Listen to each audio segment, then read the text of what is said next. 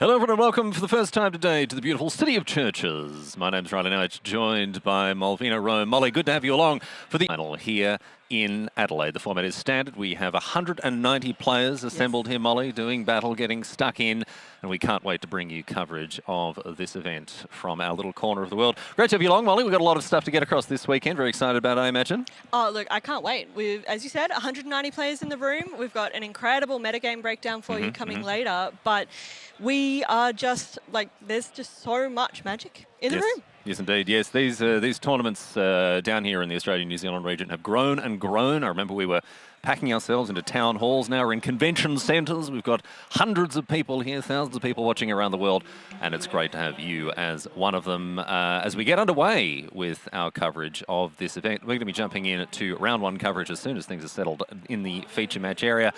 Molly, we can open perhaps with some of your thoughts on standard. Obviously, is it still very dominant, very well represented at this tournament, as we're going to talk about, but some of the thoughts you have? Yeah, look, indeed. It is a very well represented archetype here today. We have at least 19% of the meta on the blue-white is-it variant of prowess, but then also Teema coming in at about 5% as well.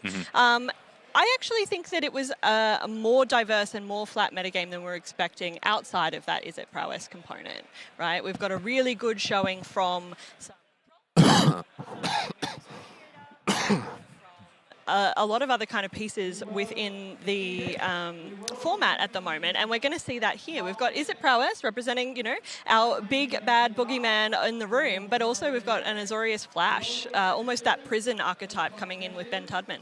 Now, very quickly, just going to point out to the viewer at home here that unfortunately we didn't align the table camera with the player cameras and the player names for this round. We do apologise for that. It was an oversight here.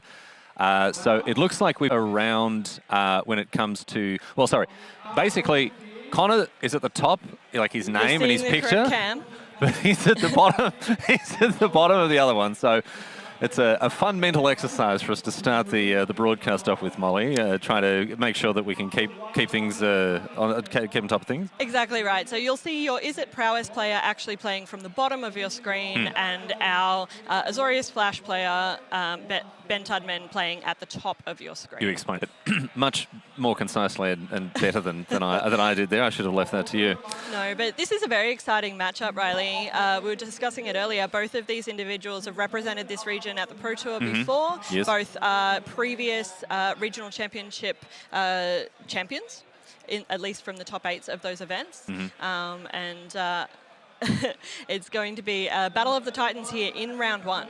Yes, indeed. We're opening up with two of the very strongest representatives of this region, Connor and Ben, and no strangers to success at this level, and indeed even higher up. Even the professional level, representing the Australian-New Zealand region at the Pro Tour. It's been good to see them get stuck in at the very highest level of the game.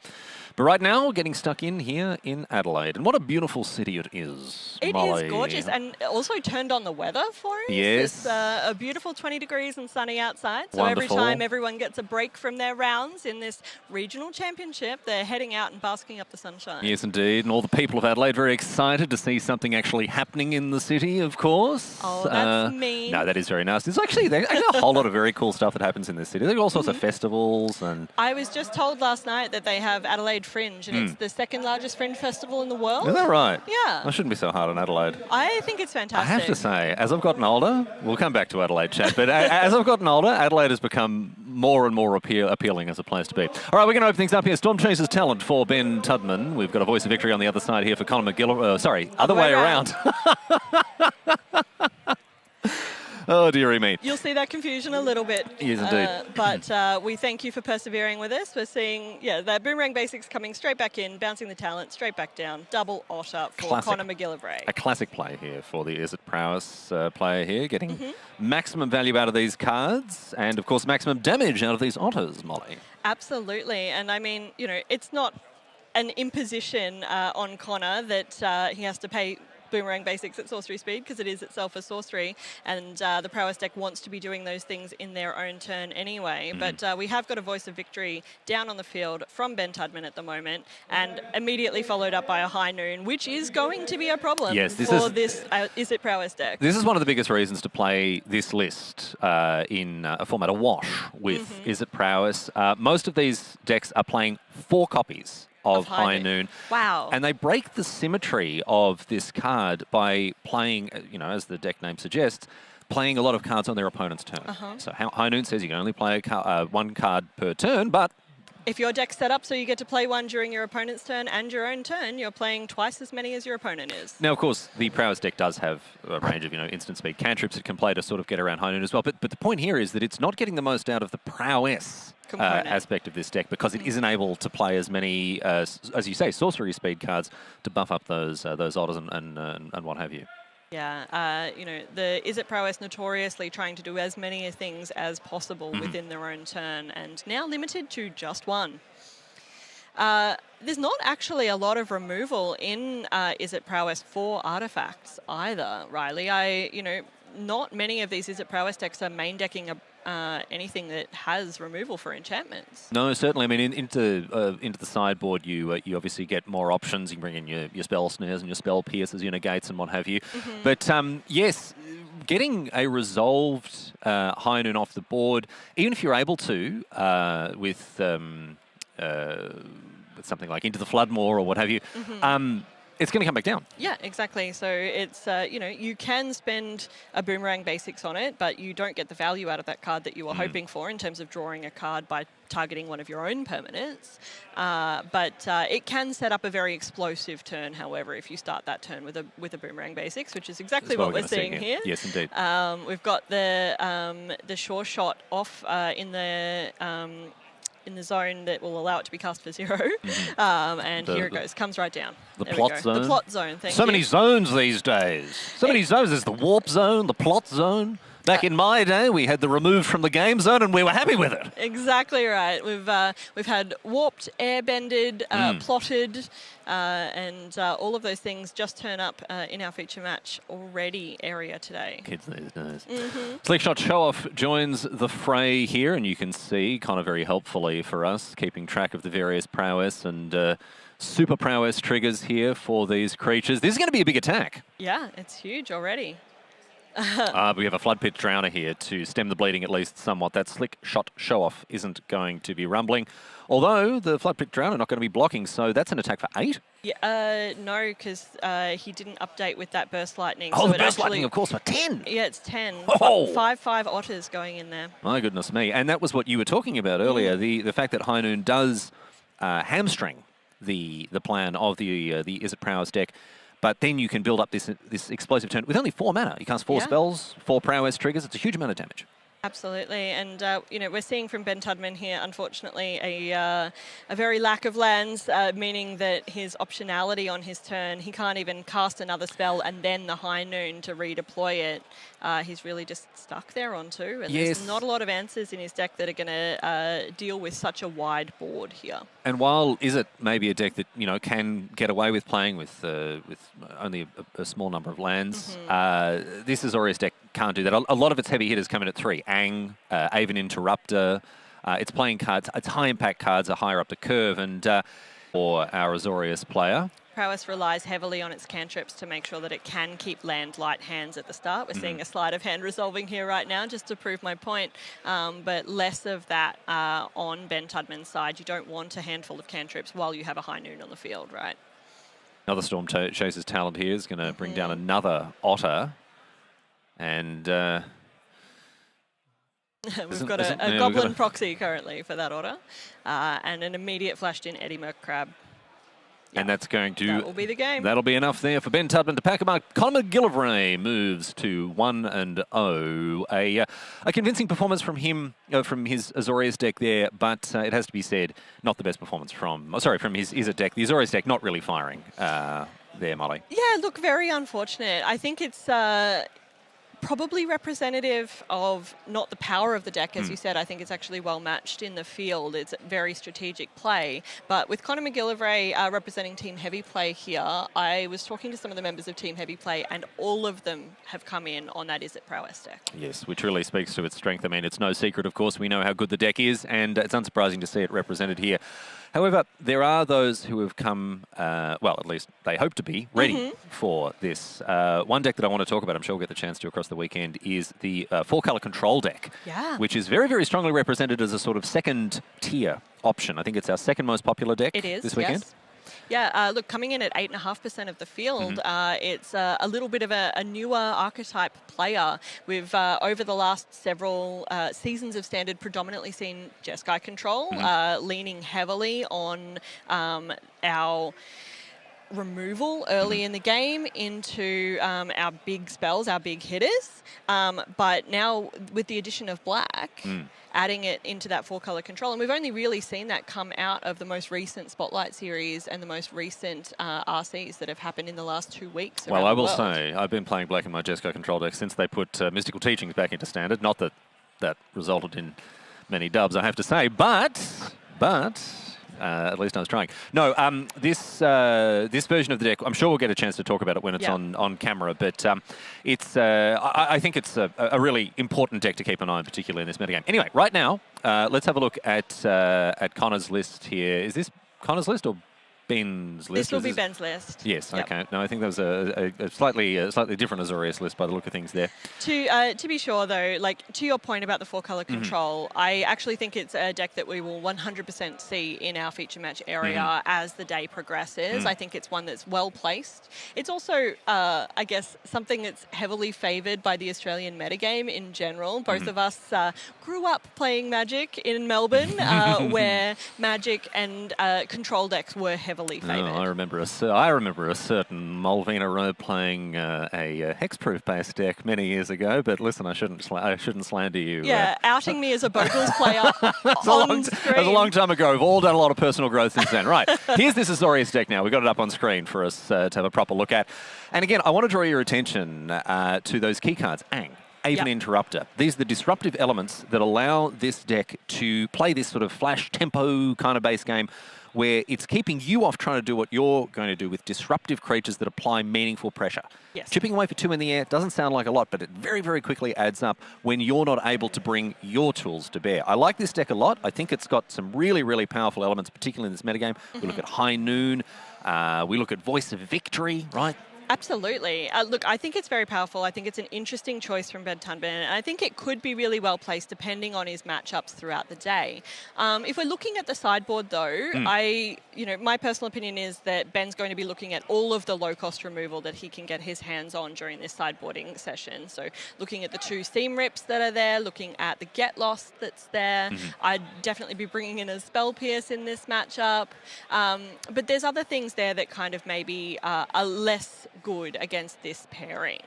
Your Wanchy Tongs and your Disdainful Strokes and other bits that are just not going to hit what you need out of that Prowess deck. So he's only really accessing maybe 5 to 6 cards out of that sideboard. Well, I'm very interested to know, and I'm not really sure where I land on this, but that copy of Avatar's Wrath that's in the board, there are 3 in the main deck. I don't know that you need the 4th in this matchup, maybe even going down to 2. But I could see a situation where Avatar's Wrath, as a sweeper that is going to get rid of otter tokens for good. It's going to keep those hasty slick shot show-offs at bay. It is a 4-drop sorcery, however, but it does leave you with one of your creatures, so you can continue to apply pressure. I would be all in on Avatar's Wrath. You think so? I'd be playing 4 immediately. Snap include, in my personal opinion. Yeah. And also Requisition Raid, notably a really interesting spree card. Yes. One of which's modes is remove target enchantment. Now that could certainly come into play here. But we move on now and have a look at Conor McGillivray's deck here. And again, I'm looking at those cheap counter spells. Even though there are creatures, obviously, that you've got to contend with, the Yangs and the Aven Interrupters. Yep. A lot of this tempo-based game is about controlling the stack. Spell Snare, Spell Pierce, Negate. These are cards that I'm looking at. Even maybe the Annul. I would think about High it. Noon's a pain in the bum, man. I would strongly consider that a null, to be honest. That goes straight to the bin and doesn't come back from there. Yeah. So it's definitely an option. The fact that Ben's running so many utility creatures that do more than, their mana cost might suggest, I'd be thinking about removal, maybe like an Iro's demonstration for your Aven Interrupters, making anything that's in your exile zone, whether that's warped or plotted, cost more. You definitely want to be thinking about that, particularly with Aang being so prevalent in that blue-white deck. And I think Burst Lightning is just not very good. I would agree. In this matchup at all. It hits the Aven Interrupter and the Flood Pits Drowner, but it doesn't hit the Enduring Curiosity, it doesn't hit Aang, it doesn't even hit Voice of Victory, and if you can't trade your 1-drop removal for their 2-drop, well, I don't know. I as you say, I'd be looking at other more convincing forms of interaction. In any case, we may be able to move on now to game number 2 between these two players and see how things shake out. Hopefully Ben can draw a couple more lands on time this time around. I really want to see this deck do what it's setting out to do. Yeah.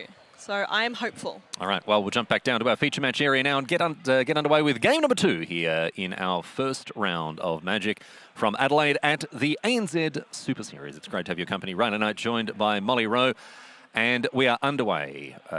Once again, a quick reminder that the table camera is flipped, unfortunately. So we do have Connor at the top of the... You explained it so much better. You do it. No worries. You did such a better job than I did. So Ben Tudman, who is on Azorius play environment at the top of your screen, and Colin McGillivray, who is on Is It Prowess, will be playing from the bottom of the play area in your viewer right now. Much better. I don't know why I can't just word. Words are my tool. All right, we've got Quantum Riddler sent to the Warp Zone here for Ben, and an Opt for Connor, opening things up with sleight of hand. Opt smoothing out those early draws. And this is another thing that makes Is It so good, is it can keep some real stinkers. Yeah, and I honestly think Ben possibly did and just found his second land. Connor just found his second land off of that Opt, because he resolved his Opt and then immediately dropped his tapped Steam Vents. Right, okay. Well, he's set up nicely here, at least so far, and not under any pressure. But Ben now... It is a great play here, particularly when the shields are down. No Spell Pierce, no Spell Snare, no Annul. Exactly right. I wonder if Ben is regretting it, particularly because Connor isn't going to be putting on any pressure early from creatures and attacking. Yeah, that's a good point, actually. I think maybe just taking the 2 to represent some form of interaction. This is an open decklist tournament, Molly, yep, so both correct. Players, like Ben, will have looked at the sideboard and realised, oh, okay, there are all these 1-mana counter spells that are going to deal with my High Noon. Look, that's not to say he doesn't necessarily play it anyway, but all the same, just to give your opponent something to think about. I think the 2 life there would have been better spent at least representing you had something. Yeah, I think it definitely would have caused Ben to second guess whether or not that High Noon was being, flash threats once Ben tapped out in his own turn. Sorry, once Connor tapped out in his own turn. Yeah, that representation would have been worth 2 life in my book, but yeah, Connor obviously thought differently. Well, High Noon resolves, but the here boomerang, we might be seeing why. The Boomerang Basics is going to get rid of it. We've got a Verge here for some untapped mana. Ooh, and a Flow State. And then the brand new tech out of Secrets of Strixhaven, Flow State. Yeah, 2-mana Divination. A big include in a lot of these decks. We're actually seeing huge amounts of Flow State. It's in 26% of decks that have turned up today. Oh, of all decks? Of the 190 in the room. Oh, wow. Yeah. Okay. 26% include at least 1 Flow State. There we go. Another Quantum Riddler here. Yes. And we're going to see High Noon redeployed. A masterful lesson on sequencing there. I was about to say, Ben Tudman. The order that must happen is the way that we just saw it, because obviously if you play your High Noon first, you're not playing anything afterwards. Now I like this. Raoul Crackling Wit has come in from the sideboard. There are 2 copies in Connor's sideboard, and at least 1 has been brought in. A great way to counter the power of High Noon. Oh, 1 spell, fine, I'll just tap out and cast a Planeswalker. Absolutely, and my Planeswalker means I get to do 2 things every turn, basically. Yes. No, I like this a lot, actually. The Raoul is a very standard inclusion in the sideboard for this Is It Prowess deck, purely because it also has that secondary component that says every time you cast a spell, putting loyalty back onto Raoul as well. So it's very much a utility piece, which Ben understands the threat of and is immediately eroded. Pass to the graveyard here. Raoul is dealt with, but got excellent value from it. Not only an otter token sticking around, also another basic land. And if Connor has sort of bulked up his deck with these extra threats, with rails and what have you, he'll be very happy to have an extra land here. But it looks like Ben is sort of hitting his straps a bit more here. He's got mana up, he's threatening interaction, he's hitting his land drops, and seems to have a decent grip as well. It looks like he's got at least 3 or 4 cards in hand. So hopefully we'll see some better stuff from the Azorius deck this time, Ollie. Yeah, I think it's 3 cards in hand for Ben currently, which, as you said, represents a decent amount of threat for Connor. And, you know, we did see the ability for Ben to kind of just main phase a road and then hold up his Ang, which we're seeing right now. And we've got a response from Connor McGillivray in the form of Wan Shi Tong. Yes, Wan Shi Tong for the Izzet player here, coming down as a 5/5. That's a nice one. Nice place to put all that extra mana into. Absolutely. Draw 2 cards and have a 5/5 flyer. I personally quite like those odds. So Ang, Swift Saviour, is now joined by Quantum Riddler. Very different game this time. We just got players tapping out for great big sorcery speed, 4, 5 and 6 drops. Yeah, I'm loving it. We saw Ben get to draw 2 cards off of that Quantum Riddler that time round as well. So getting the max value from his cards. And Ang having bounced that Prowess Otter just means just reducing that overall threat. I think super valuable in this matchup. Ooh, Eddie Merc Crab. Eddie Merc Crab here, tapping down the 2 creatures. In comes the Librarian as well. And Flying and Vigilance, meaning that Librarian is still holding its own and staying back to block. A 5/5 very good against the Quantum Riddler there as well. It's fascinating to see. This is such a different type of game, right? Like Izzet Prowess plays, usually it's so lean and mean, so low to the ground. It's firing off all these 1-drops and what have you to get its Prowess triggers. And now we're rumbling with, again, like 6 and 7 drops. It's a very different game this time.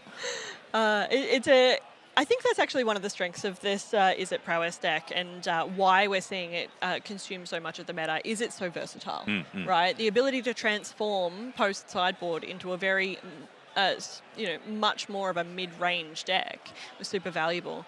So Ben clogging up the board with a second High Noon here, trying to make sure that he's got some redundancy so that, if Connor does top deck a Boomerang Basics, he can't have the kind of explosive turn that took Ben out of the game last round.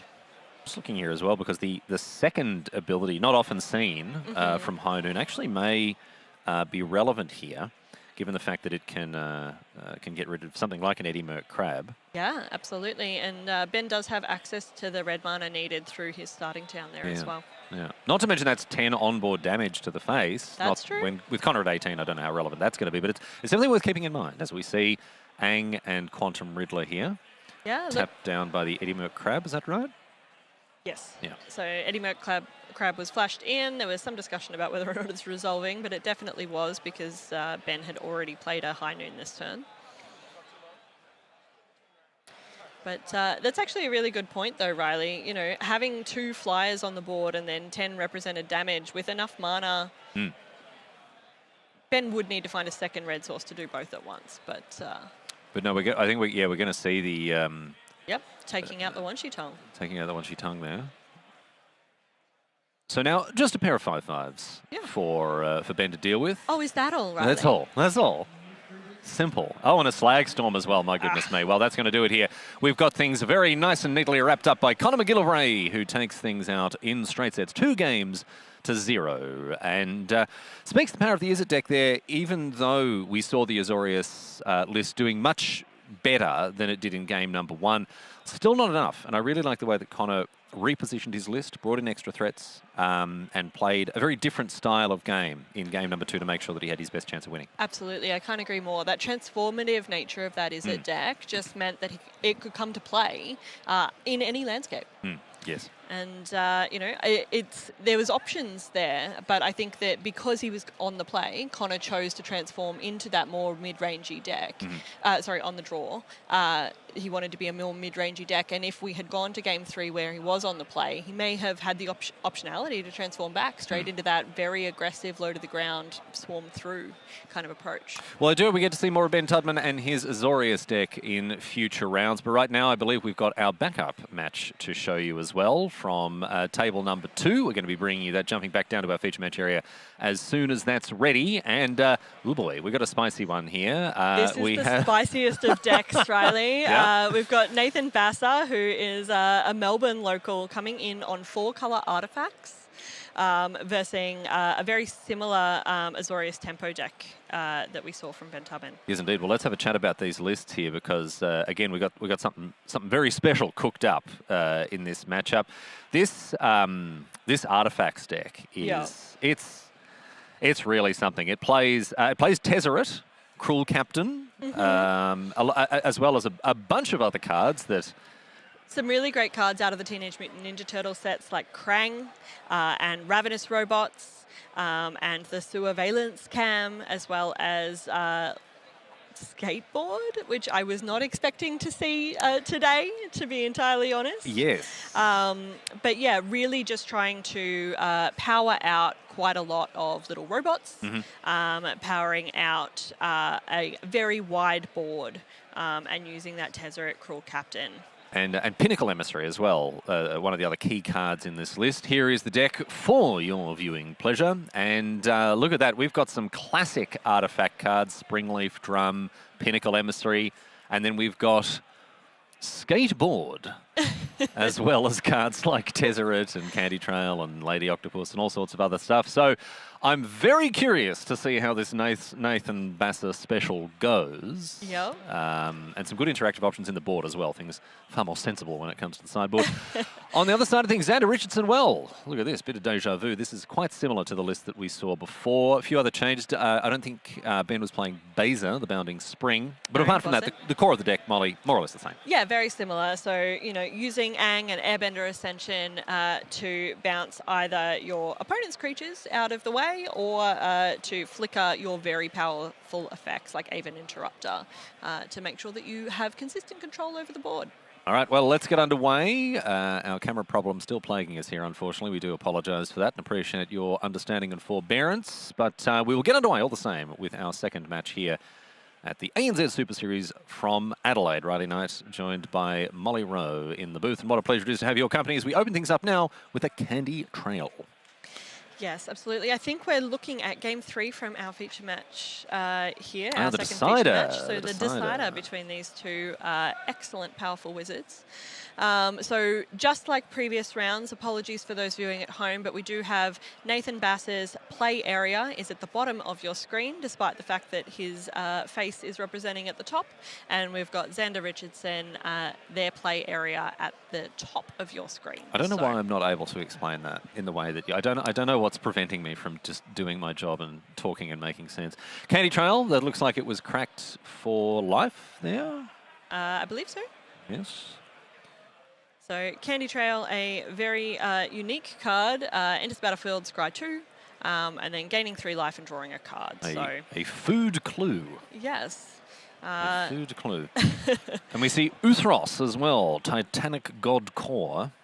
Yes, so one of the incredible station lands that we got out of our Eternities set. Yes, Edge of Eternities. Pinnacle Emissary is going to be countered by a Flash Freeze. It was warped, but all the same is going to be sent straight to the graveyard. Flash Freeze, another very popularly played card across sideboards of all kinds this weekend, Molly. A very popular sideboard card in our current meta. So Flash Freeze hitting 30% of decks with a total of 104 copies across our 190 players. Super important in the mono green and Selesnya landfall. Thing better for a blue deck than countering the Harmonizer on the way down, I think. So. And also just does a lot of splash damage against other decks that play red or green cards. Yeah, and we've got a lot of them in the format today. All right. We are watching a spell snare resolve in real time. But look, I think it looks like Xander Richardson's making some very appropriate choices, countering that Ravenous Robots, countering our very important play piece of Pinnacle Emissary, that's really stopping Nathan's deck doing what it's trying to do. And I think that those are very good choices here. Control is always about choosing your moment. Yes, picking your battle, deciding which, it's a threat analysis and an evaluation. Yeah, we saw a Sky Coach conductor come down from Xander Richardson, which was then immediately bolted by Nathan Basser with a... Oh, but here is Tezzeret Cruel Captain. No. Here is an Aven Interrupter. Yes. So the Cruel Captain is sent off to the plot zone. Yes. One of them. You can see that this deck has a variety of different zones with which it can access with our airing indicator, warp indicator, and plot zone all off to the side. All right. Tezzeret is going to finally enter the fray here, or at least trying to. Nope, going to resolve. All right, the Cruel Captain on deck. Cruel Captain ticking down immediately. Never a faster resolution of that from Nathan Basser. Searching his library for an artifact card with value 1 or less, revealing it, putting it into their hand, and then shuffling. Little Trinket Mage. Oh, I miss Trinket Mage. Were you old enough to have been playing Trinket Mage when it was like in Standard? Yeah. Oh, wow. I don't know if you've been playing that long. It's been a while now. Yeah. My goodness. But yeah, I mean, we also saw a reprint in one of the core sets in the mid-2010s. Of Trinket Mage? I think so. Is that right? Possibly not. I don't think so. I think it was Scars, right? Yes. Okay. Yeah. In which case, I still was old enough to play because Scars was my first set. Scars was your first set. I started Neverson Restore not too long afterwards. Yeah. Okie dokes. Looks like we've got Tezzeret has been dealt with. Yes. The Sewer Valence Cam also hitting the bin. But now, the Raven. No, they're not. Oh my goodness, look at this, man. Flash freeze again. Xander's again. We talked about this. A 2/2 in the air. It doesn't look like much, but it will get the job done. Chipping away, 2 life per turn. It is a reasonable enough clock when you've got it backed up with all this interaction when your opponent can't do anything. Yep. We've also got another Quantum Riddler coming down, drawing 2 cards. Off at the end of turn, it must have been a Warped Riddler. And 2 more great pieces of interaction here in Xander's hand. Yeah, we've got another Aven Interrupter and a Get Lost. Yeah. Yep. And a 3rd card that I can't see. Let's get a good look at that one. But all the same. Okay, we have got a Does Machines? Does Machines. Yep. Does Machines? Yeah. I don't know. We're still trying to figure that out. But Does Machines here. We are about to find out if Machines does. Yes, Does Machines or Does Machines not? Question we've been asking ourselves for a very long time. But it looks like the Machines does this time. Yes, but a very interesting card out of the TMNT set. You know, allowing to mill 2 cards, draw 2 cards, and then discard 2 cards. And then later return artifacts from your graveyard to your hand. But which in this instance, considering how many things have been flash freezed, is something that I think that Nathan Basser would very much like to experience. The Does Machines has been gotten lost, though. My goodness me, we are stretching the language to the limits with some of these card names, aren't we? Yes. Does Machines get lost? More at 11. And the Aven Interrupter coming in once again. All right, we've got more questions. The Enigma Jewel here for Nathan Basser. I'll say this, he has kept pace, right? He has kept putting threats on the, or at least asking questions. Yeah, that need answers. They do. Enigma Jewel, a very powerful card. We're seeing it up on our screen now. Enters tapped, produces 2 mana, which Nathan does have a plethora of at the moment. He might have maps to be able to convert that mana into something valuable, but without a creature on the field, it's a little bit hard. But really what he wants to be doing is crafting with this Enigma Jewel to turn it over. To torch the tower here to take the pressure off a little bit. A very valuable thing. Nathan may be on 17, but obviously with that high noon on the field from Xander, it's stopping Nathan having a very explosive turn, which it looks like this Robots deck is prone to do. So Fomori Vault activated. Discard a card, look at the top X cards of your library. X is the number of artifacts you control. Put one of those cards in your hand, the rest on the bottom of your library. Very powerful draw engine, particularly with all those map tokens. Got to give him a lot of options here. Yeah. And the Enigma Jewel very handy in paying for Mori Vault as well. the ability on the back of this Enigma Jewel is where Nathan Basser wants to be. He wants to be crafting onto it with one of his very powerful, repeatable moments, like Ravenous Robots, to be able to activate that ability multiple times through that copy. Seam ripped. Yep, seam ripped. We've got a sewer valence cam as well here. So the cards keep coming, at least, for Nathan. And I think Nathan's... oh, no, 2 cards. No, 2 cards. Okay. One is a high noon, the other is an Ang. So, man, it just keeps asking questions and keeps having answers here. Yeah. So, I mean, you know, you and I wish that we maybe got a slightly better showing from this Azorius tempo deck in our previous matchup, and we are seeing it here. So, Nathan attempting to cast the Ooze. The Ooze. Not an Ooze, but the Ooze, Molly. Yes, the ooziest Ooze. A very powerful card that will allow Nathan to, you know, at least get things back happening on the board. So whenever a creature you control with a +1/+1 counter on it leaves the battlefield, create another mutagen token. So the ability to basically get more of those mutagen tokens and reallocate those +1/+1 counters in a very Arcbound Ravagery kind of way if any of his creatures were to die. But needs to get some creatures on the battlefield here in order to make the most of the Ooze and the maps. Yes, but with a very light hand from Nathan Basser right now and looking down a lot of control cards in the hand of Xander Richardson, I think it's going to be a very uphill struggle here for Nathan. We've got a conductor now, a mutagen token joining the fray as well. Yeah. But no, this clock is really starting to add up here. And I really like the way that Xander has played this, been very patient. He's made sure never to overextend, to keep mana up, to make sure that he is always trying to deal with whatever his opponent is up to. We're going to see a Pinnacle Emissary get air-bended. Or is it air-bent, perhaps? It is air-bended. Air-bended, yes. Right, by Ang, Swift Savior here. Yes, so look, again, Xander just having a very good grip of control on this game at the moment, although somewhat running out of gas at this point.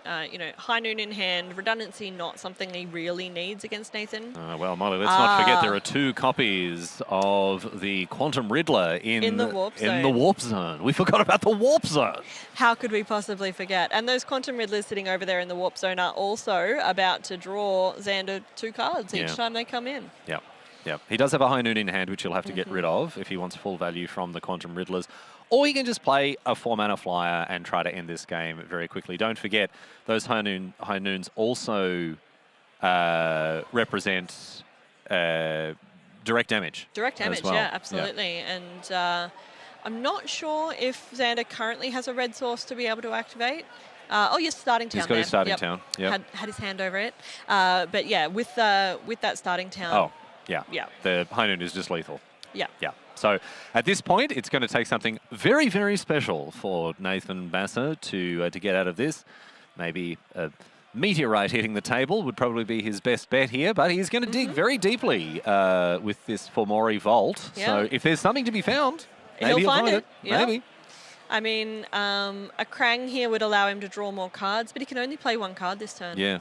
And if he deals with the creatures, then the high noon kills him. If he deals with the high noon, the creatures can't. Exactly. I don't think that I didn't see in Nathan's sideboard any board wipes that would kind of get him out of this situation. It doesn't look like anything is going to get him out of this situation, Molly, as Xander Richardson wins 2 games to 1. A very, very convincing performance from him. We wanted to see the Azorius deck do its thing. It certainly did. And we also got to see some of the sterliness on offer with Nathan Basser's deck as well. It was good fun to see that artifacts list throw out all these different questions, and hopefully we'll see more of it later on. I absolutely love the early rounds of tournaments like these regional championships, because you do just get fun, interesting decks where someone's brewed something interesting and they want to come and see if they can take down the established metagame with it. And unfortunately that didn't happen in the game we just saw for Nathan Basser, but I'm really glad that we got our wish and we got to see that Azorius tempo deck come off. And a lot of Magic left to play, of course, for not just for those players in our feature match area, but indeed for the nearly 200 players in our field.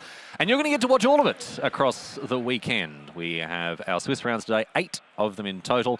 And then tomorrow we'll be back with our top 8 as well. So you're not going to want to miss a moment of it. Be sure to clear the schedule for the weekend, Molly, and join us. Right now, however, I think that's just about going to do it for coverage of round number 1. Coverage of round number 2 will be coming your way very shortly, so don't go anywhere. We'll be back from Adelaide before very much longer. See you soon.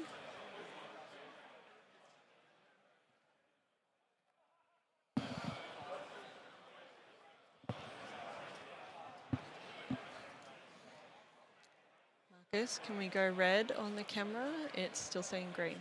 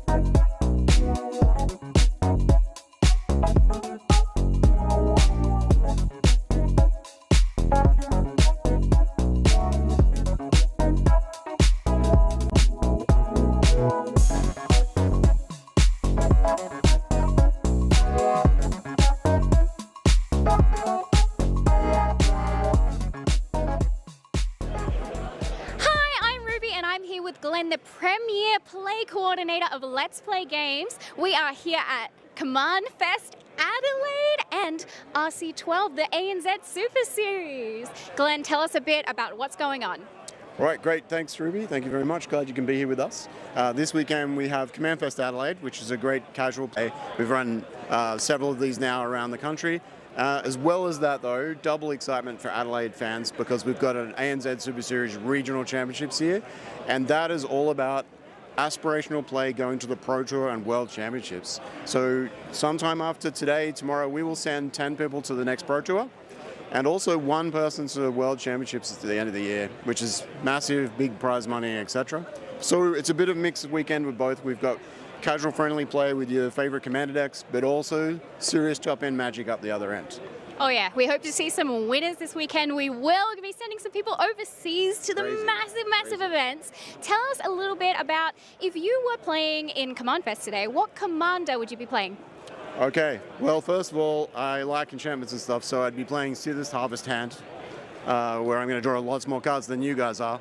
Or I'd even be really nasty maybe and play Derivative Imperial Tactician, which I like doing weird things at, but I'm not a very good player, so that's fine, and I like having fun with those decks. Aren't we all not very good players? How many people are in the room today?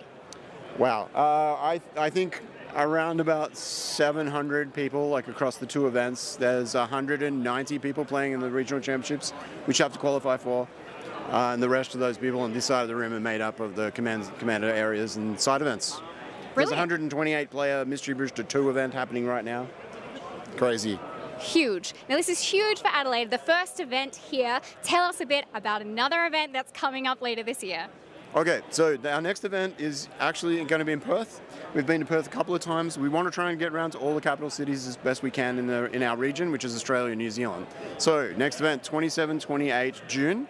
So it'll be the launch weekend for Marvel Superheroes set, and that's happening at Perth Convention Centre. All local Perth people, would love to see you there. Please come down and support that. The next event after that, that's the big one, Ruby. That's Magic Hobbit Spotlight. It'll be on 28 to 30 August. What can I say? This is going to have everything. It's going to be the biggest event for the year. It's at Brisbane Convention Centre in Brisbane. We'll have a $50,000 prize pool main event. As well as that, there's qualifications to the Pro Tour, and then we have events that qualify each of the Limit Champions qualifier. Massive side event program. There'll be heaps of side events. There'll be heaps of artists coming along to that and content creators like yourself. And yeah, look, that's going to be really exciting. I can't talk about that enough. You can sign up for both of those events right now. Yes, make sure that you head down this weekend. Make sure that you catch the future events, Spotlight especially. It's going to be amazing. Yes, we'll see you there. See you there. Bye.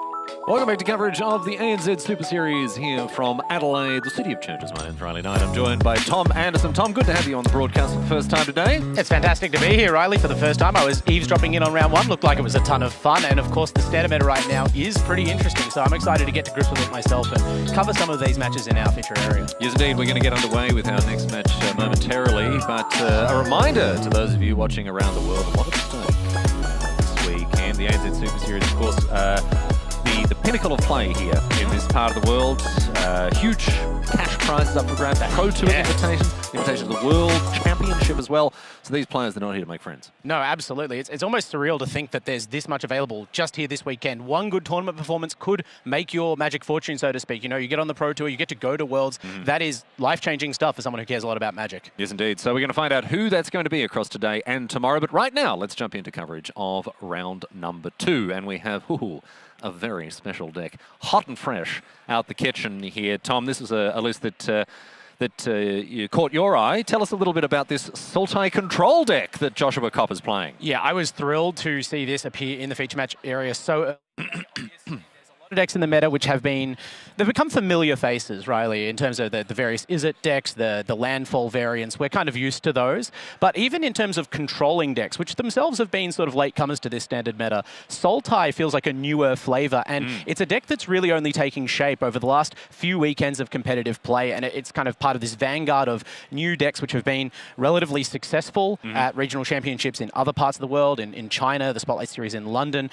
This is different again to any of those decks that I've seen appearing. So it just shows how much open ground there is to explore. There are some consistent pillars, I think, of these Sultai lists, namely the new Planeswalker Delian Fell, which is a 3 of here. Strong pedigree in Magic for 4-drop Planeswalkers with 4 abilities. So, especially 1/0 loyalty and draw card. It feels like a throwback almost to an earlier, more ominous era of Planeswalker design. I mean, it does gain life. Some people have compared it to the new Oko, but for me, I catch the eye of, okay, it draws a card and it destroys a creature. It's just Jace the Mind Sculptor. +1 gains, it saves you life, right? Okay. Like Jace Returning the Mind Sculptor. it, Exactly, right?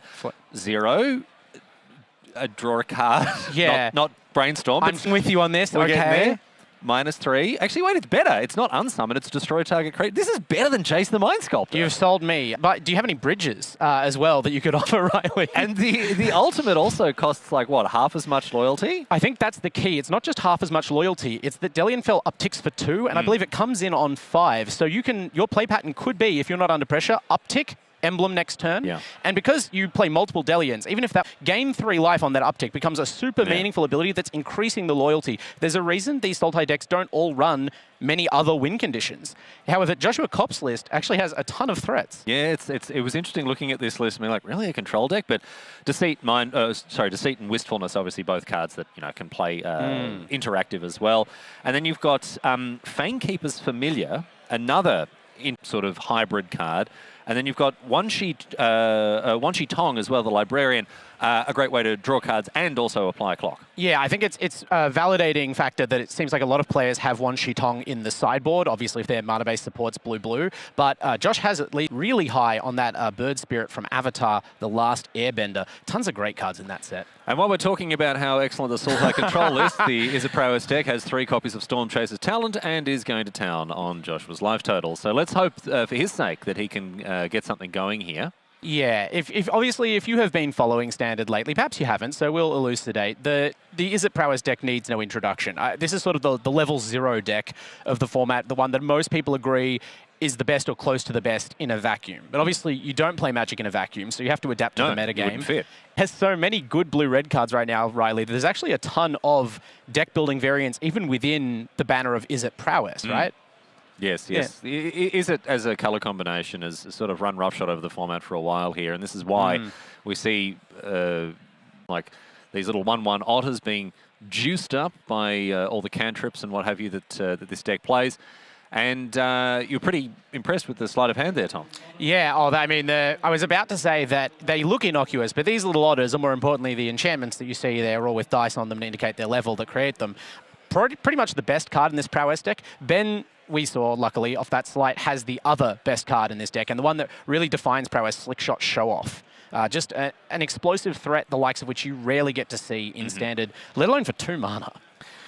Man, it feels so bad to be trading your removal spells for not real cards. Do you know what I mean? Like casting, casting the Hex to deal with a token, the fact that they can bounce the talent to rebuy an otter, whatever. But I mean, you got to do it. Yeah, you got to do it because otherwise you're going to take a ton of damage. I'm sure Josh is justifying that, not by thinking of it as I'm trading this for half a card, but I'm trading this for 3 or 4 of my life points, which feels all right. And unfortunately, as we know, there's other cards in the Is It Prowess deck like Get Out, which I think was the other card off that sleight of hand, and Boomerang Basics that let you actually get multiple otters out of even 1 copy of Storm Chaser's talent. So to see 3 copies of Storm Chasers when most, people who are advising you how to play this deck for the first time, if you don't know, say, keep any hand with talent in it. Draw Storm Chaser's talent is a very important skill to have. That's part of the skill expression of the deck, I hear. To draw, if you're really good, you can be on Team Heavy Play and learn how to draw 3 copies of Storm Chaser's talent and 2 copies of Slickshot Show Off in your feature match. Oh, very good. Speaking of, we're entering the plot zone here. Joshua,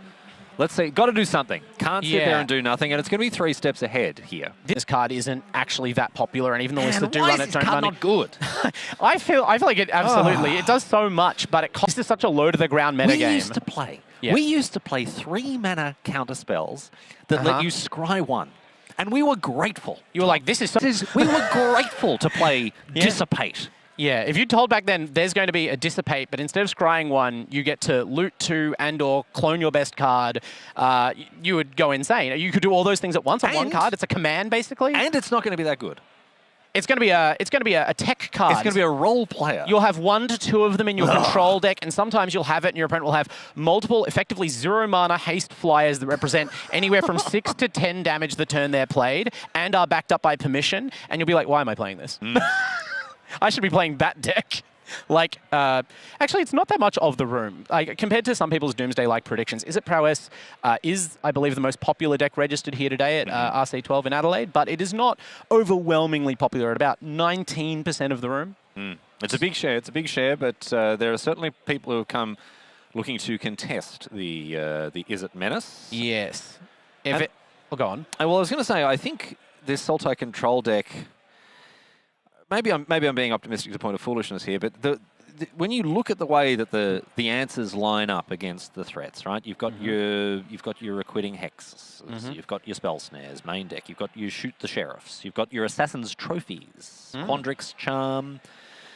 I don't know. There's options at least, but the best draw from Is It Prowess can be just about anything, and we're seeing a triple talent draw here from Ben.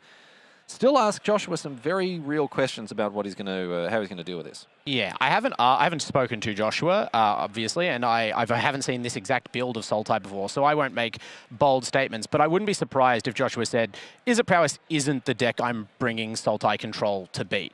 Like, you've got multiple board wipes and other, very expensive interactive spells in the main deck, not as much that's going to trade efficiently on mana, which feels like the access Is It Prowess is trying to exploit, but having big unconditional removal spells does put you in a better spot than some decks against gigantic creatures like Eddie Merc Crab. Eddie Merc Crab, yes.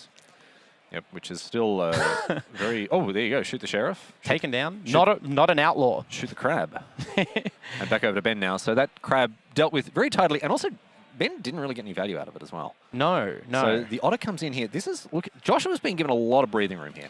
And this is a deck that can recover, right? Some decks in Standard don't really have the ability to stabilize, especially with 2 plotted slick shots. You're kind of just waiting for that hammer to fall. But there's a lot of cards that can gain pretty decent chunks of life in Joshua's deck. So even though Ben does have a lot of resources right now, even just from the cards that are visible to Josh, Josh isn't out of it. And Deceit, speaking of powerful cards that have defined decks in this format. Yeah, have a look at this one. Here we go. So did he... What was he able to... I think this is the full cast. Did he go double blue, double black? I believe so. He has that in his mana base. That multiversal passage is on blue there. And yeah, it seems we're seeing both modes execute. But Ben has a response of Eddie Merc Crab, so saving that from potentially being discarded from hand. But Joshua says, actually, I have both modes. Wow, so look at that. Deceit turns into Doomblade there as we see a second Eddie Merc Crab hit the graveyard. Yeah, feels like the card did our job for us. I barely need to explain why Deceit is good, Riley. I think we just saw a practical demonstration. And now double Slick Shot Show Off and the follow-up here. Okay. Ben is done playing around here. Yeah, we've had enough. He's not even to make friends. Vibrant Outburst. So this Vibrant Outburst represents a lot of face damage. In Prowess triggers alone, that's +5 damage this turn. And the Crab, before its untimely demise, was able to at least tap that Deceit down, so not representing a blocker the way Josh might have hoped. Well, the Outburst could have tapped it down in any case. That's true, actually. This is sort of 6 or half a dozen here for Joshua, who is staring down a lot of damage here. Does this put him to 1 life? I mean, if he gets to 1 life, that's more than 0. He's pretty happy with that, I think. But it does leave him with a lot to answer. So hopefully, Pretty happy to be on 1 life. relative to the as an alternative to 0, certainly. Yes. 1 life is still enough to resolve Deadly Cover-Up if Josh has drawn one of his, I think, 3 main deck copies of that sweeper. Like, Yeah. this is the spot to have it against Prowess for sure. You put them in your deck for a reason. Okay. Well, there's 5 mana. Okay, and the there it Deadly is. Cover-Up. Oh, okay, so Joshua, Nerves of Steel there, has an answer for at least the current board stand. Now, obviously, you're far from out of the woods, not least because those Storm Chasers talents are still hanging around and can represent a significant amount of extra gas. I feel like that might be the part of the Is It Prowess deck that feels the most overwhelming, Riley, is the fact that you're staring down this onslaught in the early game, and they have such control over how and when they go for it. They really compress your time to react, and then if you still game. Let's find out what the Deadly Cover-Up is going after. Oh, that's true. Are we collecting evidence? Oh, we've exiled a Deceit for that? Yes, collected evidence. Was it just the Outburst? Maybe. Yeah, I suppose so. Well, that is represented by the talents, right? So you're thinking, what don't I want my opponent to get back off a talent? Probably the burn spell that goes to face when I'm on 1. Yes, I'm just looking at. I mean, there's always Burst Lightning. Are there? Yeah, I guess that you're looking at what's in the graveyard currently. Yeah, so it's either you give your opponent the chance to draw one of their 4 copies of Burst Lightning, or they just activate the Storm Chaser talent and kill you straight away. So I guess, was that a forced choice with drawing a land? I think the card has to be in. If there's all 4 Burst Lightning still in the deck, then we can't cover that up. Oh, it has to be in the. Sorry, it's like Surgical Extraction. Excuse me. Exactly. Sorry. But I mean, I'm sure Joshua.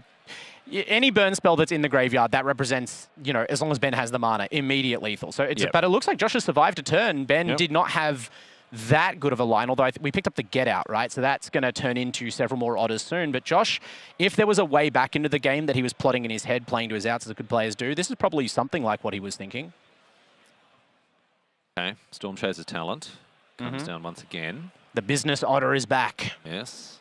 He's got his suit and tie on, and he is ready to go to work. And poor Josh, he will be a short shift, I think, only on 1 life right now. It's a lethal threat. Are we going to see one of the talents leveled up? Yes, we are. Returning. What would you get here? Yes, there's... Get Out is a counterspell as well as double reset on the talents. Boomerang back option, and you sort of thematically return the boomerang to hand, and then return the talent to hand, and then draw a card, and then make another otter, and then do it again forever. Yeah, I don't know. I guess given the... Oh, we're going to see a Quandrix Charm here. Okay. Okay, that's a nice way to sort of time walk Ben in a way. Showing the power of these little tech inclusions, right? Not a lot of decks on Quandrix Charm, but Sultai colors have some tools, even if we haven't been seeing as much of those colors at the very highest level of Magic lately. And a sleight of hand here. Oh, dear. Josh has to have something, right? He would have extended the hand, probably. Boomerang basics. Well, on game 1, I don't know if you go for the handshake in game 1. Okay, let me see if you... It's an interesting move to go for the game. The game 1 handshake is a very interesting way to play the game. If you're a control player and you... okay, sure. Okay, maybe just say go to game 2. Yeah.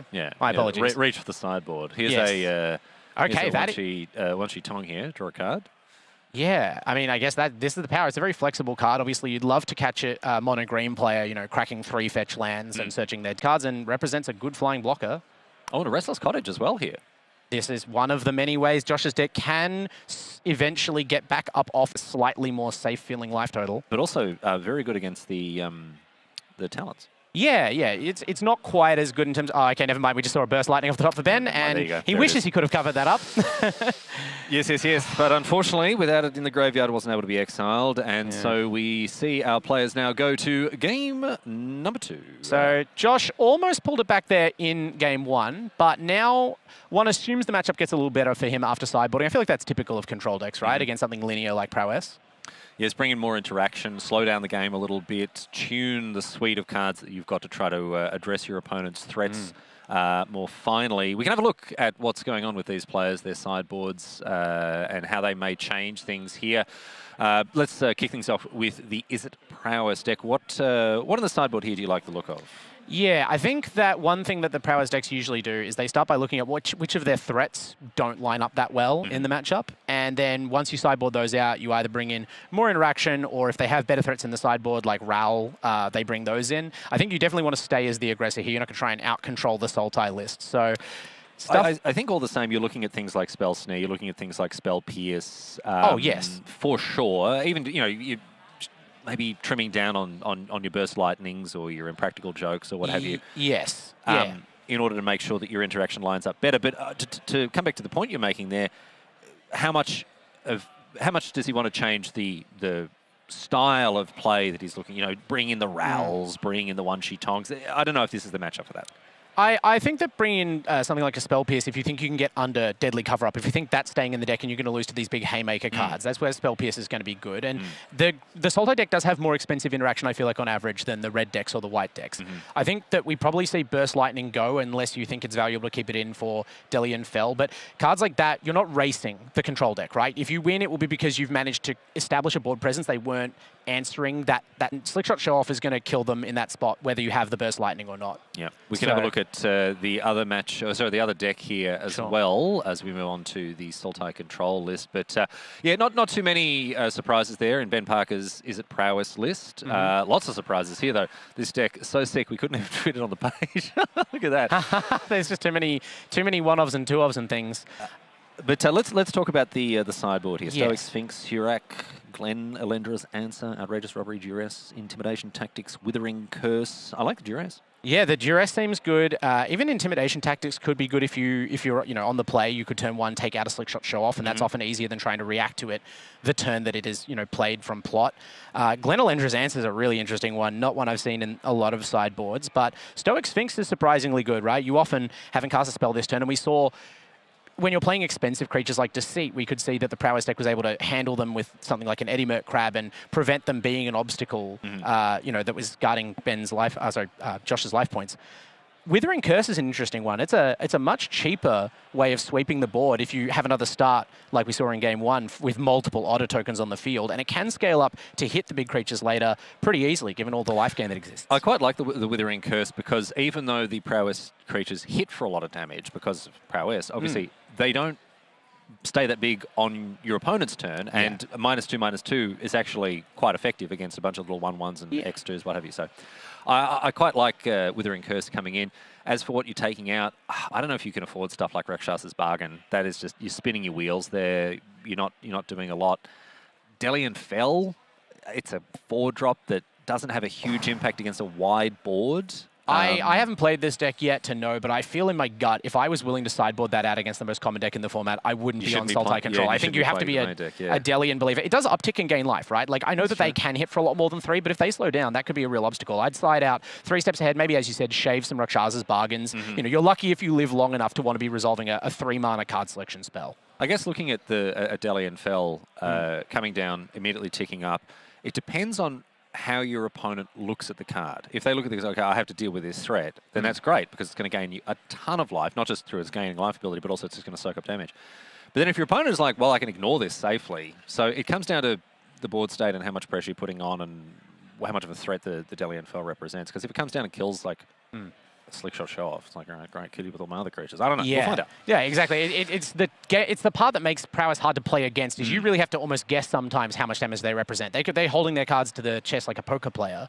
You think you've got a good board, and then they flash an Eddie Merc Crab end step, untap, Slickshot Show-Off, cast 2 spells, and kill you. Yeah, so that's it's a difficult dance to do, but we will see if our Sultai player is up for the challenge as we move into game number 2 now, heading back down to our feature match area to get stuck into round 2 coverage of the ANZ Super Series. My name's Riley Knight. I'm joined by Tom Anderson, and it's great to have your company here from Adelaide. Let's get stuck in. Josh on the play here, opening things up with an untapped Overgrown Tomb. So already an interesting choice, obviously ominously representing something like a Requiting Hex to Ben, if Ben has a 1-drop. But I respect that you're so willing to not let the Izzet deck get out to a head start after what happened in Game 1. That take 2 damage and kill whatever they play in the first turn, which a lot of the time could just be nothing. Like, Yeah. in this situation, if I'm Ben, I'm just like, great, play sleight of hand. You've just shocked yourself for no reason. Again, I don't want to overstate or overestimate the effect of the life gain, but I feel like this is the way you cards like Dilly and Fell that just gain 3 life. Is you're willing to be. I mean, I would still be scared against prowess specifically to 4 myself in the first 2 turns with my lands, but Josh, I'm sure, has tested this matchup. Well, look, coming back to Dilly and Fell, I've heard people describe it as better than Jace the Mind Sculptor. Wow, okay, So someone said that. I've heard someone say that. Wow. So maybe there is something to it here and taking all of this extra damage, with the Planeswalker that does gain you a bunch of life. Yeah. You heard it here first. Now, I think multiple people have said that I've heard. Multiple multiple sources at it, different times of asking have reported that Dilly and Fell is the new superior Jace the Mind Sculptor. I mean, you don't see many people registering Jace the Mind Sculptor at this tournament, Riley. So. No, that's true. That's true. And if it were any good, people would play it, right? Absolutely. Wait, no, that runs counter to the... Sorry, I forgot the established fiction that we're... Sorry, I got lost I've lost in it. it. The kayfabe has become too complicated. Here we go. An actual card. Speaking of cards you wouldn't have known are good just by their play rate. Fangkeeper's Familiar is here. This is... it's a really cool one. Yes, it's another sort of... it's like a Mystic Snake type card. Yeah, absolutely. Coming down, flash, a snake, can counter things. But also, as you pointed out, a little bit of life gain there. So Josh is back up to 19 here. And Surveil 3 is... That's a lot of surveilling, man. Absolutely. People are excited about something like Prismari Charm. This card has mostly passed sort of unobserved in Standard just because I guess it is a 3-color card and you have to be very committed to the 3-color combination of Sultai to be playing it. But now that people are... Josh has not forgotten about the snake, and Quandrix Charm coming down. So there's one of the ways that Prowess can change its sort of attack surface to other decks after sideboarding is to switch some of its fragile creature threats, as you pointed out, they're all pretty easy to kill, into stuff like Ral or Roaring Furnace Steaming Sauna, which can win them the game without being vulnerable to the same kinds of removal. But Josh still had Quandrix Charm in there the whole time. That's the flexibility this Sultai control deck has. It can answer all kinds of permanents at all stages of the game pretty efficiently. And now this gives him a window to resolve more cards. This is looking like a much better start for the Sultai deck. Yeah, curving out really, really nicely here. A threat that's gained some life, undone some of that early damage from the lands that's getting in. Look, we have to point out as well, Ben's stuck on 2 lands. It's never a good place to be for anyone, really. The Izzet deck can get away with it a little better than others with all its cantrips.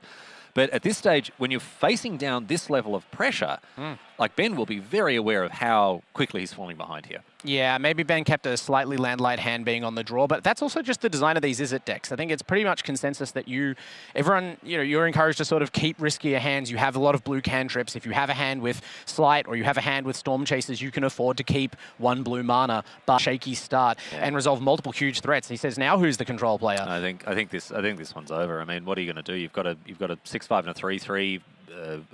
Josh has a full grip as well. Yeah. And is still playing stuff at a seat. I think this is going to be on Thoughtseize mode. Yeah, if you're able to resolve all the cards in your hand, the sort of combined weight of all the cards Josh has, it's so much more combined power than the Izzet Prowess deck running all these 1-mana cantrips. We can see the Ral there, though, so that's a little hint at the sideboarding decisions from Team Heavy Play, who, as I understand, are all on basically this exact Prowess list. So if they do rise to the top, they're pretty tenured pro players here in the Australasian region, then we will be seeing more of this list, and it seems like they do like their non-creature threats against this control deck. Unfortunately, Ben needs to draw at least 2 more lands to even think about that one. Well, double Storm Chaser's talent, you talked about that being part of the skill expression of this deck, drawing that card, and it shows just how powerful a wizard Ben is, the fact that he does have 2 copies of that in hand. Yeah. Well, but he hasn't been able to leverage them at this point. Yeah, I suppose they must...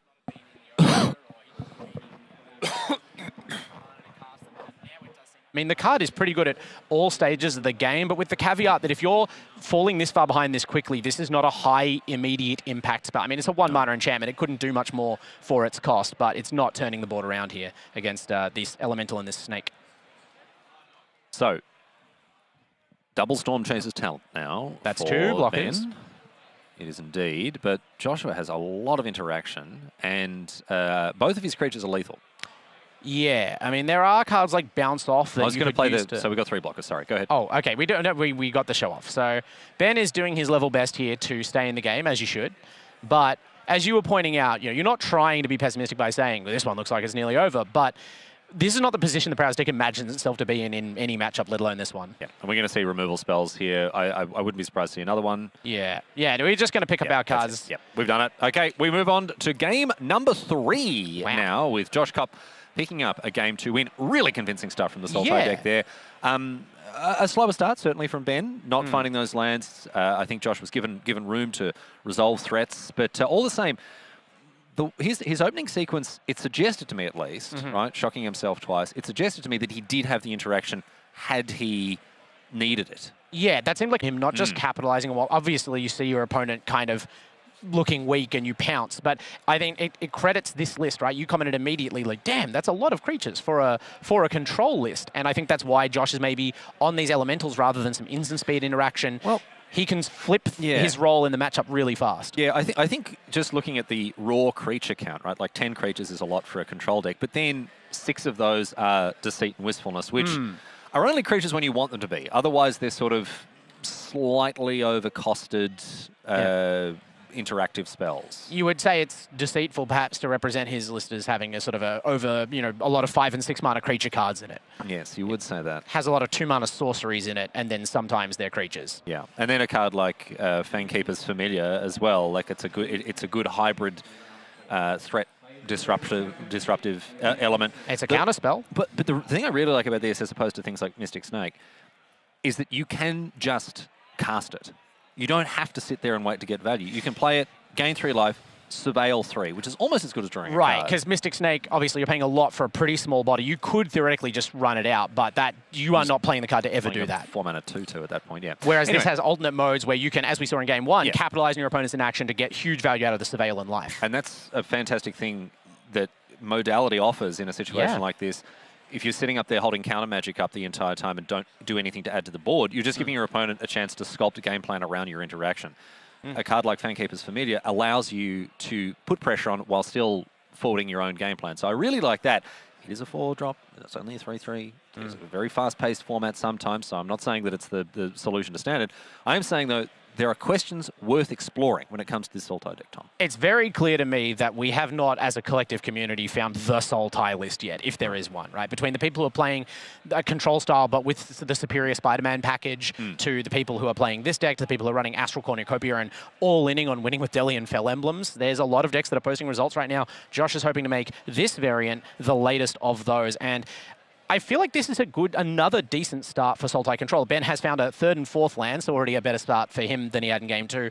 But Josh being able to sit at 18 life and resolve Rakshas's Bargain as his first spell of the game, pretty comfortable spot. No, unfortunately, he didn't resolve because he had a Spell Pierce on the other side of things. And that's the pitfall that you run into when playing cards like the Bargain. But having said that, the Spell Pierce is out of the hand. That's one less Spell Pierce for something like a Deadly Cover-Up later on. True, and I guess I would rather be Spell Pierced off my Rakshas's Bargain when I'm at 18 life and my opponent has nothing on board than when I'm about to die next turn. Yes. Yeah, so it's not nothing. Like it's just a 1-for-1 certainly. Yeah. But control decks like this will play 1-for-1 because they have cards like Rakshas's Bargain or like Consult the Star Charts or whatever else in order to make sure that they can catch up. Okay, I was about to say what's interesting here is that Ben is being so passive, right? Because this feels like the player who should be picking up the tempo and does now with a crab. But this is going to die. It's going to die. It did nothing. It's just going to die. A Quandrix Charm. Go back to... Oh, no, we're going to counter the spell. Yeah, we've got a Quench. Yes. That did not actually reach the battlefield. That was optimistic.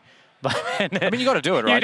You got to play your cards, but it's just I'm so unimpressed by Eddie Merkrab in this situation because you're not getting any value out of it. As a Slickshot Show-Off is going to die as well here. It was Spell Snare. It speaks to the awkwardness. Like, obviously, the Izzet Prowess deck has had the opportunity to sideboard. We're in game 3 here, but it just seems like you drew a mix of cards that maybe didn't line up perfectly against your opponent sitting there doing nothing, and you weren't even able to play a fully discounted crab, which is now snowballed into that crab being an eligible target for the Quench, but we've finally found some action. Yeah, this is... Okay, this went from looking pretty good for Joshua, having all of these answers, being able to be like, nope, I'll answer that. No, you don't get to play your Eddie McCrab. No, counter this, kill that. And then we go Stormchaser Talon into double boomerang, and all of a sudden this game has completely been turned on its head. If I had to guess, Riley, I would say that perhaps those boomerangs had been sitting in Ben's hand, burning a hole in his pocket. Now we found the key card, we found the fuel, and I was saying that Stormchaser's Talent is a low-impact card.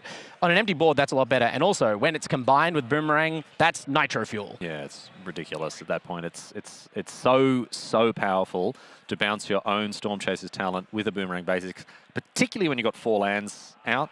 I can see an Into the Floodmoor as well. I can see a bunch of other interactive options here for Ben. So. Josh has got an uphill battle now. Things really turned on a dime once that Stormchaser Talent came down. And which doesn't do a lot now. He has had at least a lot of time to prepare for this, right? If you were going to face down a couple of auto tokens, you've got 5 lands in play already, you're still on 18 life. Your deck has to be able to answer this kind of thing at this point in the game. You should be advantaged. I think you have to cast the duress to hope you're going to snipe the one copy of Storm Chaser talent that's in your opponent's hand. Absolutely. I mean, anything you No, take... something different. Okay. A Deceit. Okay, well, Deceit does the same thing. Yep. And takes out an otter. But yeah, as you're right, attacking the hand, even though normally it seems like you're trying to bolt the gate or shut the gate after the horse is bolted, but with these prowess otters, any card you remove from their hand is less damage. And this also makes that Boomerang Basics in hand a lot worse. Yeah, and the get out. And the get out as well. So this is good. And there's still Burst Lightning in the deck, which is interesting. Yeah, I suppose. I mean, it's the kind of card you can leave in, right? It's clear that Ben maybe just boarded in more threats and took out some of the interaction. Like, we still see the show-offs. Those get shaved in a lot of matchups. We still see the burst lightnings. You're probably just taking out some of the cards that you feel like slow you down too much, which makes it even more surprising that we had a hand that was so passive in the early game for Ben. But now he's where he wants to be, I dare say, until perhaps this Storm Chaser's talent goes away. But Josh is really making sure he makes the right decision here about this Deceit. I mean, he spent 6 mana on it. Well, I have been known to be a bit of a cloth-eared fool at some points in the past, but this is a very obvious choice for me. But Joshua is the one in the feature match area, and he's going after the Storm Chaser, the Eddie Mer Crab. Maybe he's got an answer to this Storm Chaser talent, but the fact that it's going to come down next turn twice, draw Ben a bunch of extra cards. Yeah. Curious. I guess 4 mana is a lot of mana for the prowess deck, but when you consider the expense of that loop, you're still only playing it once a turn and not doing much else. And maybe Josh thinks that's a pace of play that at this point I can keep up with. But Van is not limiting himself to just the lines his opponent was aware of. Here is Flow State. What about this card, Riley? I think this was off the top, right? Yeah, I think so. Yeah. I don't remember it being in the hand. Pretty good. Yeah. Pretty good. 2 mana draw too. Pretty good. Classic when you see your opponent's hand, you think you take their best card, and then they immediately cast something that wasn't there a second ago. Kanthor Seeds top of the deck. That's one of those real Magic truisms. Remains as true now as it was when Thoughtseize was very first printed. And Joshua, I mean, like, at least it's not a threat. So whatever Ben can do to you with 2 mana, this is why having 18 life feels so good here. You know that you're at least getting a chance to respond to anything Ben's doing at this point in the game. Sleight of hand here. It's the second prowess trigger for this otter. Gradually trying to measure up to the size of Deceit. Yeah, well, Deceit's big boy, 5/5. Yeah, I mean, 6 mana creature, you paid for it, but that's why having that blocker feels so good. Maybe that's why the Eddie Merc Crab went away. We saw in game 1 how that was able to lock down the Deceit and remove its sort of potential to defend Josh. Well, what that Thoughtseize says to me, we don't have access to what Josh has in hand here, but what that Deceit says to me is that the Eddie Merc Crab was too big of a threat. And it was something that obviously something makes Josh believe that he can beat the Storm Chaser talent. And it'd be much easier to tell what exactly that is if we knew what was in his hand. So obviously we're making this analysis without full information. But he maybe doesn't have something like the Shoot the Sheriff that we saw really cleanly answer the Crab in game 1, I believe it was. Or the Deadly Cover-Up. No. Maybe he has Requiting Hex or something else where it, positions better against the Otter. But I don't know. We're still in suspense right now because whatever Josh has, he's just sitting tight for now. He's sitting on a 5/5 and letting Ben play this out. Looks like the Otter got through. It managed to get large enough that Josh is discouraged from throwing the Elemental in the way. I mean, that 5/5 is a valuable resource. You invested in it. And you know that your opponent has a Burst Lightning, so you don't want to trade your Deceit against a Burst Lightning and an Otter token. I mean, I'm not sure exactly, I can't say this is Josh's exact intent, but I would be looking to keep that Deceit around even as an attacker because you do not want to give Ben time in this matchup. Even if you're the control player, the more lands he has, the better that loop with Storm Chaser talent becomes, and you left that in his hand. So if you lose to it now, never mind. But I'm very confused. I'm very, very confused about this pattern here, but the Duress is going to be able to get rid of the Storm Chaser talent here. I suppose you couldn't have done it the other way around. No, you couldn't Duress the Eddie Merc Crab. But I don't know. I'm confused that Ben didn't then try to draw a bunch of extra because he played a sleight of hand and a flow state when he could have just played Storm Chaser talent and drawn a card with the. Anyway, they're the ones in the feature match area. They're the ones who know what they're doing. Let me tell you that. And so Duress now does get rid of the Storm Chaser talent. So I think a bit of a lifeline there for Josh, getting rid of one of the key threats in his hand. Really important thing to note there as well is that greatly reduces the impact of those boomerang basics that are in hand and the get out. Yeah, you're right. Like maybe some people maybe it seemed like a desperate line at the time for Ben, because obviously Ben doesn't have the information that Josh had at duress. Maybe it seems desperate to just be effectively cycling those boomerang basics by, you're playing one to play the talent, you're getting an otter, which is great, and then you're resetting it. And maybe Ben went, I can stretch these resources, we're clearly going to have to play a long game, but by not using them while you had them, now you don't, and you get nothing. Yep. Strategic Betrayal as well removes both the otter and the graveyard here. So that the graveyard removal is certainly welcome in the face of future Storm Chaser talents. Oh, this feels bad. This feels terrible, man. Yeah, this is just such a terrible thing to have to do. You'd hate to have to boomerang basics your opponent's deceit, but Ben has no other choice on 11 life, and he needs to not get hit. He has to have a couple extra turns to stay in this game, but it doesn't get better for you. The question is, if Josh doesn't have more lands, how do you feel like you are... You do, right? You just play out the deceit again, surely. Depends what else is in hand, but I guess so. You're not getting full value, obviously, because you don't bounce something, but you can just take the best card out of their hand. It could get outed, right? Ben did have one of those in hand, I believe. Which... There is a get out, yeah. Oh, which Josh knows about. Yes. So maybe they're both sort of fully in the light about that. Josh, okay, so we're playing it for 2 mana. So if you want to get out this, you're not getting anywhere near as good a deal. But if Josh had tapped out for a creature card, I think Ben would have leapt on that. Of course, yeah. Okay, so get out there. I mean, you may as well, right? You may as well counter this. You counter the Thoughtseize because otherwise they're going to take your best card. You're losing card anyway, so it kind of makes sense to do that. I guess that's what Ben, when he's making those decisions in the last couple of turns, he's earmarking those spells to say, well, I can boomerang this 5/5, and then I can counter it when it comes back down. Sort of earmarking each card in his hand for a potential use case. Because you have to, he has to be able to deal with there's another one. Another one here. Oh, Joshua Kopp rips. I mean, there's 4 in the deck, Riley. You can't be too upset, but Josh is looking great. This Sultai control deck, this is not the established, tuned, ultra-polished meta deck, but it's looking the hots right now against Izzet Prowess. Very, very cool things against Izzet Prowess here. Ben. Now, Ben has got a decision to make. Is there anything in hand that he wants? He's got an Eddie Merc Crab. It appears not. He's just offering the hand to Josh. Okay. Boomerang Basics, Burst Lightning, Spell Pierce, and the Crab. If you're wondering about, I mean, was there just enough mana to play the Crab potentially? You could have tapped out for it, right? You did 2 spells in the yard. Two spells. Seeing the impact of Strategic Betrayal here, obviously, otherwise that Crab would have no doubt been slammed. Yes, another good point when it comes to Strategic Betrayal, not just getting rid of the cards that can be returned with the Storm Chaser talent, but also meaningful reduction in the cost of the Crab here. So opt. Let's have a look at the top of the library. Do we want it? Ben's thinking about it. I wonder what he's looking for. He's looking at a Ral. A Ral is on top. I mean, that feels all right. You can make blockers with it, which... Probably resolve it this turn as well. Yeah. I mean, your opponent does play Spell... Is there Spell Pierce in the side, perhaps? Spell I mean, Snare. Surely in the sideboard there's a Spell Pierce. No. So, okay, I mean, if you were paying attention during the deck list observation phase... Very good. Yeah, no mana for a Quandrix Charm here, so that Quench unavailable, and Josh is forced to go, that resolves. So Ral is here, his source, and all of his Ottery friends. That's a pain in the bum here for Josh. Let's see if he's got an answer for it. His deck does have a huge number of disruptive options. 3 mana. We're going to see a Rakshas's Bargain here. Yeah. Look at the top 4. Take 2. Cover Up, Cottage, a land, Passage. yes, and... Okay, 2 lands. So we're taking a land... What do we... Wow, the Cover Up goes into the bin. Yeah, okay. I mean, you've kind of got your choice of choices here as Josh. This is a pretty strong position as opposed to Ben, who's really needing to answer stuff, and we're going to force that Otter to leap in front of his superior officer. Takes a bullet for Ral. Very good. The Otter core arrayed in their ranks, but I mean, you're really on borrowed time with this Planeswalker. It has bought you some time, which makes it valuable in this spot. But Ben, there's a long road back, it feels like, for the Prowess deck. I mean, maybe if you draw a Slickshot Show Off or something and you're able to have been casting these deceits, he's been checking up on what you've got. So he kind of knows how much damage you represent. This is the thing. He knows what to play around. He knows there's a Burst Lightning. He can play around the Spell Pierce. Spell Pierce is so bad at this point. Like when your opponent has 9 lands in play, Spell Pierce becomes terrible. I would have loved to see Ben's rationale when he was keeping the hand and playing those initial turns, because you're right, it feels like even though this deck can play a long game, you typically play the long game from an advantageous early game. In this sort of spot, as you say, there's a lot of cards that start to look really, really undermatched.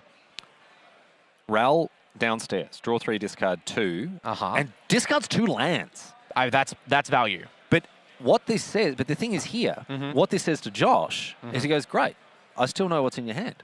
Those lands weren't there. Right, yeah. He's still got the... He didn't discard Spell Pierce. This is where taking notes or just having a really good memory is an important part of high-level Magic. And we're able to boomerang that rail back to hand, so that was answering the question I thought of. Does Ben just feel like he's ready to not play the game of I'll make a blocker and then you attack into it? But no, can just do that again here if he wants to. Potentially, yeah. Maybe even he must have drawn 3 lands. He must have drawn 3 lands off that rail. Well, we're going to try another one, and this time Josh does have mana, so Ben is asking the question, does this resolve? And so this is the $1 million question for this matchup here in Game 3. Josh is at least pretending to have a counter spell. I think I saw a gold card, so it might be a Quandrix Charm, it might be an Assassin's Trophy. Yeah, there's a lot of removal. That is the thing about this Sultai deck. It can kill all kinds of permanents. I think that's a Quandrix Charm. Okay, the counter spells are more limited. You can't snake a Planeswalker. Yeah, Quandrix Charm. That's a great one to have here. I mean, talk about Spell Pierce being valuable in the game, but Ben, even though this is a bit flooded out for Is It Prowess, it's still not that many lands, and Ral's like the most expensive spell you got, so probably your best chance to fire this off in the whole game. But the thing here is, we've got time in the round has been called, so we've got we've got this turn and then 5 turns afterwards. Now, Ben can Spell Pierce to tap down 2 lands here. You're not doing that.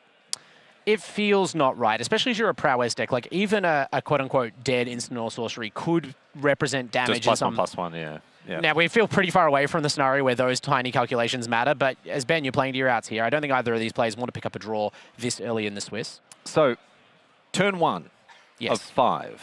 There will be 5 additional turns. This is the first of them. And then if there's no result at that stage, the game will end in a draw. At the moment, Josh rumbling in for 5. So not activating the Cottage, which is interesting. Now, assuming that, yes, with the Cottage, he can kill next turn. So maybe this is the turn that he's like, right, I'm going to do everything I can to make sure the board doesn't change. Right. And then I've got this attack, and then I've got one more attack as well. And if even only one of them gets through, right? Only one, doesn't matter which one of the creatures, only one of the creatures has to get through twice. Yeah, you're counting out how many turns left in the game. You say, this turn I can hold up all of my instant interaction. And depending on what Ben has, I can hopefully just clear the whole board and feel safe going for it next turn rather than tapping out here. Because I don't think Ben can win from this situation. No, with only 2 turns to play and 13 life, like he's incentivized to try to clog up the board, try to play out for the draw, right? Yeah. It's like England playing cricket. Playing for the rain delay. Exactly. Well, yeah, you're right, though, because I was ready to say that before time was called, it seemed pretty clear we were heading towards Josh Kopp 2-1. But now, as soon as time's called, there's a new question asked of Josh, which is, can you win kind of soon? Can you kind of speed things up here? And he has the potential to do that, but he knows that Ben would rather draw than lose. So you can't get too over-aggressive and walk into some interaction, and then we go to a draw. So, the other thing to consider is that Restless Cottage dies to a kicked Burst Lightning. True, it is only a 4/4. It's not as big as Deceit. But then you're taking 5 from Deceit, no questions asked, right? True. And then you could survive on 1 if you've got a way to either block or tap down or something the Deceit. So while you do have an onboard answer to the Restless Cottage, that's your entire turn. And I think that is where Ben, like that, maybe this is the only way that Ben survives. He has to just, knock the top of the deck and hope for the best. Yeah. But leaving up 5 mana like this, not doing anything to gum up the board with the creature, a Wan-Shi Tong. Oh, my goodness. Oh, my goodness. Okay. Wan-Shi Tong flashed in here. How big is that bird? That is a big, big bird. That's is all a of them. 4/4. No. No, wait. But a Burst Lightning is going to deal with it. Okay. Oh, no. All the same, draw 4 cards. I mean, come on. It's when it enters, Riley, is the trigger for the +1/+1 counters on Wan-Shi Tong. It enters as a 1/1. So you were theorizing about how the Burst Lightning in hand for Ben would line up against a Restless Cottage. Josh either just decided it was worth rolling the dice on or didn't consider how potent the Burst Lightning would be against the bird there. But still, I mean, you've just drawn 4 cards, right? I suppose, but now your opponent can't kill the Restless Cottage. Now you can just attack with it. This is lethal. Fair enough. Do we know any other card that's in his hand? There is a slick... Instant speed bounce spells have to be it, right? There's a Slick Shot Show Off. There's a Spell Pierce. I think Joshua Kopp's saying that we Josh may know all that.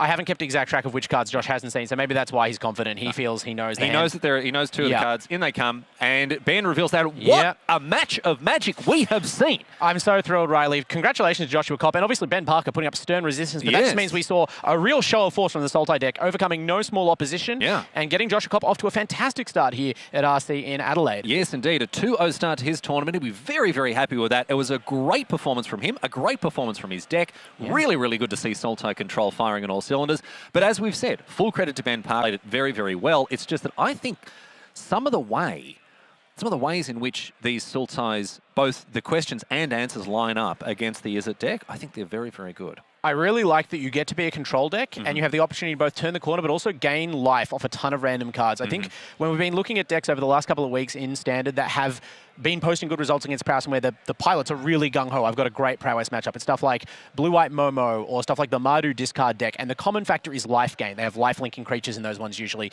This deck can gain a similar amount of life while answering things and playing a really just stern, nothing gets through control game. That has to stand you in good stead against the most popular deck in the room. And the other thing, I think it's important, this is the observation that you made at the top of this round, Tom, is the fact that, and I'm not having a go at Joshua here, but this is not the best form of the deck.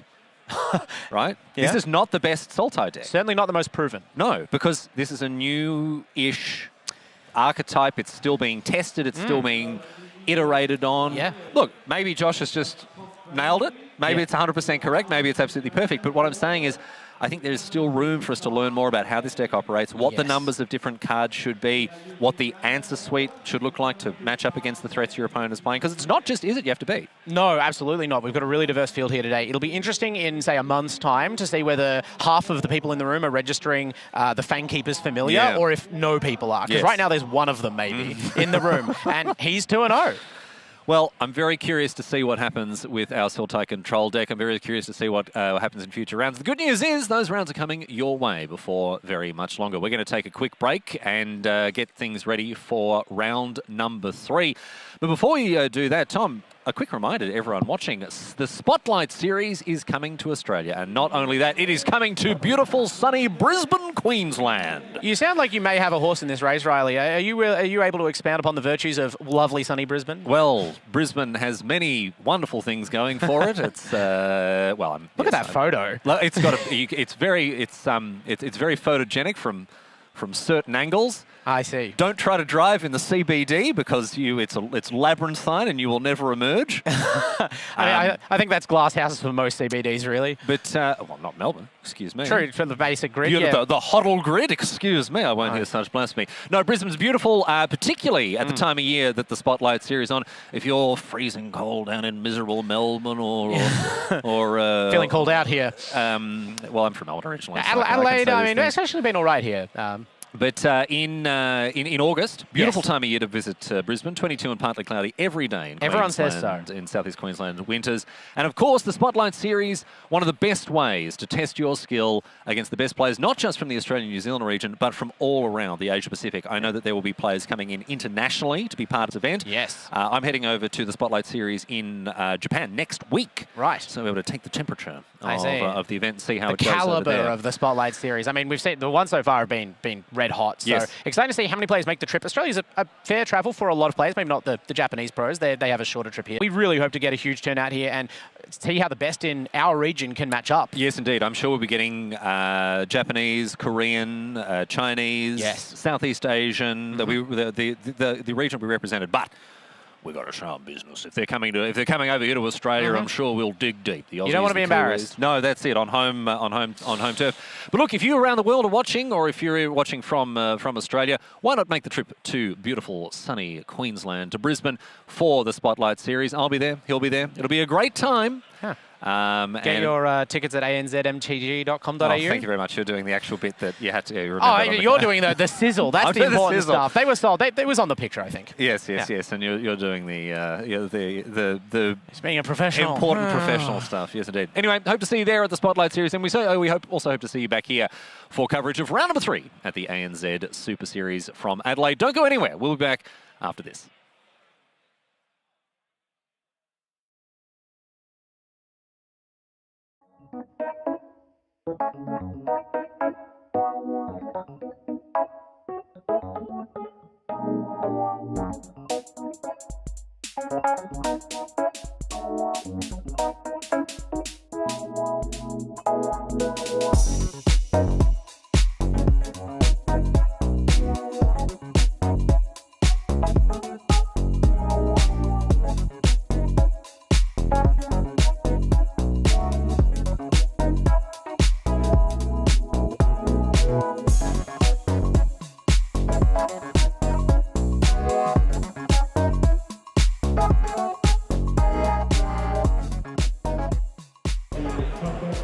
All right, we are here at RC12 with Jim from Team Bus Stop. Jim, you just had 2 rounds complete. How are you feeling? I'm feeling all right. I've played my worst matchup twice in a row, but I've won it and lost it so far. So hopefully that's a good sign. That's as good as it gets.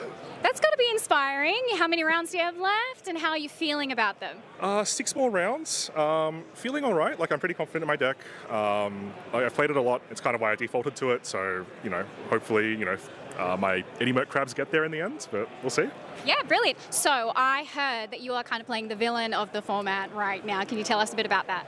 Yeah, I'm playing Is It Prowess today. I'm playing the version with Slick Shots and Eddie crabs, so it's slightly bigger and a bit more mid-rangey. I kind of, as I said, I kind of had some comfort with it. I preferred playing that build versus the more aggressive prowess builds that have popped up recently. And yeah, I mean, my teammates are playing, one of them's playing the aggressive versions, one of them's playing the kind of the middle, in-between version, and I'm playing the slow version. So we're a little all over the place in that sense, but we felt like comfort mattered in this format. Very nice. And how many of your teammates are here today playing for that win? Yeah, there's about 10 of us here today, so hopefully someone makes it. We'll see how it goes. That'd be great. Huge, huge road trip. Well, airplane trip overseas for that one. Yeah, it's quite a big. I came from Canberra. I think one of us were in Adelaide already, but most of us just came from interstate, and so a lot of travelling in. Good team dinner last night. It was been a great time. So very nice, and hopefully some more when one of you wins. Well, thank you so much. Best of luck with the rest of the day, and good luck. Cheers. Thank you so much.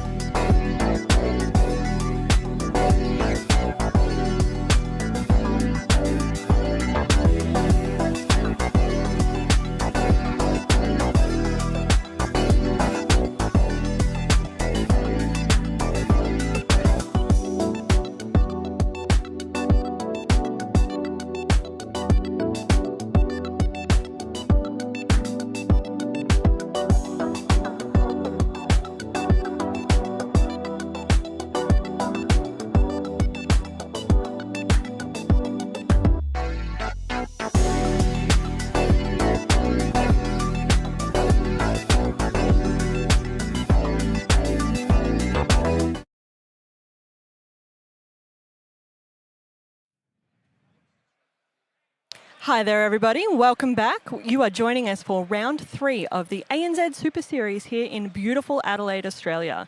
We are bringing you the Standard Regional Championship for this region, the last of the Standard cycle, and it is incredible to be here.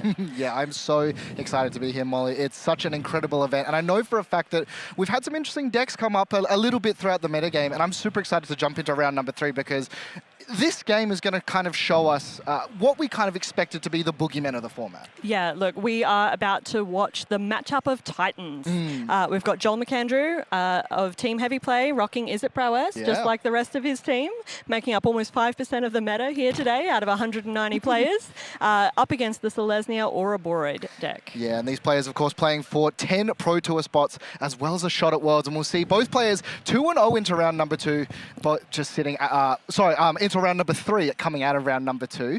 And it looks like Selesnya are going to be on the play, starting off with a Temple Garden, and Joel holding his breath to see the first play, and luckily not a Llanowar Elf. But a Paw Patrick Root instead, and not a shabby start for Samuel Beard. We'll see here. This matchup, you know, something we've seen a lot, and the players on both sides would have expected this a lot, and we're going to see immediately the most represented card in the main deck is that Burst Lightning going to take care of that threat. Yeah, Burst Lightning making the cut in 38% of decks across the metagame here at RC Adelaide. 250 copies. Crazy. And we'll see here probably one of the most terrifying cards you can see on turn 2, that Badgermole Cub. And let's be honest, decks. Absolutely. And you got to wonder whether Joel's regretting shooting off his Burst Lightning or whether he's about to follow it up with a second piece of removal. Speaking of that second piece of removal as well, we're going to see Impractical Joke come across. Deal with the actual, instead, this is always one of those interesting decisions, and we'll see as well. But it is correct to kill the Cup in this instance, right? Yes, absolutely. You want to stop Samuel getting that mana advantage and starting to ramp out his bigger threats. You know, there's no indication that necessarily that Samuel had any more land and was relying on that Badgermole Cub for that next hit.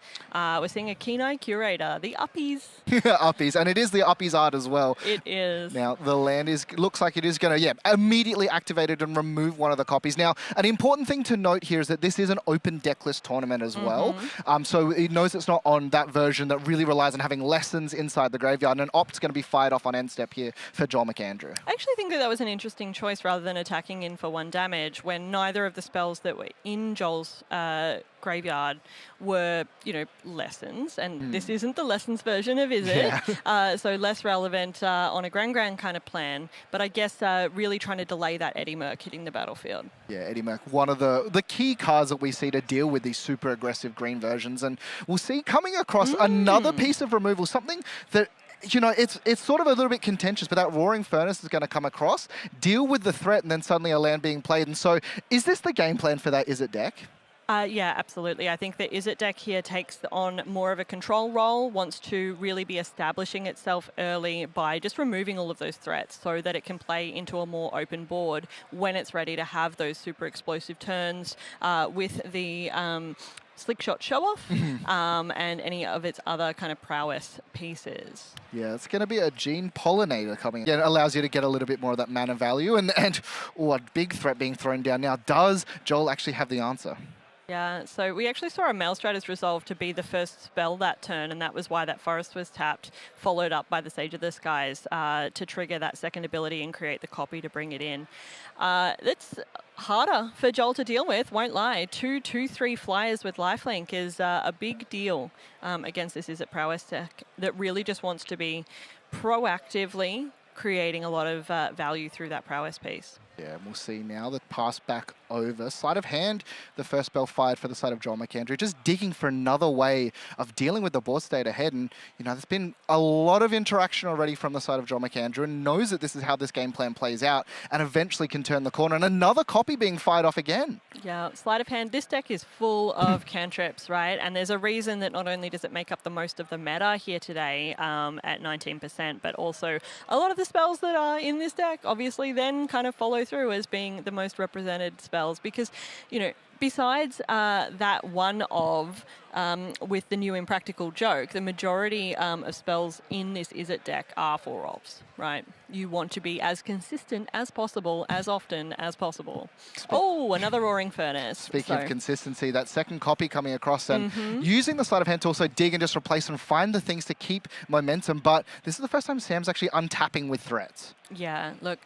Roaring Furnace, as you mentioned, a little bit of a controversial card in this build. Not every Is It Prowess deck running the Roaring Furnace tech. It was a mainstay of this deck very early in the initial Is It builds, and then kind of faded away in favour of some other high impact heavy punch pieces. Do you think the sort of the move away from mono green into these more Selesnya based game plans is the reason why that card's coming back in, or do you think it's a pet deck of their team?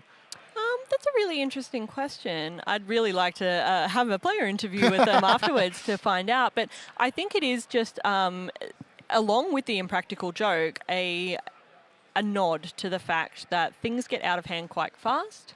Your ability to use a Roaring Furnace on something like a Mightform Harmonizer or something like a Hydra that has maybe gotten a little bit out of control, or even taking out an Ouroboros is really impactful in this meta, whereas you don't always want to be shooting down 0-1 Chocobos, and you know, things like our Burst Lightning, when it's unkicked, can be relatively unimpactful. Yeah, and we'll see. Just the pass back from Joel McAndrew, plays that Multiversal Passage on blue, and just opts just to pass with mana open, and it looks like... Yeah, it's going to be, and this is something that we're going to see plenty of this weekend, the Eddie Merc Crab being flashed out to tap down the block, the attackers before they can actually declare. And just, it's such a big body, but we'll see in response here, tapping some lands. 1, 2, 3, 4. Yeah, no, yeah, just floating mana. We're actually just going to activate Basing Say and just put a counter. Or is that Basing Say? No, sorry. I think actually activating the air temple. Yeah, they're the putting air temple, 1+1/+1 counter on all creatures. Yeah. Yep. A very practical use of their mana there, as those creatures weren't going anywhere this turn anyway. And of course, in response to the trigger as well. Yes. So you can just get the Valley, knows he's not going to be able to attack, and then makes it a bit easier. And Joel now has a 5/5 body, which definitely helps, but what key card we haven't seen yet from Sam's deck is that Ouroboros. Yeah, and one card in hand from Sam. I don't believe it's an Ouroboros based on what we've seen. Oh, we're actually seeing the Sauna. Ooh. The Steaming Sauna, meaning that at the end of Joel's turn, he's going to draw an extra card per turn. Yeah, and I mean, it's one of these things where if we are trading 1-for-1 consistently, just being able to refill the hand quickly and just sort of find, in this case, probably digging for some action as well, but does have a 5/5 body on the battlefield, which makes this a little bit harder to get over for the side of Samuel Beard. Yeah, Joel definitely looking at that card advantage here and going, I am setting myself up for the long game and hence not attacking with my crab, making sure that I live to see that long game happen. Yeah, and the key point, as you were saying here, is living, because this deck is so explosive. It's, you know, the Ouroboros versions might not necessarily have those really incredible, just like, oops, suddenly you're dead turns by just the landfall triggers, but still just accumulates that value. And in these situations, do you think the Ouroboros deck is a little bit better at grinding, or what's the reason why you'd bring this over just the traditional landfall version? Yeah, look, I think that resilience is definitely one of them. Ouroboros just, you know, if it goes unanswered, will continue to pump your team. One of the downfalls of Mightform Harmonizer is if you haven't found a fetch land and you don't have multiple land triggers per turn, it's just a 4/4. It doesn't happen often, honestly. The deck is curated to create multiple landfalls per turn, but sometimes, depending on how you've drawn out, that's not to be. We're seeing another activation of the Air Temple here, indicating that it is unlikely that Sam has an Ouroboros in hand, and is unlikely to have a whole lot of gas going on right there. Build your own Ouroboros, we're seeing here, as the Abandoned Air Temple being used. And if you're on the side of Joel McAndrew, you know, having spent the mana just to draw additional cards, you've got to be breathing a pretty big sigh of relief at this point. Yeah, definitely you are. However, still facing down a 4/5 flyer with lifelink, and that's not the position I ever want to be in, just personally. So it will be interesting to see, you know, Joel does have the card advantage here. Is it going to find him the outs that he needs? Speaking of card advantage, fired off on end step for the side of Joel McAndrew. Again, just another way of digging a little bit deeper into the deck.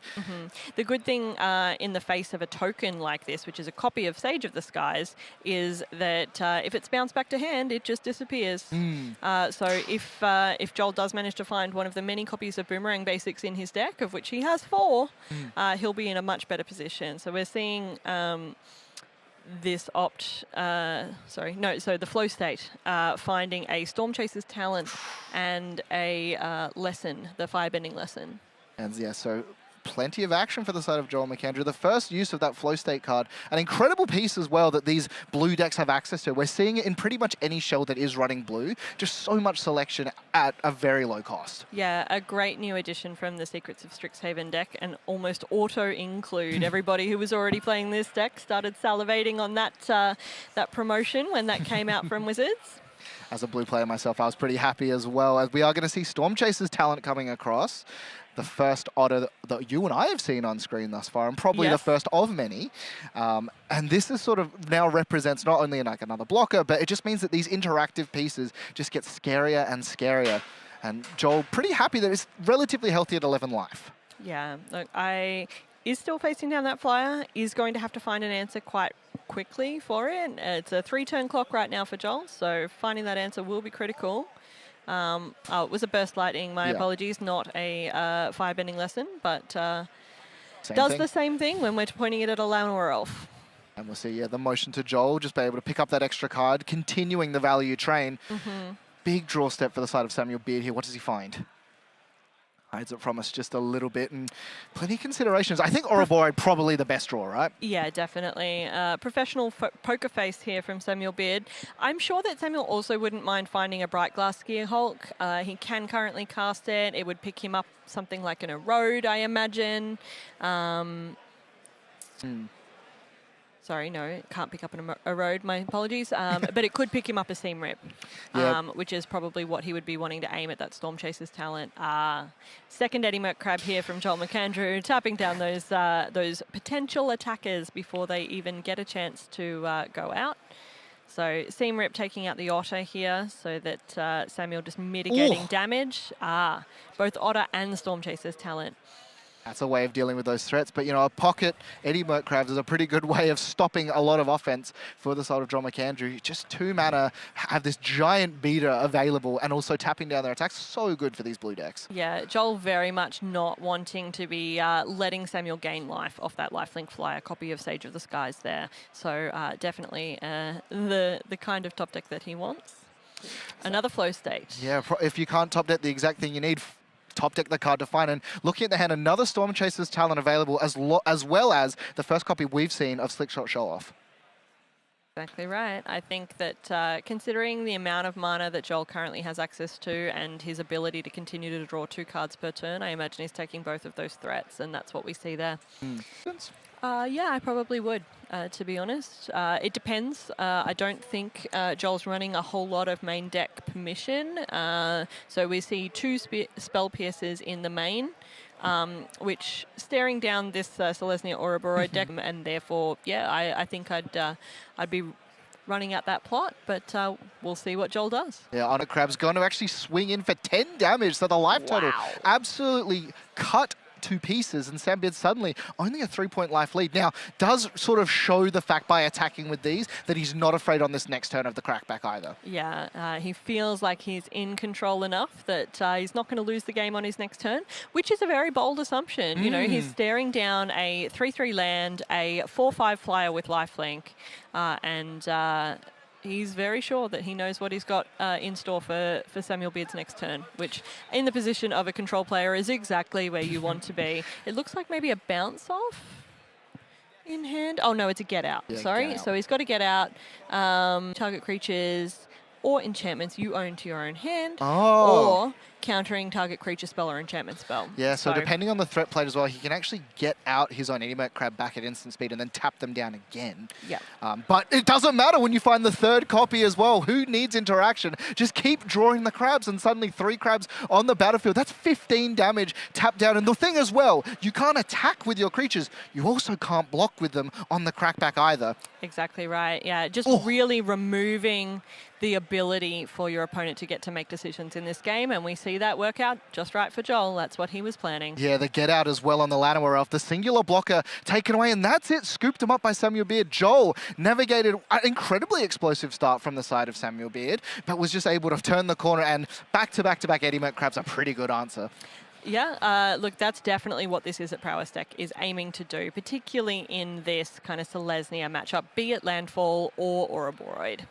Yeah, and we'll see as well now players going into their sideboards, and this is where things do change a little bit because it is obvious that these are going to be the decks that are represented here. So if, you know, my question to you here, Molly, is obviously there's going to be stuff in sideboards prepared.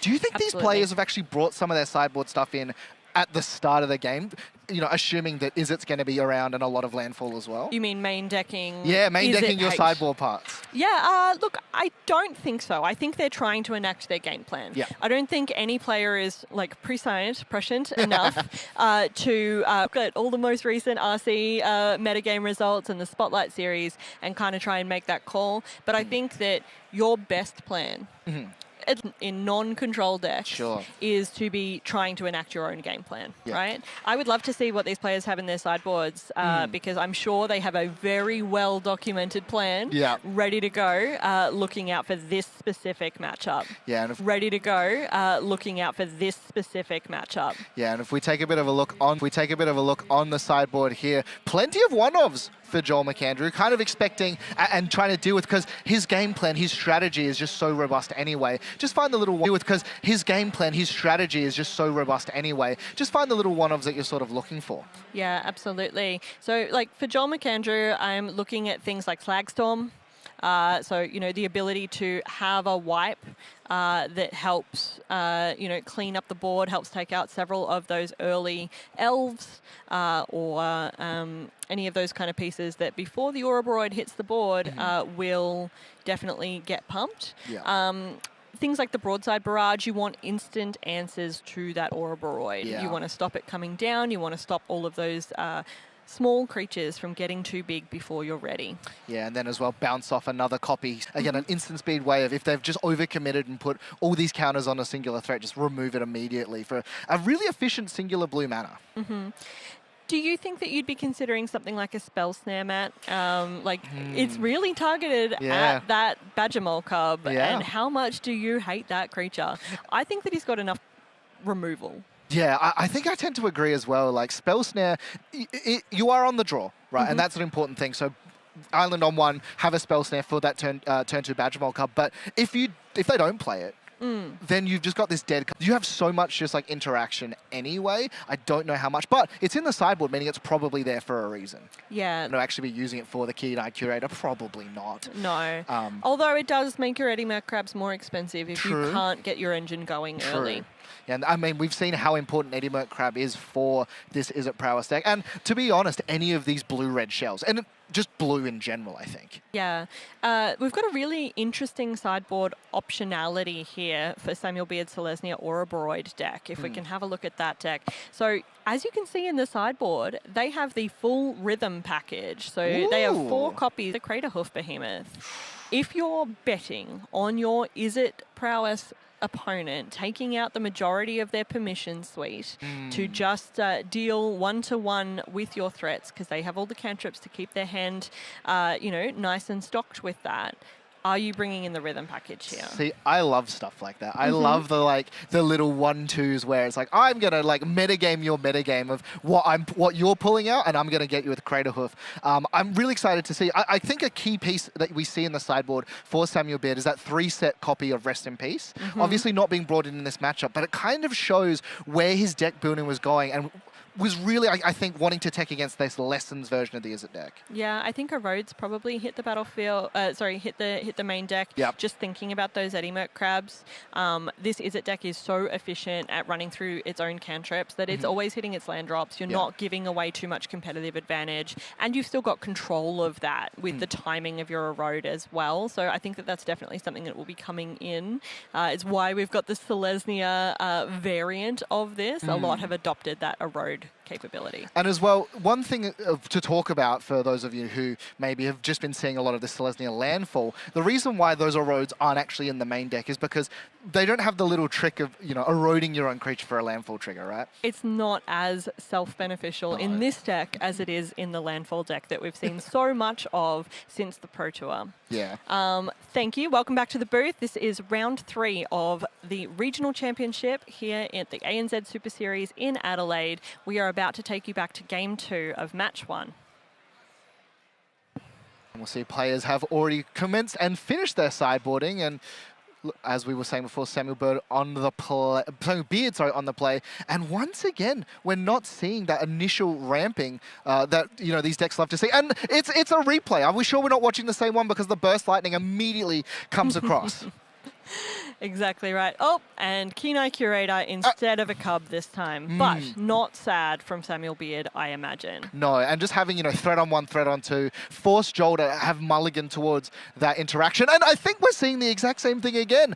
Coming across, plays a tap land and finds the Llanowar Elf off the top. The worst thing that you ever want to see as a green player, the turn 3 Llanowar Elf. Yeah. But, as you say, it does feel like we're watching something similar, and that is what this Izzet Prowess deck is trying to do. It is trying to be so consistent. It wants to have that early removal to lock down that board before it gets out of cantrips and card advantage to get in front. And just a pass back, 3 mana open, and Joel sitting pretty. The Llanowar Elf, though, does get to survive, and if you're Sam, you're pretty happy about that because guess what costs 4 mana? I know what costs 4 mana, and Glass Gear Hulk, even if it wasn't the namesake of this deck, most of the big threats in this deck cost 4 mana, but we automatically see an annul. Yeah, the Annul brought in from the sideboard, aware of these Bright Skill Gear Hulks, and suddenly, that big threat does find a supplementary Llanowar Elf. So if we are able to just, top deck the Badgermole Cup, suddenly we are looking at eons of mana in this instance. But, having the Gear Hulk counted feels really bad, particularly for a Sana. Even an Ouroboros at Joel's fistful of cards, I'm not sure that anything will go unanswered out of Samuel Beard's deck at this point. Yeah, takes the flow state over the burst lightning, so pretty comfortable in the fact that he has removal or permission or just a way of interacting, because your opponent, you slip up for 1 turn and suddenly your opponent just drops their hand onto the table. A tap land as well, importantly, but on upkeep in this instance is actually going to fire up and kill both the Llanowar Elves with that copy of Vibrant Outburst. Yeah.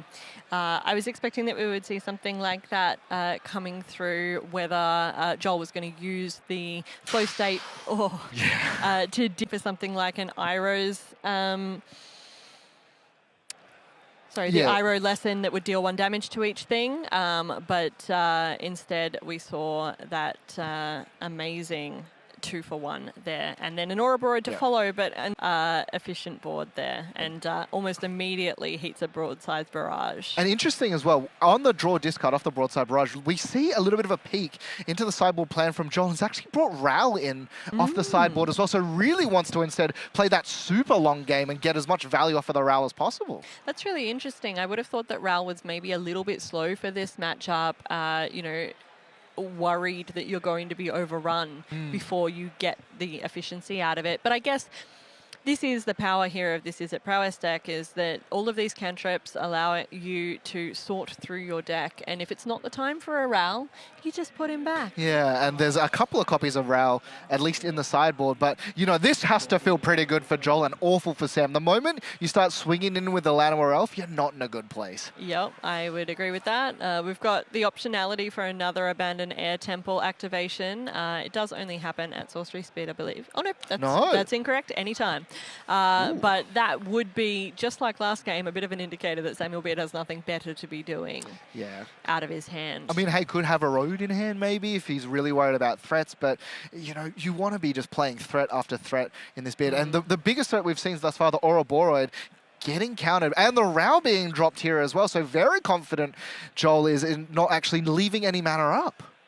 Yeah, I think that Joel's looking at his hand, is creating a blocker. He doesn't believe he's going to die next turn, and he believes that he'll have enough answers for things. You can see a Slag Storm in hand, which must have come in out of the board, as well as several other blue spells that look to be cantrips to my eye. Second copy of Air Temple, and yeah, just the immediate block here. Joel throws the token to the other side, goes, I don't want to take any damage, I'm sitting pretty in this instance, and as long as my Ral is ticking up, I'm in a good position. And a key thing with Ral as well that is super important is that every time you play a non-creature spell, you're going to be ticking that Ral up, and we're going to see here, Joel just gets value off of his own, just what he wants to be doing anyway. Exactly right, and I love Joel very kindly showing us that his flow state showed him 3 lands, none of which he wanted, but had to take 2. But you know, I loved that bit from Joel there. Like, didn't even let Samuel attack, just threw the otter under the bus immediately. Poor baby. Yeah. But yeah, I imagine we'll see most of these cantrips coming down here. We haven't seen a Ral activation this turn, so Joel's going to get it as high as possible before he decides what he wants to do with it, because Ral has quite a powerful ultimate ability. I was going to say, do you think you're playing for that ultimate ability in this deck? I reckon any Magic player with a sense of fun will be aiming at getting there if they could. Yeah. You know at that point, if you're ultimating your Planeswalker, particularly in this competitive metagame of Standard, you're doing pretty good. Yeah, but we'll see on end step, Ral was activated to actually create an auto token, and then on end step here, going to add some additional tokens using the Air Temple, and looking for, looking here, just for some threats, just for some density. I think Ouroboros probably the premier threat, but Samuel shaking his head after that draw. We can see the very nonchalant shuffling of the 2 cards in his hand and going, oh no. We've seen a Verge come down, so at least one of them was land. We're not quite at double activation yet. Oh, but yeah, before attacks. Yeah, before attacks, we're going to see another Eddie Merc Crab, and suddenly, I think this Rao's, I'm just going to be honest, I think this Rao's ultimating. Like, there's not much to say. I very much hope that Samuel is a good enough sport to let us play this out and see that. Jocular on our coverage here at Australian Regional Championships, and generally plays for the fun route. When it's competitive route. Hey, look, if there's one thing with Magic, it is super fun and just enjoying every moment, particularly on coverage at a big event like this. It just feels good in second main, but specifically as the first spell. And if you're on Joel's side, you know that the threat density is low. Yes. Exactly. Like, watching Samuel play out a Sage of the Skies without it being the second spell that turn, not getting a copy, not getting the value from it, just knowing that he needs to be putting some bodies on the board or his Air Temples are not doing their job, is a very good indication for Joel that he's in a commanding position in this game. Particularly because the stock up that was fired off, they actually found 2 additional cantrips, and Rao's sitting at 9 loyalty. Not only are we going to get it to 10 this turn, but we can actually get it to 11, ultimate the Ral, and still keep the body around to do it, you know, to find more value with these otters as well. At that point, we're being rude and Samuel's being a very good sport if we get to there. Ral, of course, the ultimate actually meaning that every single instant and sorcery that you play has Storm. Storm, a famously balanced mechanic in Magic the Gathering. Yes, I think Samuel just looked there at the face cam and gave us a very wry office-style breaking the fourth wall look as Joel continues to play card after card to his best advantage. 4 lands available for the side of Joel McAndrew. And, there is some contemplation in this instance. So maybe he's sort of considering, how do I lose this game? And when you're in a commanding position, you've got a Planeswalker about to ultimate, you've got threat after threat, you sort of think to yourself, if this game continues like this, I'm going to win. And he's actually going to look to get out probably his own crab. Yeah, I could see that. We're at 11 tokens.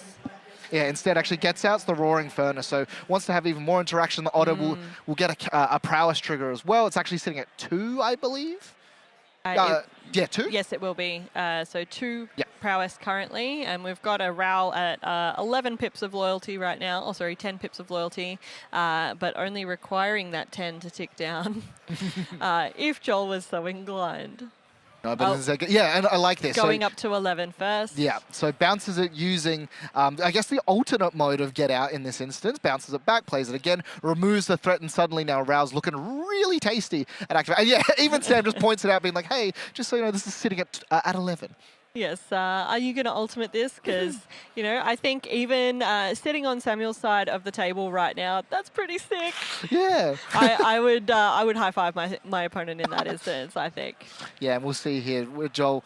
Yeah, considering the attacks, because he knows that with this Rao really challenging He for is Sam. tapped out, though, right? You know, you ultimate your Rao here, you attack him with everything. Your Rao dies to the swing back from the Lanawa Elf, most likely. And whilst, yes, you get 9 damage in, taking Sam to 7, and you've got an ultimate off your Planeswalker, you also just want to make sure that you don't accidentally lose the game. So I imagine he's not coming in with both from Joel. Oh, sorry. We did forget to mention that another part of the ultimate is also just draw 3 cards. Draw 3 cards. Yeah, look, so if not for the Storm part of it, you also just get to restock the hand as well. And if you're on the side of Sam, do you think you actually have the opportunity to kill the Rao? Or do you just need to find the combination of cards to actually just end the game? Because at this point, how do you beat the value of the emblem? In this in this less explosive Selesnya variant, I'm not sure that Sam has a whole lot of outlines in mind at the moment. He's sitting there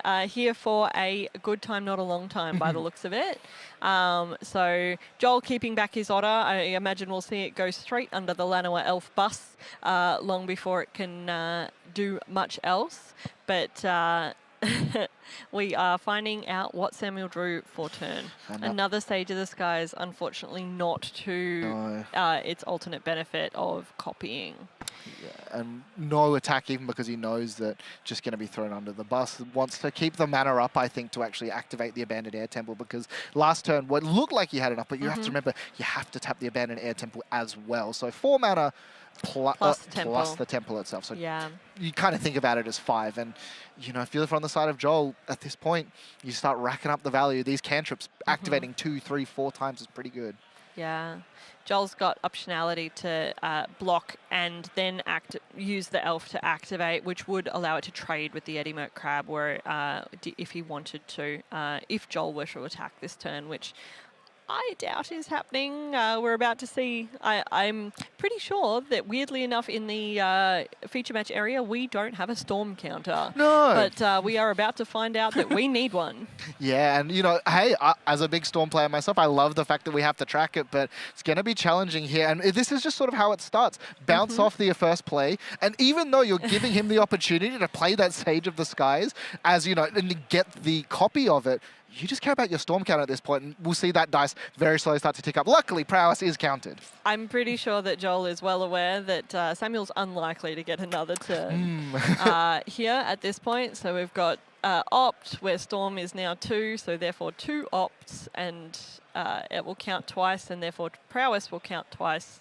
Oh, I didn't even think about that as well. The double prowess triggers, allowing these creatures just to grow even bigger. And so this Llanowar Elf, I think, you were talking about trading with the Eddie Merc Crab, but this Otter might about to be ginormous. Yeah, I imagine it is. So we need that prowess count to tick up again, but I'm sure Joel will get there. I think Samuel, looking at his posture, is sitting back and just enjoying being in the feature match area at this point, which honestly, it happens to all of us at some point in our Magic careers. So it's good. I'm just happy to be here. It's a very valid approach. And Samuel put up a really good fight. He kept really good hands. You know, he knew that if he got the opportunity to just let his deck do its thing, he was in a really good position. Unfortunately, just the absolute overwhelm of Joel's amount of removal has been outrageous in both games. Yeah, and I think that's the thing as well. Removal on 1, 2, and 3 in both. And we talk about removal coming in from the sideboard, and that copy of Slagstorm is actually going to come across as well. Even actually kill off the Llanowar Elves here. It's going to copy itself 2 more times. Of course it is. No damage. Yeah, it's actually going to happen 3 times in total and therefore deal 9 damage. So it will definitely be killing. Instead. It's actually just lethal. It's straight to the face. It sounds like Joel used the Slag Storm's second ability of dealing 3 damage to each player. Yeah, 3 damage, then also flashes the Burst Lightning across as well. Just shows towards the end of it, hey, turns out activating and regardless in any format, it's pretty good. Yeah, absolutely. Look, every time that you copy that Slag Storm, you get to choose which mode as well. So Joel was in total control, couldn't accidentally kill himself with with repeated storm triggers, but was in a commanding position all the way through of removal all the time. And as you say, if you get to ultimate a Planeswalker, you're having a good time, and your opponent probably isn't. Yeah, but put some Planeswalker in the feature match area, I'm feeling pretty good. Now, we were talking a little bit before, Molly, at the start about how these are the two representatives of the Titans of the thing, because we've seen these matchups go so many different ways. You know, we've seen the Lens deck just absolutely run over, is it? And a truly, really controlled instance there. And I think the most important thing was that early interaction. Yeah, it was definitely the case. Is it, as I said right at the start, is it takes the control position in this matchup as well as the matchup against the Selesnya Landfall. You want to be removing all of those early threats, removing the momentum from those decks, not letting them get too far ahead so that you can really run out all of your cantrips and you can start doing what you want to be doing. And, you know, we've seen a little bit from the Pro Tour and just recently as well. These Izzet decks don't just have to sit in that controlling seat. You know, we've seen them do some really aggressive, just bouncing their own stuff and just like killing on turn 3. And this sort of raised a really interesting point. This is an open decklist tournament. Do you think that these Izzet decks benefit from knowing which seat they sit into before they even have to drop their first 7? I absolutely think that that's a huge element to this. All of these competitive events are now open deck list, and that means that not only have you made really interesting choices whilst deck building in terms of what you're bringing, but you sit down at the table, you read your opponent's deck list, and you get to make really well-informed choices about what your opening hand should contain.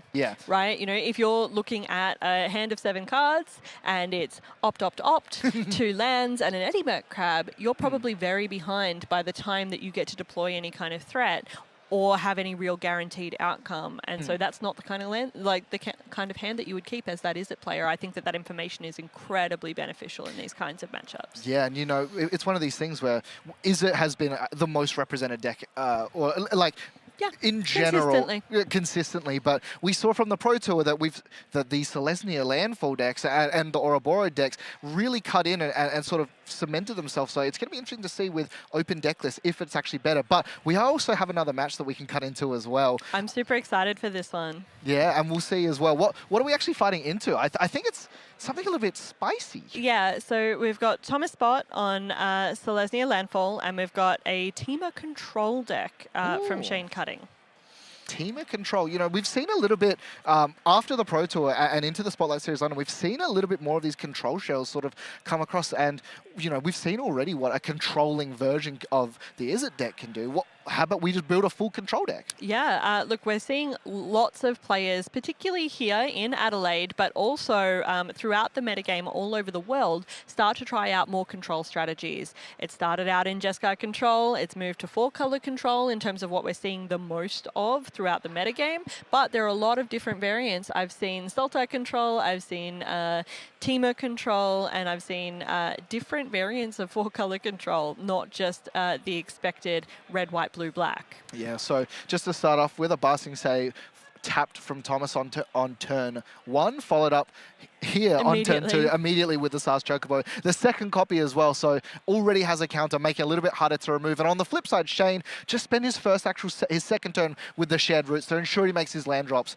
and we're actually going to see a stock up as the third on the start of his third turn. Yeah, that is a very slow start for the Selesnya aggressive deck. So it is Selesnya Landfall. You know, you want to be playing out a Llanowar Elf or a Chocobo on turn 1, not starting with a tapped Basing Say. Yeah, but again, we goes a little bit back against to that open deck list idea. He knows that he is into a deck that runs a lot of permission. So do you think maybe he kept a hand that's a little bit more resilient, knowing that he's probably not going to be able to just steal the game on turn 4? I think that there's a point to that. There's also the aggressive deck. I need to be out running ahead of this. I don't want to be getting, for instance, splatter techniqued on turn 5 or earlier to remove my whole board. I want to be well ahead of that game plan, right? I want my opponent to be on 3 life or less by that point. And we actually see, just talking about a bit of a slow start, started the turn off by bushwhacking just to find a basic land to make the land drop, but follows up with a pretty serious threat, being that Dryadine. Dryadine? Diadrine. Diadrine, sorry. The letters are all in a strange order. It's hard for me to read. But yeah, Diadrine, one of the cards that we see a little bit, but it is real scary when it's good. This was one of the amazing, innovative tech pieces that came out of this Selesnya deck as it was introduced at Pro Tour Secrets of Strixhaven. It was one of the includes as this deck transformed itself from being mono-green landfall into Selesnya landfall. That Diadrine just kind of giving this deck a little bit more range. It's giving it a little bit of card advantage, but also one of the really cool tricks with Diadrine, I'll just get it back up on the screen for you, is that because you remove, it's whenever you attack, Diadrine doesn't have to attack. Anything can attack. Whenever you attack and you remove +1/+1 counters, you can trigger your own landfall by removing counters off your land-bended lands to get more landfall triggers on your turn. Wow. Yeah, so you attack, you remove a counter off your Badger Mole Cub activated land-bended land, and then you'll get a trigger during that attack phase and draw a card and get a 2/2. Hey, that sounds like pretty good value to me just for doing something you want to be doing anyway, which is swinging with the team. And already plenty of, we haven't seen any of those really big impactful cards for the side of this Selesnya aggro deck, but already has so much threat density and immediately is going to actually start off just by drawing more cards again. Lessons from Life is actually going to be to draw 3 cards and then playing a land. But this is so much damage that can come across from Thomas. I love this Lessons from Life. I just want to say, looking at this art, looking at the self-referential Teenage Mutant Ninja Turtles teaching their new little sister to play Magic the Gathering, I just adore it. It's so cute. And also a very powerful card as well. Yeah. Ramps you, draws you cards, just make sure you have the permission or whatever you need in the instance. And we are going to see the pass back, and Thomas, plenty of mana to work with. And I say that, has 4 if he has a land drop, but still 3 lands in this deck. Kind of your big threats is at 3 and 4, and knows there's no permission available because he's tapped out. Yeah, your ability to warp in a Mightform Harmonizer on 3 and then follow it up with a land. Instead, we see one of the other big threats, the Lumbering World Wagon. I love this card. I love this card too. This card had quite the debut. It turned up in several different variations of this deck, 2 years ago. And really started making headways into the standard metagame, and then had a bit of a fall off. It got a rest. Yeah. And then as this mono-green landfall deck, and now the Selesnya version Wagon has come to play. So we're seeing the exact thing that I mentioned earlier, Diadrine taking 1 counter off itself and the Chocobo 2/2 and draw a card. As well, now just going forward, the card is drawn and plenty of damage to come across. And I think the big thing with this Lumbering World Wagon is, and please correct me if I'm wrong here, but you can crew it when you have the counters, and then if you remove them because you had to tap prior. Sorry, say the question again. Sorry. This is like a really oddly specific. So if you crew it with creatures that have the counters on them, and then use a Diadrine to remove those counters, it still counts as crewed. Oh yeah, absolutely. Yeah. So you can still get value off of it as well. Find the land to trigger those landfall triggers. And that's probably the more important thing, is you get to just keep machine gunning these lands out using the World Wagon. Because importantly, Thomas hasn't actually made a regular land drop in 2 turns. Yeah. No, when you're crewing a creature, when you're crewing an artifact vehicle, you only need to have that amount of power at the time that you crew it. You can then, take those counters off later to your benefit as you draw cards and create 2/2s. Value.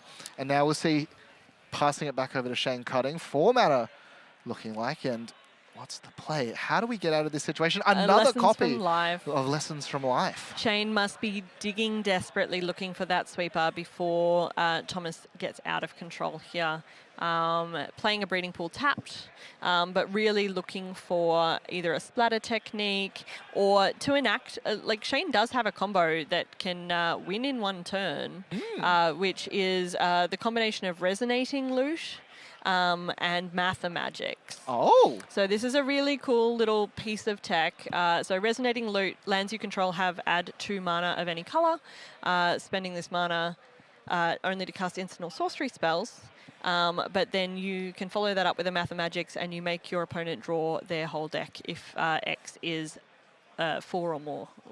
Five or more once you've been playing for a little while. I'm glad I know it's deterministic because I do not want to do the maths on a Mathemagics regular cast. But during that conversation as well, we actually did see the Thunder Magic come across and remove the Chocobo. So importantly, even though it's the threat in itself, it wasn't a large creature, it was feeding that Diadrene as well, being able to just constantly get those counters and make more and more of the It is constructs, right? Or is it? Yes. Yeah. They're 2/2. It's either drones or constructs. Yeah. Little robot friends to drive the car. Exactly right. So it is a 2/2 colorless robot artifact creature token. Little There friends. Just friends. Just buddies. But yeah, as soon as that Lumbering Whirlwagon gets online and is starting to be crewed, every time it attacks, it creates a landfall trigger and is just also itself a very impressive threat that continues to grow as it attacks. So power equal to the number of lands you control. Yeah, and it does count retroactively too. So when you find the land, it's already going to bump the power. And you combine that with I don't know, maybe a Mightform Harmonizer. That's a good way of closing games out. That sounds like you might have a combo on your hands there, Matt. You should be a deck builder. Oh, yeah, definitely my own combo. You can patent that one for those of you home on the stream. But Thomas, taking a bit of pause here, wants to consider, 2 mana is left or up for the side of Shane. So there is a chance of some permission or some removal and trying to figure out the best way to navigate this situation. Tom also has an opportunity here where he could be activating his Ba Sing Se to create another creature. But it would be a land-bended creature that he could remove a counter from with his Diadrene on attack. And important constructs that you see don't actually have counters on them. They are actually just 2/2s. So they're just 2/2s, yeah. The dice that is a 2 is represented 2/2 status. That's correct. But we want to talk about important threats here. The Badgermole Cub, the first time we've seen it this game for the side of Thomas, and activating the land, we'll see. Going to come across and has the play that you were saying before, Molly, being able to remove counters quite possibly. This is the exact combo that Tom is hoping for, right? So yeah, you Mightform Harmonizer, you use the Harmonizer to crew the Lumbering Whirlwagon, you then attack, you remove the counter from the land-bended land, and you create another landfall trigger as well as the one that you would have gotten from the attack of your Whirlwagon. Yeah. However, Shane had the removal, took out the Lumbering Whirlwagon immediately on seeing that Harmonizer, and it went off into the warp zone at the end of its turn to no great effect. Yeah, and importantly though, the use of Prismari Charm was actually what got rid of it. So instead, does still have the card in hand, so can just replay it. But Shane untaps now, has, 8 lands available, and knows now that there is 2 major threats that are going to come across as well. Absolutely. And, from Thomas Bott's perspective, he's been watching Shane just spend his turn learning his lessons from life and developing his hand. He's got 6 cards in hand, now 5. And so Tom will be very cognizant of the fact that it is unlikely that deploying his threats is just going to work on face value. So one of the things that we're actually seeing there is that Shane has a copy of the creature land Hall of the Biblioplex, which he looks like he's somewhat shaping up his mana to be able to use if needed. We're instead seeing a kicked Star Charts. What are you digging for in this instance? Is it just the sweeper again? You just want to reset the board as quickly as possible and just stabilize? Because you're at 11 life. You have plenty of life to play with. When you don't take into consideration the little Mightform Harmonizer sitting in the warped zone. Right now, a splatter technique takes out all of Thomas Bott's board. Right, it completely wipes that board and leaves you open still with 4 mana on a good day, not on this turn, but on a normal turn for additional mana to play permission with Tom's remaining threats. Yeah, and there's only 2 copies of Splatter Technique in Shane's deck, but as we've seen already, he can dig through this deck very quickly. Stock Up as being a card we've seen already. And in an absolute pinch, I guess he technically could Mathemagics himself if he needs to find it ASAP, but I think that's just for the combo. No, it's actually you will see it in a pinch. Right. You will see the players of this deck, definitely Mathemagics themselves, when they are stuck. I do love that Mathemagics gave a very clear example of when X is something, how many cards you draw, so that there were no debates about the order of operations of how you do math.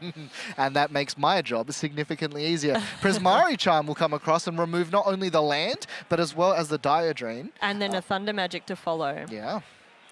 So Shane not finding the full one-card efficient sweeper, but enough removal to do a decent damage to Tombot's board. Yeah, and still has some mana left floating as well, so a little bit more interaction. But, you know, these two constructs, they don't look particularly scary, but every single creature that you have, if there's a Might Form Harmonizer, suddenly becomes terrifying. Yeah, absolutely. And we know that there is a Might Form Harmonizer. It's sitting in the warp zone right there, just off main board. I think that's one of the scariest situations you can be in when your opponent's like big threat. You know it's there and suddenly you're just like considering, and we'll see, activate. Another Thunder Magic. Yeah, just remove one of the cards. And this is definitely what Shane wants to be doing. Has the mana advantage and is just, you know, not being efficient. Had a 2-for-1, now a 1-for-1. Still has a blue floating. And admittedly, though, you know, Shane had to pay a life through the whole of the Biblioplex to be able to play that. So being efficient, absolutely. Paying 1 life to save 2 life. But, you know, it's not a trade that he gets to make forever. No. And now we'll see Sars Chocobo. Immediately the land being played again. Yep. So the immediate landfall. And and with the caravan that we've seen before, the one that was bounced previously, resolves and now is going to fetch another land. So suddenly this Chocobo out of nowhere, sitting at 2 counters, and the threats just keep coming for the Simon Thomas bot. And importantly, 20 life to play with. Oh, okay. We've got a full board again, very suddenly, and the ability to definitely play that Harmonizer next turn, depending on Shane's permission suite in hand. Splatter Technique would be a pretty good draw in this instance, I would say. Yeah. It still, unfortunately, won't fully take care of that World Wagon, and the World Wagon and Harmonizer on the board together, Harmonizer Cruise World Wagon, and then you are in trouble. We may be seeing a Mathemagics here. Yeah, Resident. It won't be for enough. 1, 2, 3, 4, 5, 6, 7, 8, 9, 10, 11... 12. Okay, we've got 12 mana, which would Mathemagics for 5. So Mathemagics for 5 will do 32 cards out of Tom's deck. So you normally want a Mathemagics for 6. Yeah. To fully ensure that you've milled out your opponent successfully. You don't really want them to draw 32 cards unless you...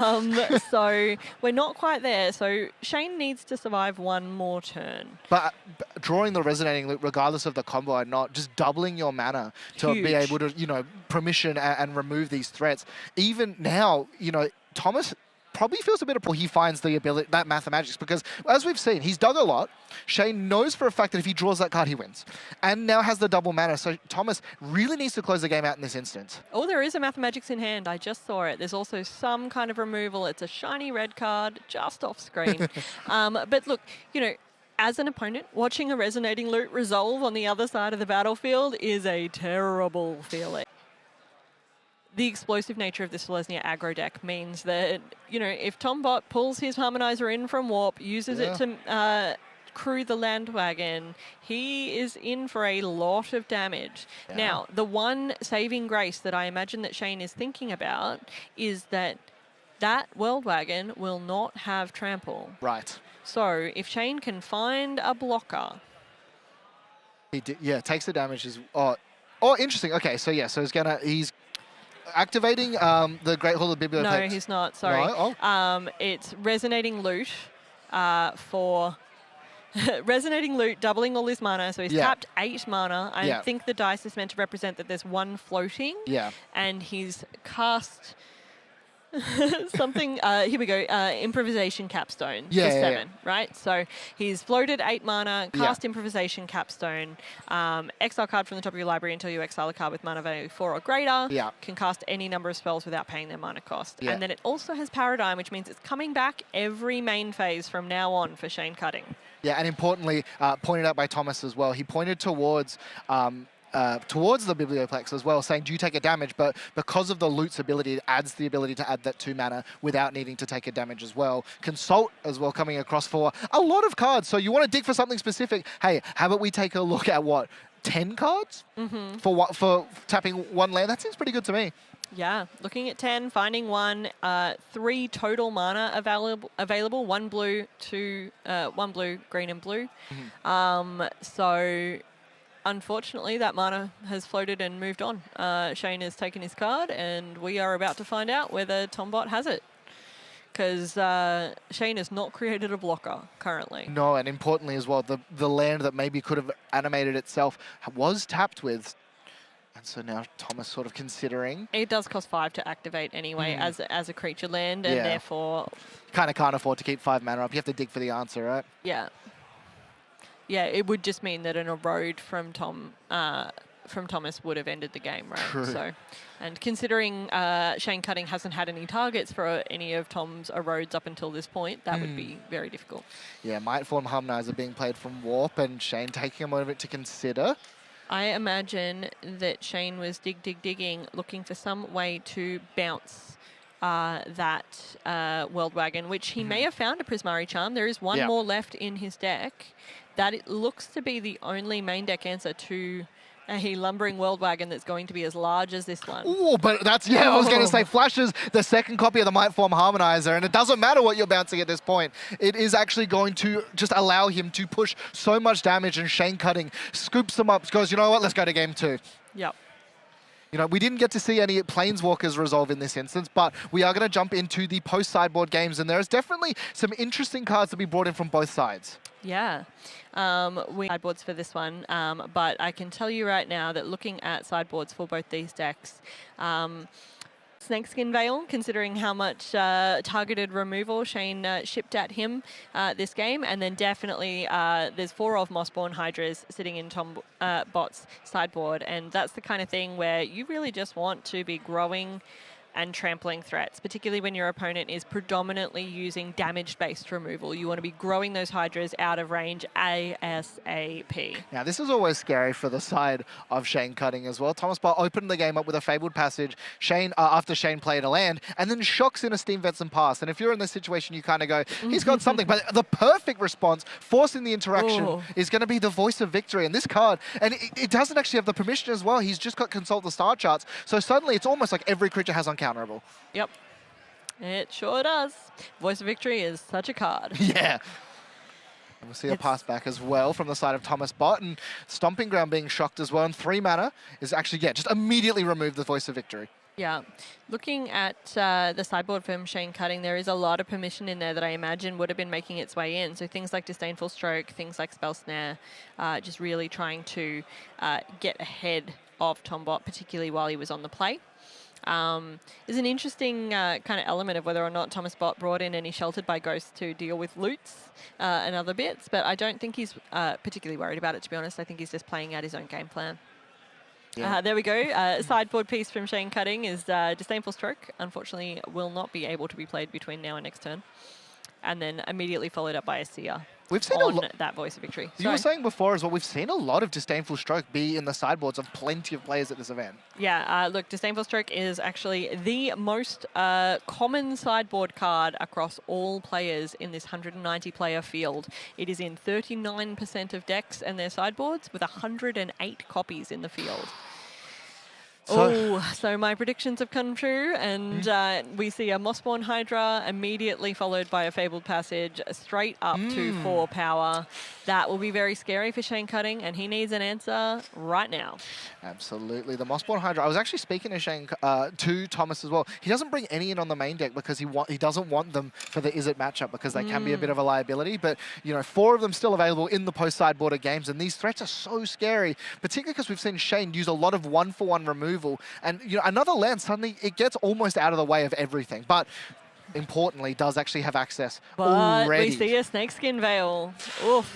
Yep, that's got to hurt for Shane Cutting. That's really interesting that I was going to say, I wonder why those Mossborn Hydras aren't in the main deck. And I can understand them being a liability against something like Is It Prowess, where Boomerang Basics, it matches up pretty well on Mossborn Hydras.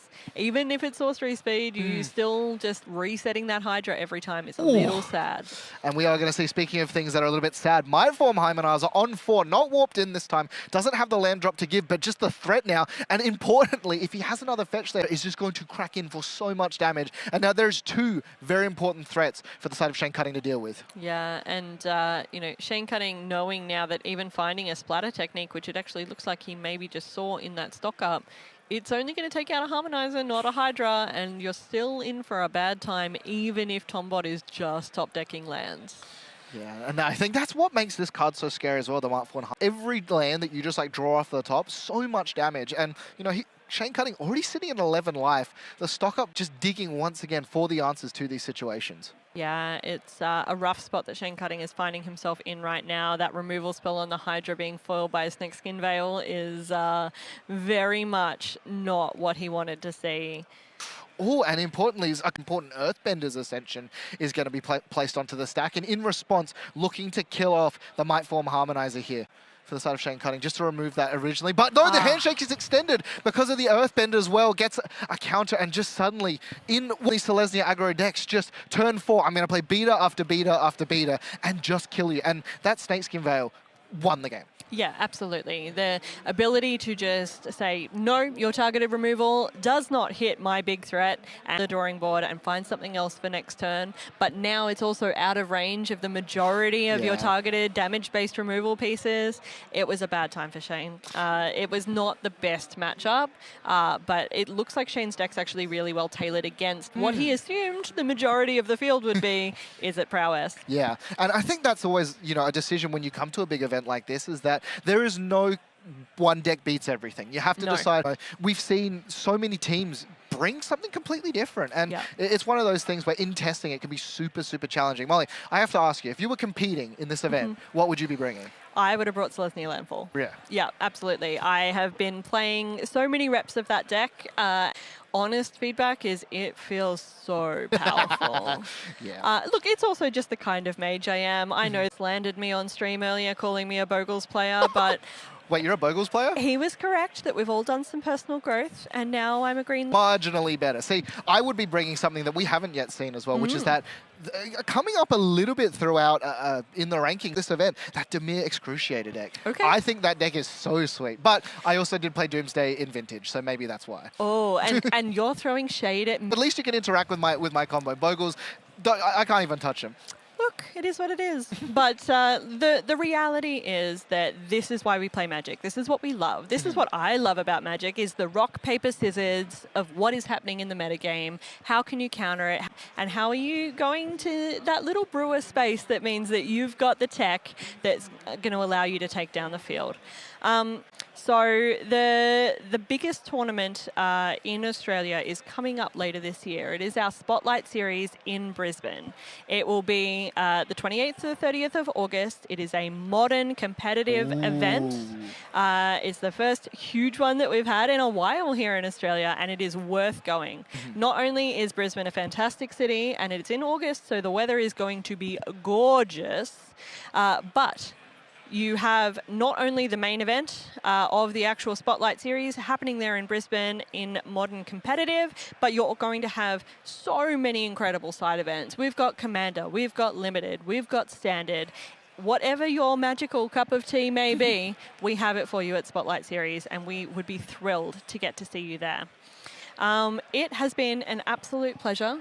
Thank you so much for broadcasting with me, Matt. It is always a pleasure to be in the booth with you.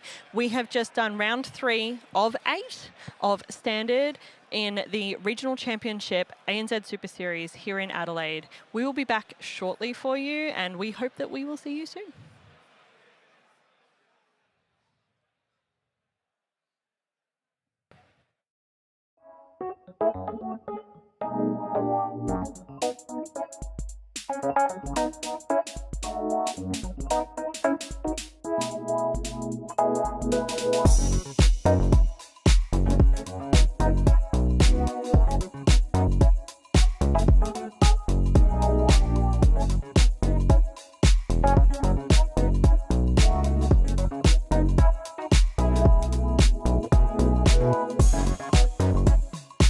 Hi,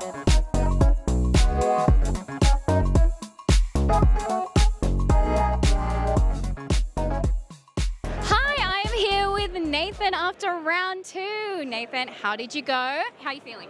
I'm feeling good. I lost the first one on camera, which was a bit rough, but then I won that one against a friend. So 1-1, feeling pretty good. Coverage is not cursed, I swear. No, not at all. No. And what are you playing today? I'm playing artifact robots, 4-color artifacts. I think that's what we call it. I told the coverage to put robots for it. I'm not sure what they ended up putting, so. Playing robots, love it. A little bit out of meta, so that's pretty exciting. We'll see how that goes for the rest of the day. And you're part of a team, aren't you? Yeah, team quality line. So me and Dimmers up in Queensland are sort of the heads of the team, I guess. And then we've got about 6 or 7 different members around Melbourne, all around the country. So actually 5 out of the 6 of us had their last chance in yesterday, and we all got in, so it was really good. Huge congratulations. I'm sure your local game store must be very proud. Which one is that? Plenty of games. Of course, the goat of The best of Melbourne. Yeah. And how do you feel you'll go the rest of the day? I feel good. I played blue-white tempo in the first round, and that's probably my worst matchup, so I can dodge that. I feel good for the rest of the day. We see how it goes. Brilliant. Well, we hope you get that win. Best of luck for the rest of the day, and enjoy. Thank you.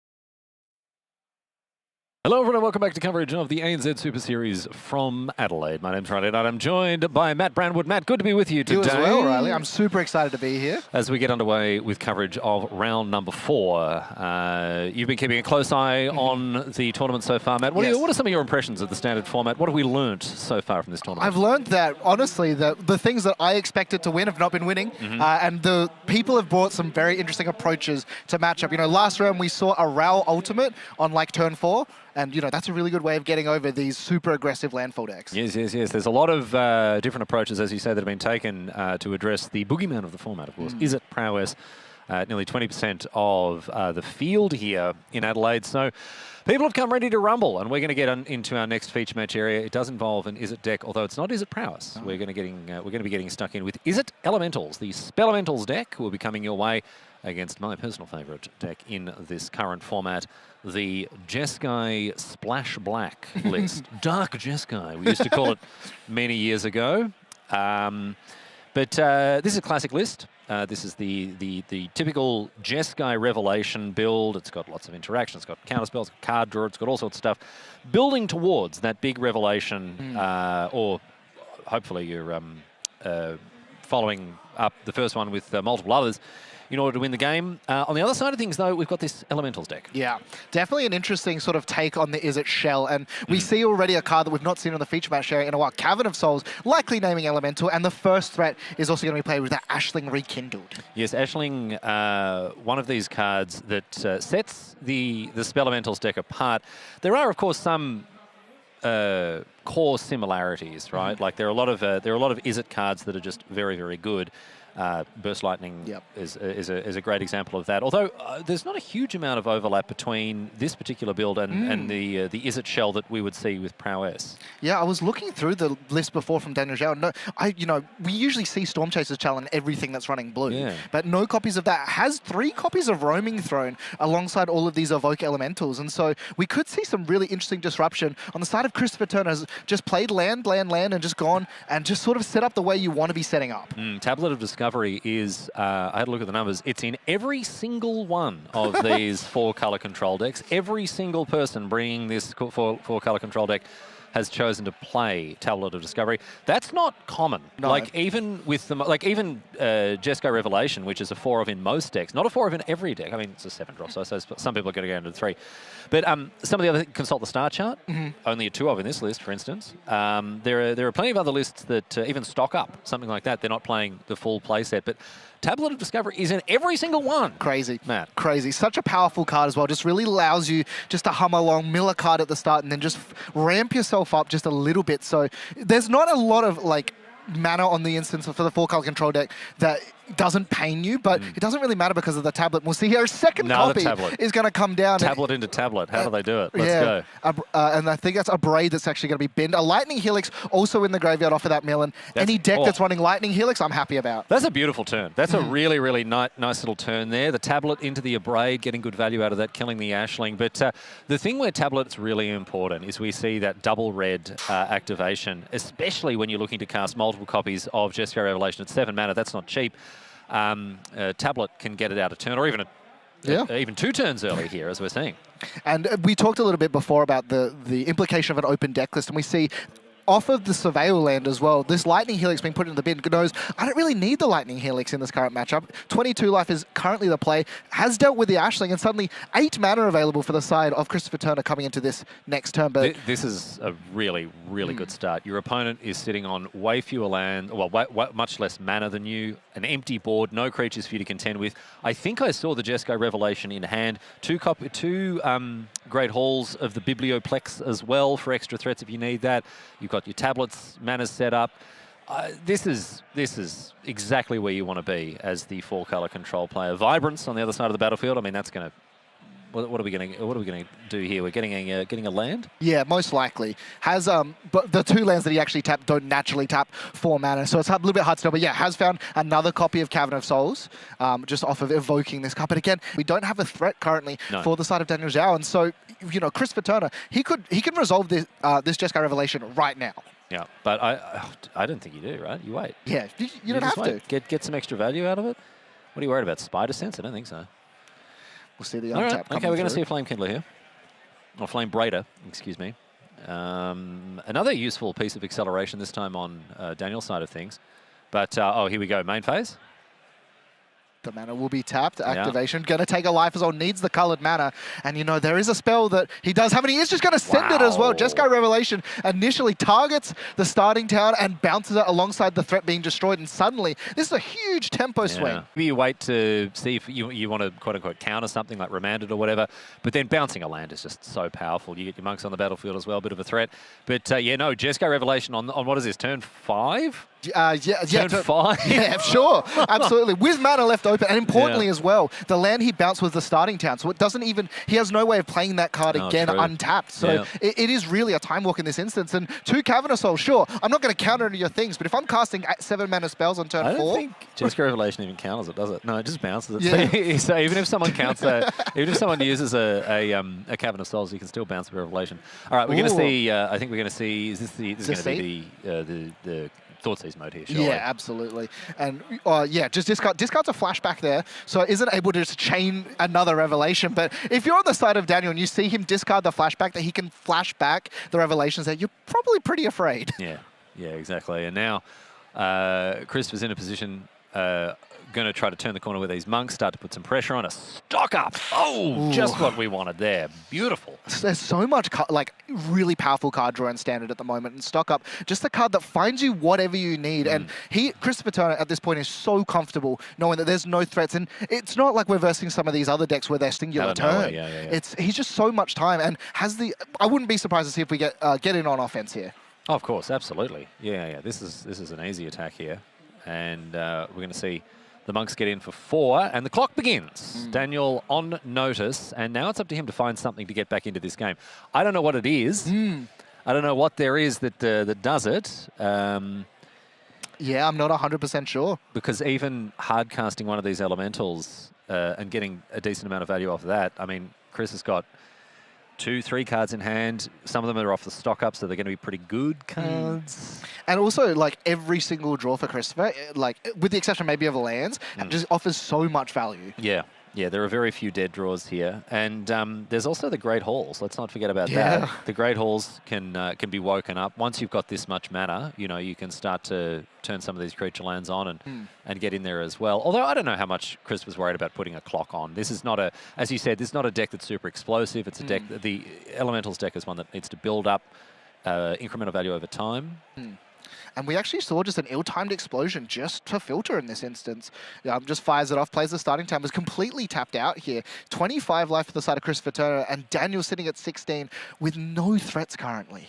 And the Great Hall's activated. Lightning Helix as well. So that doesn't just do 3 damage. That's also going to buff up the monks and that Great Hall as well. See, the swing's going to come through, heaps of damage across them as well. Not only does it heal, but it also heals him as well. So Christopher Turner further and further away from just being blown out. And we'll see Daniel has to find something in this next draw step. Yeah, this is not looking good for the Elementals player. That was an attack for 6, I believe. Should knock him down to 7. And that could be lethal next turn. As well, the other thing is there are so, as we were saying before, just so many draws that he can find.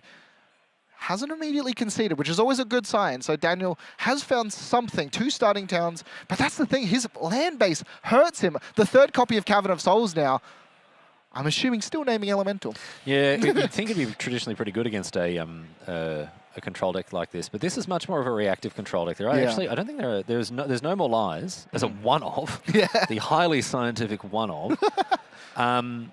And then swallowed by Leviathan. But apart from that, all right, we're going to see Wistfulness here. Yeah, and I do believe it was actually the green mode. The blue mode that actually comes through.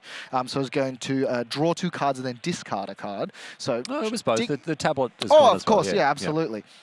And, you know, that is, it might be a bit late, but still removing 2 mana in that instance. But no, just scoops it up, and that's going to be Christopher Turner taking game number 1. 28 life, and really was in control the entire game. Yeah, things went very well there. We saw the power of the tablet. I pointed out the fact that that's a card that is featured as a 4 of in every single one of these 4-color control decks. And you can sort of see why. Yeah. That was, look, that was it at its best. Yeah. chaining one into the other, casting a Revelation on turn 5, getting good value off of the card that was milled as well. We saw the Abrade take care of the Ashling. So that's the card at its best, but it gives you a good level of insight as to why it's such a popular choice for these Dark Jeskai decks. All right, let's have a look at the sideboards here and figure out what we're working with. As we look at what options Daniel has here, I can see a couple that are going to be pretty key post-board. Yeah, absolutely. You know, we were talking a little bit before, Disdainful Stroke is definitely a card that we've seen a lot of, and obviously doesn't counter the Evoke, but is something that we're going to see a little bit into the Floodmoor is also on the side, and a bunch of things that do attack the graveyard. Yeah, I'm not sure about them. There's Flash Freeze as well, which does go after a fair few cards in the 4-color control deck, notably the tablet, but also, of course, Jeskai Revelation. I don't know how niche it is. Like it's you know, you're only targeting red spells, no green spells, of course, in the opposing deck, but maybe an option. But I think Disdainful Stroke, a very, very easy inclusion. Additionally, we could see things like Beza, we could see things like Igra, just bring up that threat density against the control deck.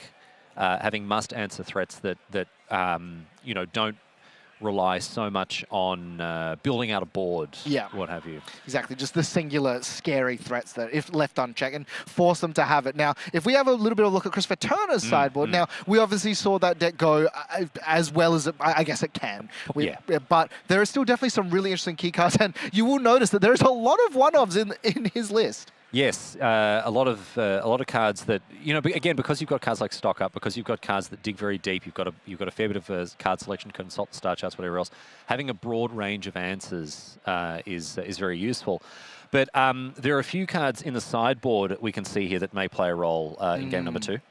Yeah, absolutely. Torpor Orb, a singular copy of that. Again, more one-ofs, but creatures entering the battlefield don't cause abilities to trigger. Yeah.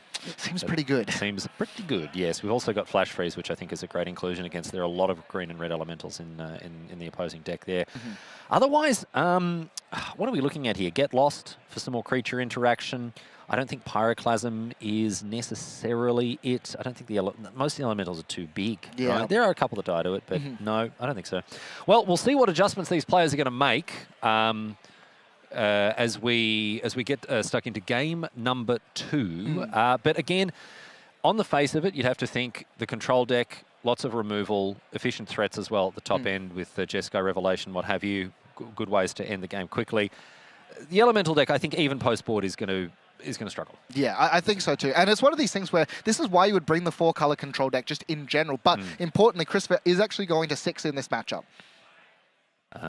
So has taken a mulligan now, immediately looking at the Surveil lands, and I've not seen any of those or not seen them that frequently as well. No, they've fallen off. There's been a demand for fast mana in Standard that has seen these cards fall off, but they are immensely powerful. Indeed. Remember the Scrylands back from Theros, they got a good run, but now the Surveil land's taking things to an entirely new level, especially when you're playing cards like Absolutely. Ashling on turn number 2 here for our Elementals player. Once again, just deploying the threat, and now we'll see we saw that he didn't really get to play his game plan in game number 1, so we'll be interesting to see the board. But Lightning Helix will take care of that Ashling immediately. And Christopher really values Lightning Helix. It's played as a 4-of in this list. Not many cards are. The only other 4-ofs, Jeskai Revelation, and I believe the Tablet. Oh no, and Stock Up, of course. So it gives you a sense of just how important Christopher believes that card to be in this format. And I don't blame him. The removal is one thing, but the life makes a big difference when you're playing against a field full of prowess decks where your life total is under siege early. That can buy you an extra turn. Yeah, and we've seen already how close some of these games can be where when these control decks turn the corner. And, you know, Christopher, obviously, very, very strong in this matchup as the Firebrader is going to be played alongside, brought in from the sideboard as well, is going to be that Ghost Vacuum. So really, we talked about Flashback, but Ghost Vacuum, got to make sure we can't get value there. I don't know about that. That's going pretty deep. Is this I don't know how much this 4-color control deck relies on the graveyard. I mean, it's got the flashback, but that's only a 2-of. I mean, it's pretty good when you flashback a Jeskai Revelation. Maybe it's just a matter of not having enough cards to bring in once you've taken out all of your dead removal. I don't know. In any case, Ghost Vacuum has been brought in, and the Flame Braider is online now. So that's a nice bump of mana for Daniel if he can untap with that Flame Braider. But with a stock up being cast, I think odds are pretty good, unless Christopher can find a burst lightning here. Yeah, but even then, you're pretty happy. No, he's on the draw. No, yeah, of course he's done. That's it. Okay, well, this is a great turnout for Daniel here. Ghost vacuums his own roaming throne as well on end steps, so untapping here. So maybe using it for value. I'm not sure, but if you're on the side of Daniel at this point, you had no permanents in play, but having the stock up be played, you're breathing a sigh of relief.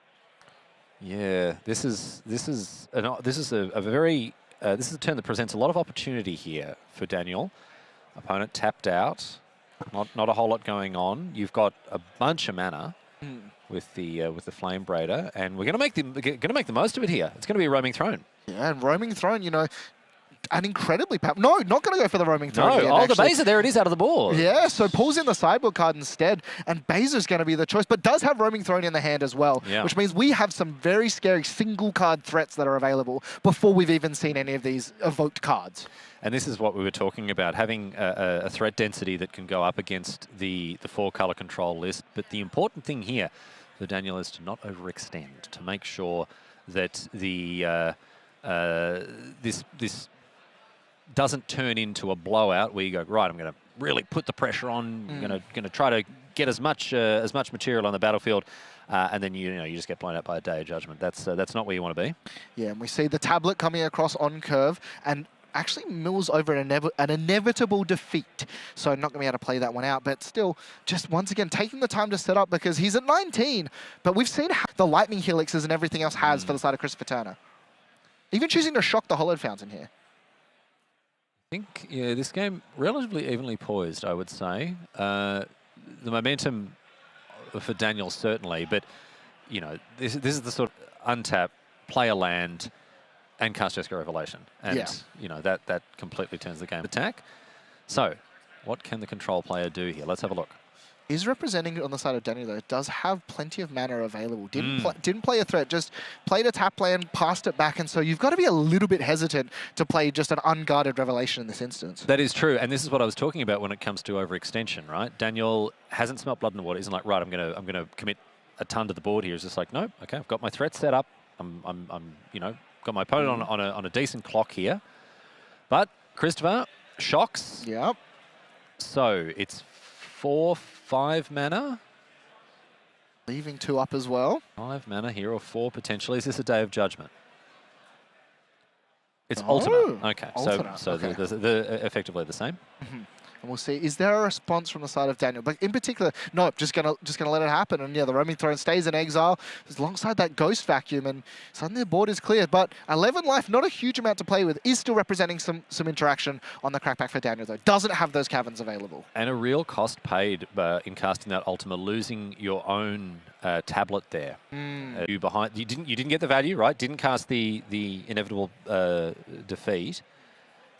Basically that tablet was kind of like a lotus petal. Pretty much. It was just a really big lotus petal, and immediately throws it back with a roaming throne. And suddenly we're going to see Ashling's going to come across as well, which I believe is doubled off the roaming throne if he assuming again we're naming elementals, but no, in response is going to erode the roaming throne. And this was represented that last turn with that shock of the Hallowed Fountain. So roaming throne. Oh. Interesting. So, shot off the road there. What was the target? Because it looks like it wasn't destroyed. Maybe. Planeswalker. I'm not 100% sure what happened there. Yeah, neither. Discarded it? Is it? Yeah, I'm not 100% sure. I don't know. I'm not sure how that roaming throne survived. Unless there's something. Oh, has ward 2, so he went to go for it. Didn't have the mana to actually pay for the ward. So Erode is immediately countered, and suddenly the Ashling gets the resolve and is immediately flipped on the following turn. Christopher missed it. We missed it. Daniel did not miss it. So yes, Christopher just discarded that Erode. That is a very unfortunate miss there. And now you'd have to think Daniel in a truly commanding position. This is a terrific spot for him. Okay, get lost. Pays for the ward this time. Yes, only going to get him once. And so the roaming throne is going to get off. But even then, you're still probably pretty happy on the side of Daniel. You've ate 2 removal spells, and your opponent on their turn, we've seen it be so explosive, just play land go. Yeah.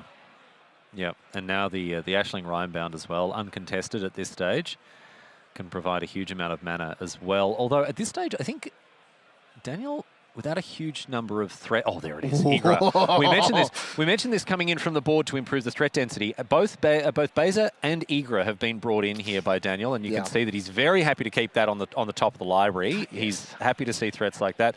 Consult the start charts. Christopher is going to have to find something special here. Yes, and it's important as well that we haven't seen a Cavern of Souls as of yet, but if he goes Cavern into the Igra, then Christopher has to make a decision on what he's finding. Are you finding removal? Are you finding permission? What do you search for here? I think you're looking for a sweeper and a counterspell. Stock up will be resolved. Wasn't kicked, so it was just the singular card. But still, you know, 2 mana, look at 6 take one's pretty good at instant speed. And now the pass back. Hopefully for Christopher will have found what he needed there. Okay, plays the 7th land. A Revelation would actually not be too bad here, because the Igra is a big tap-out play. Well, actually, not so much, because you're getting the mana from the Ashling. Yeah.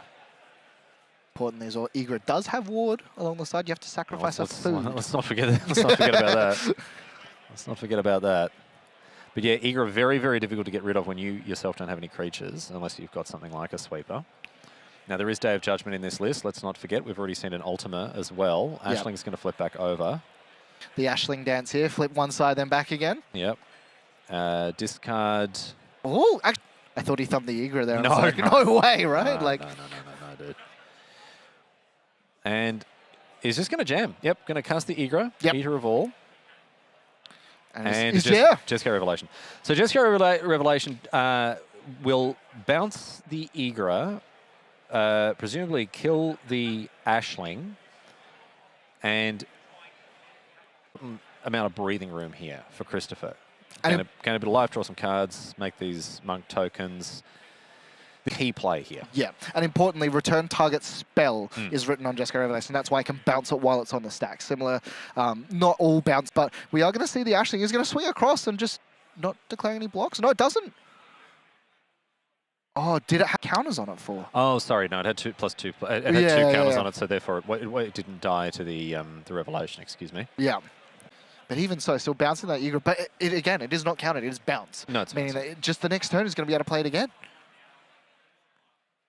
Now, as the turn passes back to Daniel, and Christopher just swung with the monks and passed back again. So representing yet another Revelation, if he's found, is one of the few cards that is a 4 of in his deck. As we are going to see Ashling do the Ashling dance, flip itself back over again. Does maintain the counters because the card, when it flips, it is still in play.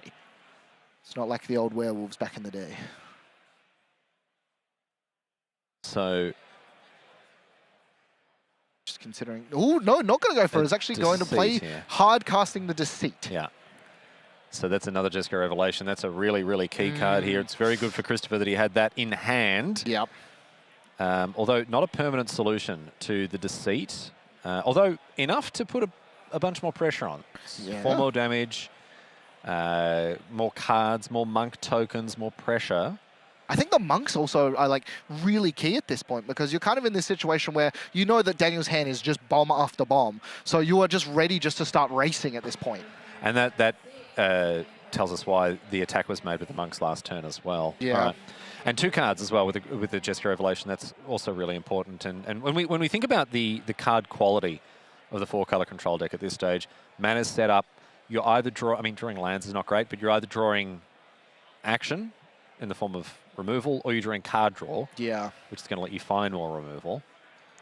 And it's one of these situations now where Daniel, with a very dominant start and was able to resolve some terrifying threats, needs to find a way of closing the game out. And this has been the thing. Christopher just play land, has plenty available, and is actually going to potentially look at maybe trying to buff these up with the prowess trigger as well. Like a Lightning Helix represents 7 damage, right? A Lightning Helix will put Daniel to 1. Another one? If there's another Jeskai Revelation, that is it. I mean, yeah, it sure. Is all over.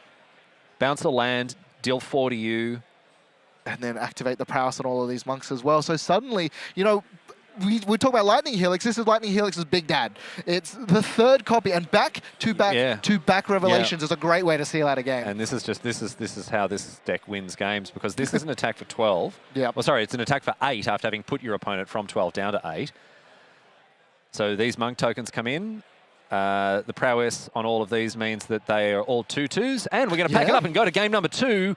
Game number 3. No, we're not, because he won game number 1. My goodness me. That's the end of the match. Crazy. Professional Magic the Gathering commentator. Well, that was quite a turnaround there. You got a feel for Daniel Zhao. He had a great start in game number 2.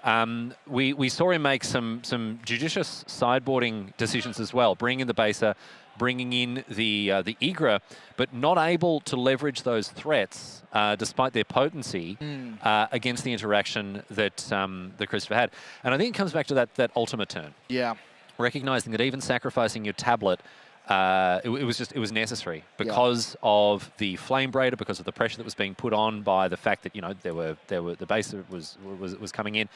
I think it was very well played by Chris, and I think Daniel, like he played very well, but his deck wasn't. It's not that it wasn't cooperative. It's just that it's a very difficult matchup when your opponent is playing removal spell after removal spell, and also draws and casts 3 copies of Jeskai Revelation. Yeah, exactly. And, it's one of these things where we've seen the different versions of the Izzet deck coming through. And this one is a little bit slower. It's not trying to, do that super aggressive racing thing that we've seen.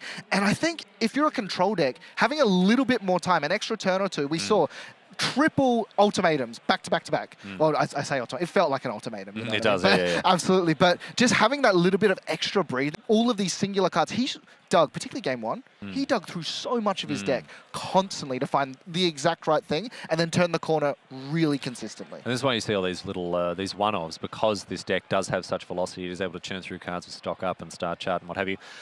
So really good stuff from Christopher, and an impressive display from this list. I'm looking forward to seeing more of it. Hopefully the Spelementals deck isn't out for the count. We're going to move on now to our backup match into game number 3, I understand, here to watch its conclusion. Let's get stuck in as we head back down to our feature match area and see who we've got lined up here.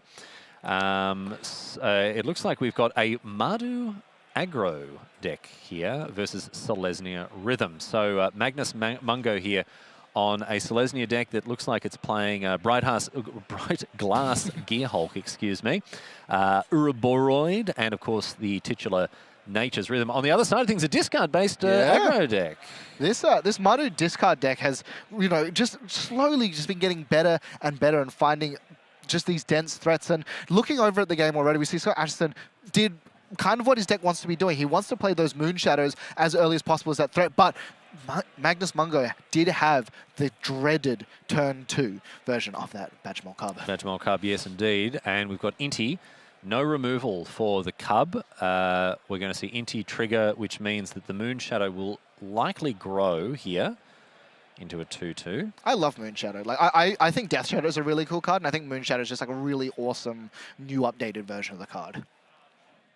We'll see here, Badgemol Cub on the board, so breathing a bit of sigh of relief on the side of Magnus. Now, this is 1-1, so the players have duked it out, so this is the post-sideboard games, and there is one card inside Magnus Mungo's deck that I love seeing, which is that Cradlehoof Behemoth. Oh, dude, that's one of my favorite cards of all time, man. I love this card so much, man.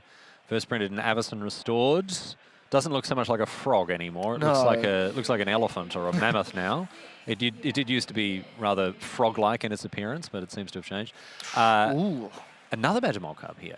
Yeah, the second copy to come across, which is, again, this is the scary thing about these Badgemol Cubs. They come in packs and they get multiplicative very quickly. We're just sort of seeing what is... Yeah, so this Multiversal Passage is on planes as well. So it taps for a white and 2 green at this point, with the counter being added to it. So this is going to be 3 mana and brings it in. He's actually just going to use the removal spell there. The Seam Rip is just going to get rid of the Inti. And in comes the Badgemol Cub now for 2. You said it was multiplicative. It's definitely not, right? But like... No, it's additive. Oh, additive, sorry. Yeah, You scared me for a second there, man. I was like, additive. Because I thought, hang on. Does Badgemol Cub double the amount of mana that you get? Sorry. Oh, my goodness. No, can you imagine? Sir, please, no. Don't do that to us. No, additive, it is not additive, multiplicative. not multiplicative. What a world that would be. What a world we'd live in if it was... Well, they just printed an exponential card, right? True. So maybe it's in our... Maybe it's in our future. We'll see. Anyway, in comes the Moon Shadow. Yeah, Moon Shadow. Matt's favourite card of all time. No, I wouldn't go that far, but it's definitely, I don't know. I think it's really cool. And we are going to see, just the piece of removal, taking out one of the 2 cubs. So from 3 to 2 per of these Earthbent lands. Damage has kind of already been done, though. It produced the Badgermore cubs produced that much mana. Yep. So you're just exiling away one of the lands. How important is it to actually exile the lands from this Mardu aggro deck? Sorry, exile things from the graveyard. There's certainly a lot of cards that you really want to get rid of. Bloodghast, obviously, really a key card that you don't want to let your opponent reoccur. There's things like practiced offense as well that have flashback. But I've seen graveyard heavy builds of this deck. This one a little bit lighter. I mean, there's Carnage, right, which can bring something back from the bin. But more than anything else, obviously, with the Keen-Eyed Curator exiling cards from graveyard, you just want to get that boy. You want to get him fed. Yeah. You want to serve him his breakfast, lunch, and dinner. Turn that sucker into a 7/7. We're seeing now just the pass back. It looks like as it was just deploying a land and just relax for the side of.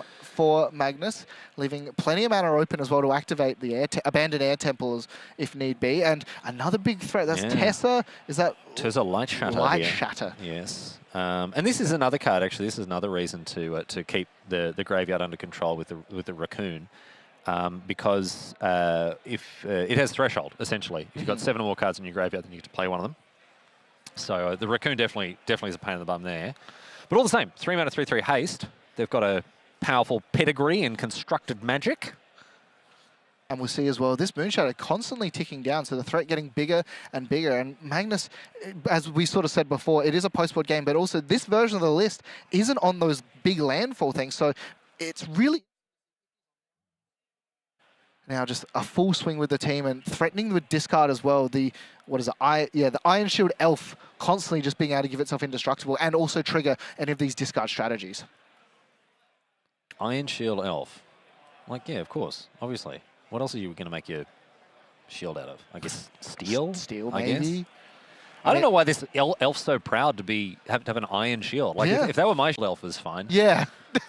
Don't call me irony. I don't need people to know that it's made out of iron. Yeah, if anything, if it was like platinum, you're there, platinum. Yeah, that's the thing. That's something you want to brag about. Call me proud, but otherwise, it's like iron, yeah.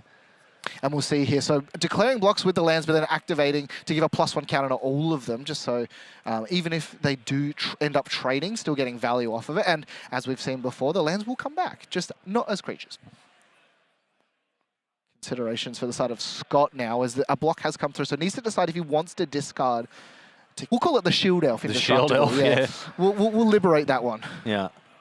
It's got a leaf on the end of its weapon as well. I don't know how I don't know how effectively equipped this elf is for battle, to be honest. I feel like it's one of those ones where they ran out of armory, and so they just kind of gave it the stuff to send it. Okay, ready to go into battle. You've got this old heavy shield made of iron, and you've got a stick with a leaf on the end of it. All right, go forth, waste to our foes. And opting not to give it indestructible as well. So it says, you know what, you can go to the bin. Yeah. So unsurprising. a warrior of that caliber, just let it die. Yeah, you know what, it's expendable. Doesn't actually need it. And this Moon Shadow looks like it's going to be trying to lead the charge. Doesn't actually have any of the discard synergies out. Indeed. The Matt Brandwood Invitational card, Moon Shadow, is doing very well here. Matt's favourite card of all time. Yeah, absolutely. Doesn't beat Boggles though. That's why it's you and me now. Are you Boggles? No, I'm not. That's why we got rid of Molly. No, absolutely not. Yeah, okay. I think that was like one tournament in 2013. I don't know how hard we should come down on Molly for playing Boggles once. But either way though, a lot of the board has been removed, but the life total definitely in Scott's favour. Yeah, but I think with the way that this board is, the Raccoon there to keep the graveyard under control, the Moon Shadow is big, but I don't know. I feel like the wind is changing. Yeah, particularly because, as we've said before, there is a Craterhoof Behemoth looming somewhere inside Magnus's deck. Well, this is the other thing. The Selesnya Rhythm has such fantastic late game between Uraboroid, between Craterhoof Behemoth. It's got Nature's Rhythm to go and find what it needs. There are so many options that Magnus has to take him into the late game, whereas Scott, this is a deck that relies a lot more on internal synergy and less on just individually good cards. Like you're playing, I mean, we've talked about it, right? You're playing Iron Shield, playing bloody Iron Shield. Oh, come on. But yeah, things like, you draw a Marauding Mako on turn 6, and you just want to put your deck in a wood chipper. Like it's horrific. Whereas this deck on the other side of the thing, I mean, drawing Lano Ralph in turn 6 never feels great, but Nature's Rhythm cards like that, huge. Yeah, and particularly like being able to just fetch out these big threats. And I love the fact that the as well just allows it to just be fetched up when it needs to be, never a dead draw, because this deck also just generates so much resources. And Burst Lightning is actually going to deal with the Badgermole Cubbed Earthbent land. All right, well, the Raccoon and the Badgermole Cub grow. And we're going to see yet another card. Is that all 4? Wait, oh. I don't Raccoon's dying? believe so. Might have actually yeah, interesting. Okay, I've missed something there. Yeah, not 100% sure what happened in that instance, but regardless, the Raccoon is dying, and on the way out does actually just eat through another card. Yeah. And now pass back to Mungo. So suddenly, we were talking just about that dominant position, but only has a Badgermole Cub and nothing Earthbent. Does the list run... the list also that we're looking at does not run Blasting Say. So... I don't know how, but both of these players look like they think they're losing. Yeah. I don't know. You can see the body language of Scott here suggesting that he doesn't think he's in a good position, but Magnus doesn't seem thrilled either. Yeah. And in fairness, you've got to feel a little bit better when your opponent is hard casting the skies without having played anything else. So you've got to know that you've got some time. And also you've got this, again, my favorite card ever, this Moon Shadow coming across. That's just beating down. And yeah, Magnus going to take it, drops to 4. Okay. Back to Magnus now, who I think just has just the one card. Doesn't seem thrilled with it.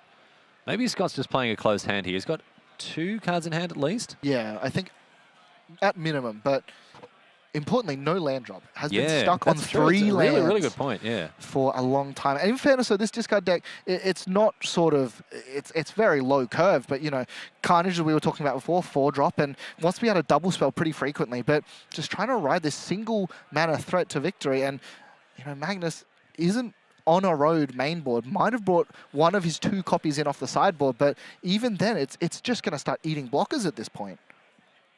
Yeah, this Moon Shadow is going to start exacting tribute, as you say. All right. Air Temple activation. You're getting a lot of value out of this card. Absolutely. And yeah, we're going to see just the team being swung in with, so must have some sort of answer. But speaking about answers, no, off the sideboard, coming in off the top rope. It's going to be that copy of, what is it? Yeah, Doorkeeper Thrall. Yep, and that's going to do it, I think.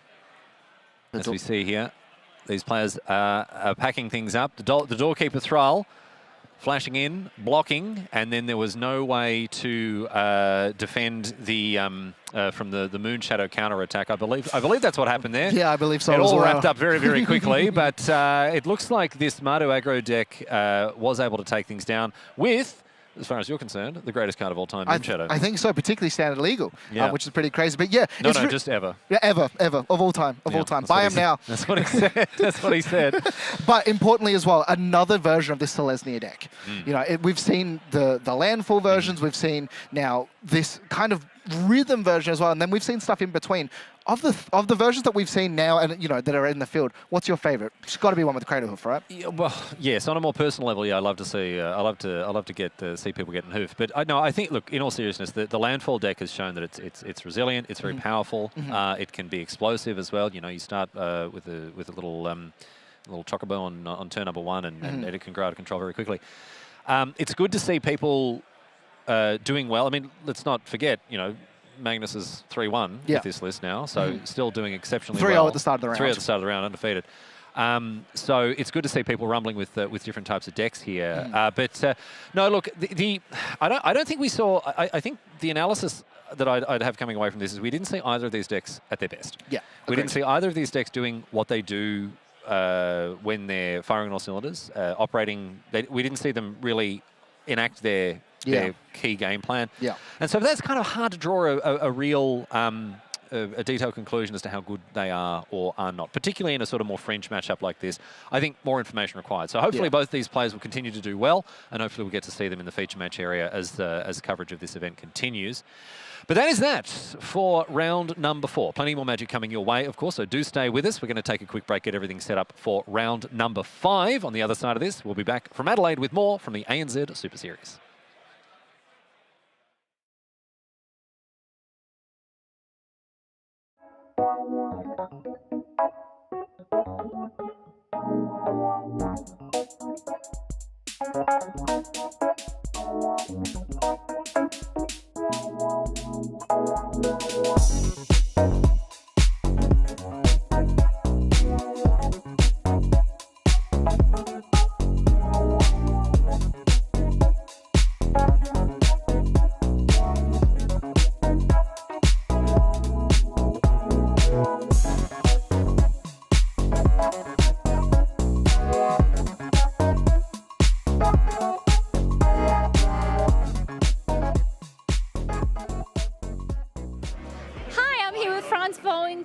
At Commandfest Adelaide. Franz, tell us a little bit about your iconic artwork that you have here today, Artist Bruce Prince. Yeah, so I guess the most iconic artwork is still Blood Moon. At least I have signed it the most at this event. And then there's, of course, Magus of the Moon, which is kind of connected to that card. But I have a couple of others, like Oblivion Ring, for example. Yeah. So, I mean, I've been doing this for a while, so it adds up with the years. Oh, it does. You definitely have a vast collection under your belt. I did use the word responsible when I was talking about Blood Moon earlier. You are responsible for Blood Moon. Okay, yeah. You also have some beautiful original oil paintings here as well. Yeah, so right there. Actually, I sold most of the paintings I've done, so this is basically what I have left now. And it's over the years, it was a mixed story. So in the beginning, I started doing acrylics because that was in 1996, I think. And Wizards wouldn't accept any digital artwork back then. That was a no-no. Yeah, and it's all digital now, is that right? No, actually you can choose which one you want to do. So when they started accepting digital artwork, I did digital for a couple of years. But eventually I realized that I miss having originals and I missed kind of getting dirty with the painting and all that. So that's when I started oil paintings. So, and now I do them if I have enough time, because, you know, it takes longer, of course. And absolutely, it's a process. Work. Yeah. And so, yeah, when I have a chance, I do it. And we really appreciate it. We really appreciate you bringing them along this weekend. So make sure if you're here in Adelaide this weekend, you get your hands on a print. You're here tomorrow as well, and you're enjoying Australia. Yeah, oh yes, absolutely. We have 3 weeks after the event, and we'll do a tour of Kangaroo Island, and then we'll pick up a camper van, and we'll drive straight up to Darwin and fly home from there. Yeah. That's so interesting. Darwin is such a fun choice to visit in Australia. Well, I mean, we have never been there, so but we wanted to go through the desert. Ooh. Because that is a new thing for us. I was going to say, I hope we see some Australian desert and flora and fauna inspired art from you in the future. Oh yeah, yeah, I hope so. All right, well, welcome to Australia. I hope you enjoy it. Thank you so much for sharing your art. I already am enjoying it, so it's it's great. Beautiful. Well, have a good weekend, and thank you so much for joining us. Okay, sure, you're welcome.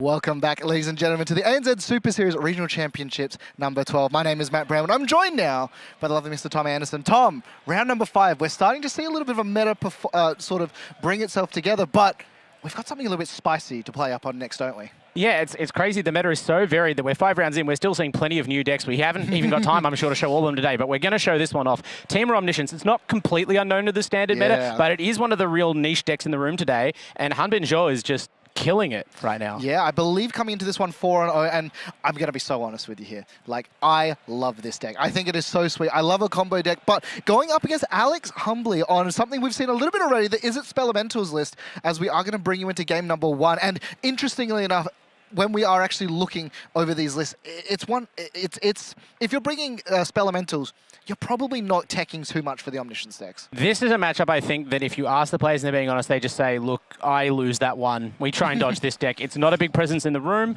You are really kind of poorly positioned against this, maybe more poorly than... Like, there's a number of Izzet decks in general that don't really have a lot of game against Omniscience, but Spelementals maybe has the least, right? Like, in terms of interaction with the combo, which, if you're not aware, Hanbin Zhou already has half of it on the table. Yeah, I was about to say, he's got the land at stations. I guess half of it, maybe like a third of it. So you need a station land ideally. That lets you tap Kono Rescue Beastie without having to risk it in combat or anything else like that, or wait another turn. And then you can put in any permanent you like from your hand after combat. And so if you could pick any permanent in Magic the Gathering to put into play, it's probably Omniscience. Moonshadow. Oh, no, sorry, you're right. No, it is. You're right. It is. Well, you see, you can play many other permanents with Omniscience, including you can play 4 Moonshadows. That's pretty crazy. And a good way of actually trying to find the Omniscience now is the stock up being played over. Alex has just played 2 lands and passed in the Spelementals deck. We've said it before, it's not as fast, but, you know, we're giving so much time, and we're just going to Prismari Charm on end step just for value. And if you're on Hanbin's side, you're probably pretty happy at this point. Yeah, I mean, the Spelementals deck, it's not like this is necessarily a bad opening. This is what you have to do with your first couple of turns. It's just usually this is a better spot to be in, because the Spelementals deck is normally used to thinking it's like the Sunderflock deck, right? You're like, I'm going to spend the first couple of turns basically charging up my game plan, turboing cards into my graveyard to discount my Eddy Merc Crabs and my Hearth Elementals, and then those in turn discount Sunderflock. You can even, once you get that Sunderflock down, you reset your opponent's board state, assuming they're playing like, you know, a normal deck that has creatures, and then you can win from there. But what happens in this matchup is you play Eddy Merc Crab, you want to have them play Sunderflock, you pass the turn to your opponent, and then they kill you. Yeah. They ignore your board state, and they go, look at this loop of cards I've got. I've got this dragon and this dragon and this dragon, and would you like to concede? Yeah. We are seeing, though, the Multiversal Passage on blue, untapped specifically, so has shocked himself to play that. So maybe he's just trying to, even if he doesn't have it, you want to threaten interaction in this instance. But Hanbin going to start digging, I think, a little bit here. Hasn't played his land drop just yet.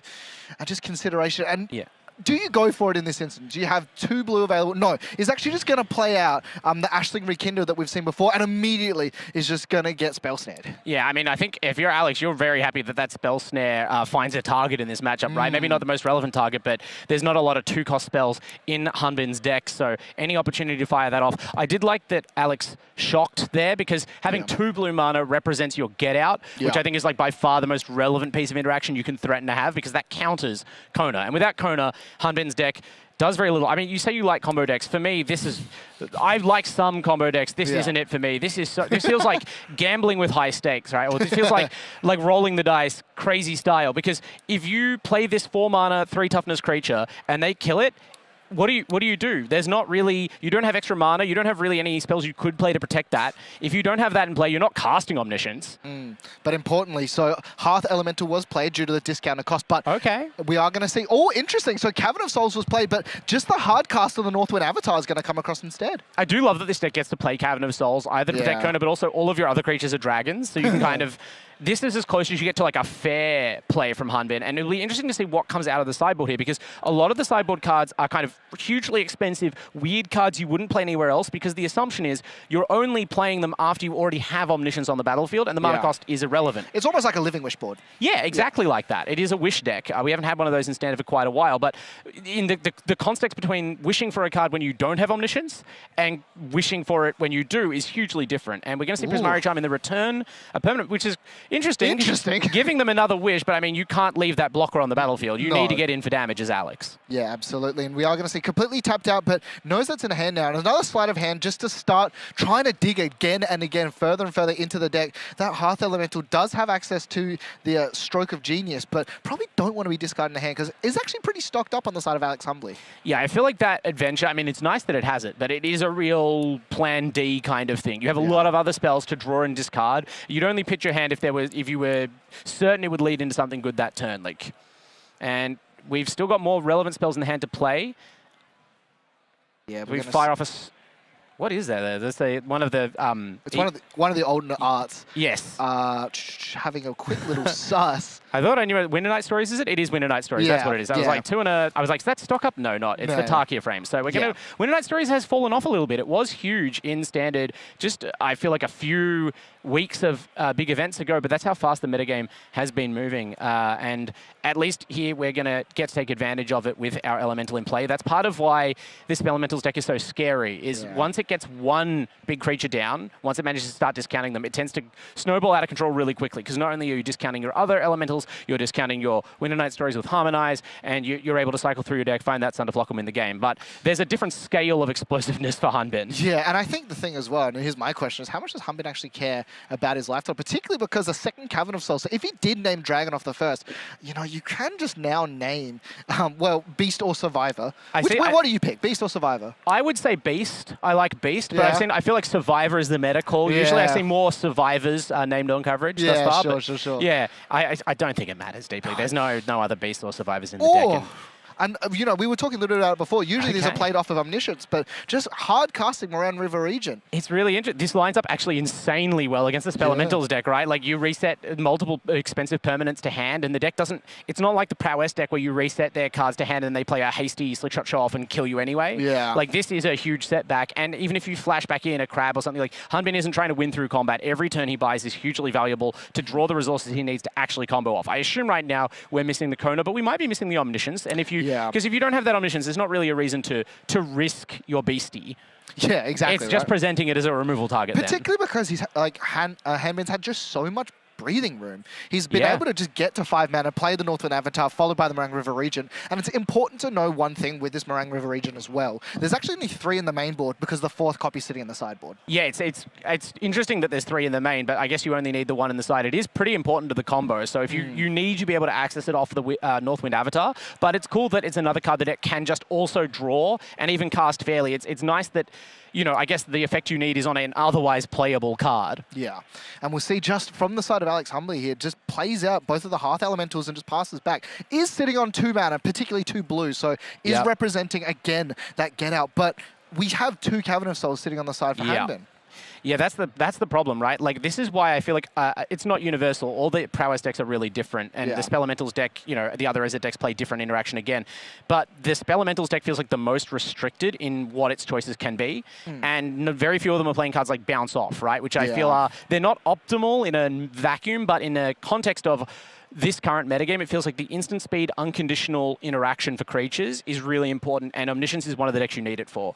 Interesting, though, because Spell Pierce is, you know, a card that we've seen a lot of, or these, like, soft permission spells. Into the Omniscience deck, obviously, you know, you can cast the spells for free, but if you can't pay for them, how important is it actually trying to find those, or do you just put yourself in a situation where you can play around it? I think they can usually play around it, but I mean, it'd be interesting if your opponent was light on resources. Like, sometimes you just have the combo. Maybe that makes a difference. It is only 1 Spell Pierce in the main, though. So, and that's the other thing is you're using creatures. So they're both uncounterable and not spell pierceable. Yeah, so challenging, and we are seeing a little bit of pause here for the center hand. And this is one thing with combo decks, the finger tap on the table already. That is not a good sign if you're on on Alex's side. I mean, if I'm Alex, I don't want to be getting into putting words in players' mouths, but if the game's gone on this long and I haven't really made it inroads on Hanbin's life total, I'm thinking about game 2. I'm considering my sideboard mentally. rotating it in my mind. Yeah, but it is important to have it as well, particularly because you and I were talking a little bit before as well.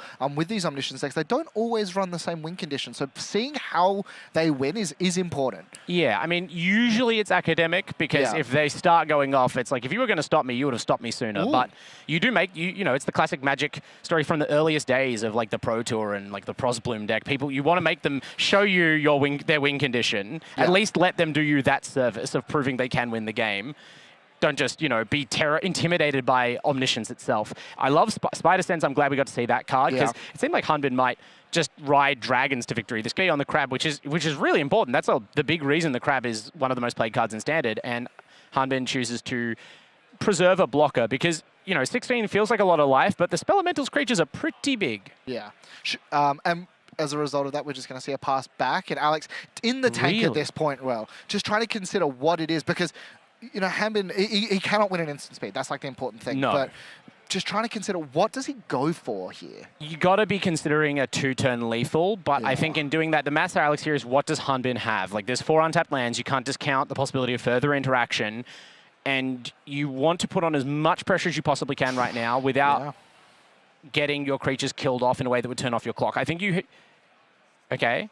Yeah. Do we have it here, game 1? It looks like, I mean, this is a pretty promising look here. This attack is for, I believe, 13 of the 16 life points on Hunbin. Could just be a burn spell to finish things off. I don't know if we have Vibrant Outburst, but we might have Traumatic Critique. That's the card that you see a lot of in Spellelementals. Does actually also have the mana just to burst lightning with Kicker in this instance here as well. So, because he just tapped 1 additional, but I think he's just thinking about if he's got 5 mana, he could absolutely have it like several different ways. Yeah, and we'll see a second mana being tapped as well. And it is going to be Burst Lightning, but just for 2. Oh. And then the second copy as well. It is going to be the second copy. No counterspell. And a Hunbin, he's just going to flash this out in response. Try to find something, but has no mana left available. Yeah. And he's just going to scoop him up. Game 1 stolen out of nowhere by Alex Humbly. And both players smile there, but man, if I'm Alex, that smile is genuine. If I'm Hunbin, that smile is a little pained. I feel like if you told someone, hey, this is going to be the matchup, it's going to be turn, and you're going to be interacting favorably with your fair-casted dragons, you'd be like, well, surely I untap an Omniscience next turn. Yeah. And then what if several more turns pass and you actually still don't have it and then you die? Yeah. I mean, people say this is a deck that loses to itself. There's a reason most people in the room maybe are a bit scared to bring it. And Hunbin has done tremendously well so far, but that was a misfire. Absolutely. And, you know, it is interesting. But I need to know as well, just sort of think about it, because we are going to go into the post-sideboarding games now. But we need to know, how important is winning game 1 for this Omniscience deck? I mean, it's important for every deck. Of course. I feel like maybe in this deck, the matchup matters more. Like, if someone doesn't have the answers for you, this deck, I'm sure if you bring it, is predicated on how fast it goes, right? Sure. You can make up the turn of difference in game 3, right? Which is obviously normally the hurdle. You have to be on the draw. Worried that if I failed to win game 1 when my opponent had no sideboard cards in for me, if they do have sideboard cards now, it's an uphill battle. Absolutely. But it was so close multiple times. We saw 2 of the big threats that, in fairness, you want to be playing for free. But we saw 2 of them come down, but just had answers. And if we take a little bit of a look at the sideboard here, this is on the Omniscient side. And we were talking before. Yes. You don't actually have a huge amount you can bring in because you need to be able to fetch stuff from your sideboard. Yeah, you were right before mentioning like the classic Rat Magic turn is a wish board, right? Like a wish being an effect to get cards out of your sideboard in game 1. And so you often design the bulk, if not all, of your sideboard for that scenario. Yeah. Not the scenario, like you are never bringing in, I feel like, a card like Extinguisher Battleship. That's a sideboard slot you are passing over immediately when you're actually moving cards in and out of your main deck. Now, some of the cards, like a Pyroclasm, an Ill-Timed Explosion, a Spider Sense, you could bring those in. Those are credible standard cards that people register. Will you, though? Like, because again, if you bring those in, Northwind Avatars in your main deck, the strength of that card is kind of that it represents all of the sideboard one-offs. So if you board them in, there is no, in most cases, second copy to wish out. And the other thing to also consider is that this deck is a combo deck, so it wants to find its combo as quickly as possible and execute. So the more cards you take out of the deck that don't get you that game plan, the less consistent you are. And the Omniscience deck in particular, like you were saying, it just needs to find Omniscience and a way of putting it into play. I'm sure a player like Hunbin knows this, but if you are at home, sort of a novitiate tier 2 combo decks, one of the first commandments, do not get baited into over-sideboarding. Like, if you believe in your combo deck enough to register it for an event like this, you have to trust that that combo is stronger than whatever your opponent is doing and only bring in the top tier of counter cards against them. Yeah, and if we take a little bit of a look at Alex Humbly's side as well from the Spellelementals. Now, again, we were talking before, probably not teching specifically for Omniscience, but does have a couple of little things. A Null is important. Annul is actually, it's crazy. It's great here. It's actually great in a ton of matchups. Like, this is the most Annul meta I think I've ever seen in Standard, especially. So the fact that you can't counter Kona, but there are cards that Annul beats, and Disdainful Stroke is pretty big. Kona being a 4-drop. Now, obviously, you don't want to go in too hard on the counter magic because there are those 4 Caverns of Souls, but your opponent just might not have one, right? Yeah. They won't always have every single card that is optimal for them. Beyond that, though, I don't know. Unfortunately, like Impractical Joke, that kills a Kona, but it's a sorcery. Yeah. So they kind of have to whiff and expose their creature. Broadside Barrage, though, that looks good to me. Yeah. Because Kona has to live through combats. There is a huge window for instant speed interaction to be effective. One other thing, we've already seen it once already on coverage, was Rail Crackling Wit. We actually saw that card ultimate, like the second turn it was in play. I don't know if you actually have the time to be able to sort of play that way, because every single turn you give this Omniscience deck is another turn they get to start machine gunning their hand. Yeah, I think in some builds of Prowess, you might bring that in because you are sideboarding out ineffective interaction and you're just bringing in anything that is a threat. But Alex Humbly has 4 Color Storm Stallions in the sideboard. So I feel like it depends how many cards you're siding out. But if I wanted a threat to speed up my clock, I'm bringing in the 4 horses and then looking to the Ral. But I think Broadside Barrage and Abrade are priority 1 and 2. Like, you need the cards that kill Kona. That's the best way to interact with this deck. And Hunbin, you know, like we said, it's a wish board. You can't really bring in Snakeskin Veils or other cards like that that would save your creature. So it'll be the Spidey Senses and maybe this one of Lost in the Maze. And that's it as terms of protecting your Kona from instant removal. But mostly just hope for a better draw than game 1, I think. I think so too. And it is interesting as well. We are going to see, once again, Hanbin is going to be on the play. So we'll have the ability to go for that combo ASAP. Yeah. And let's say he does win game number 2. Let's say that. Yeah. He does then need to also break serve, and he needs to win on the draw. Yeah. And that can be really difficult with a combo deck.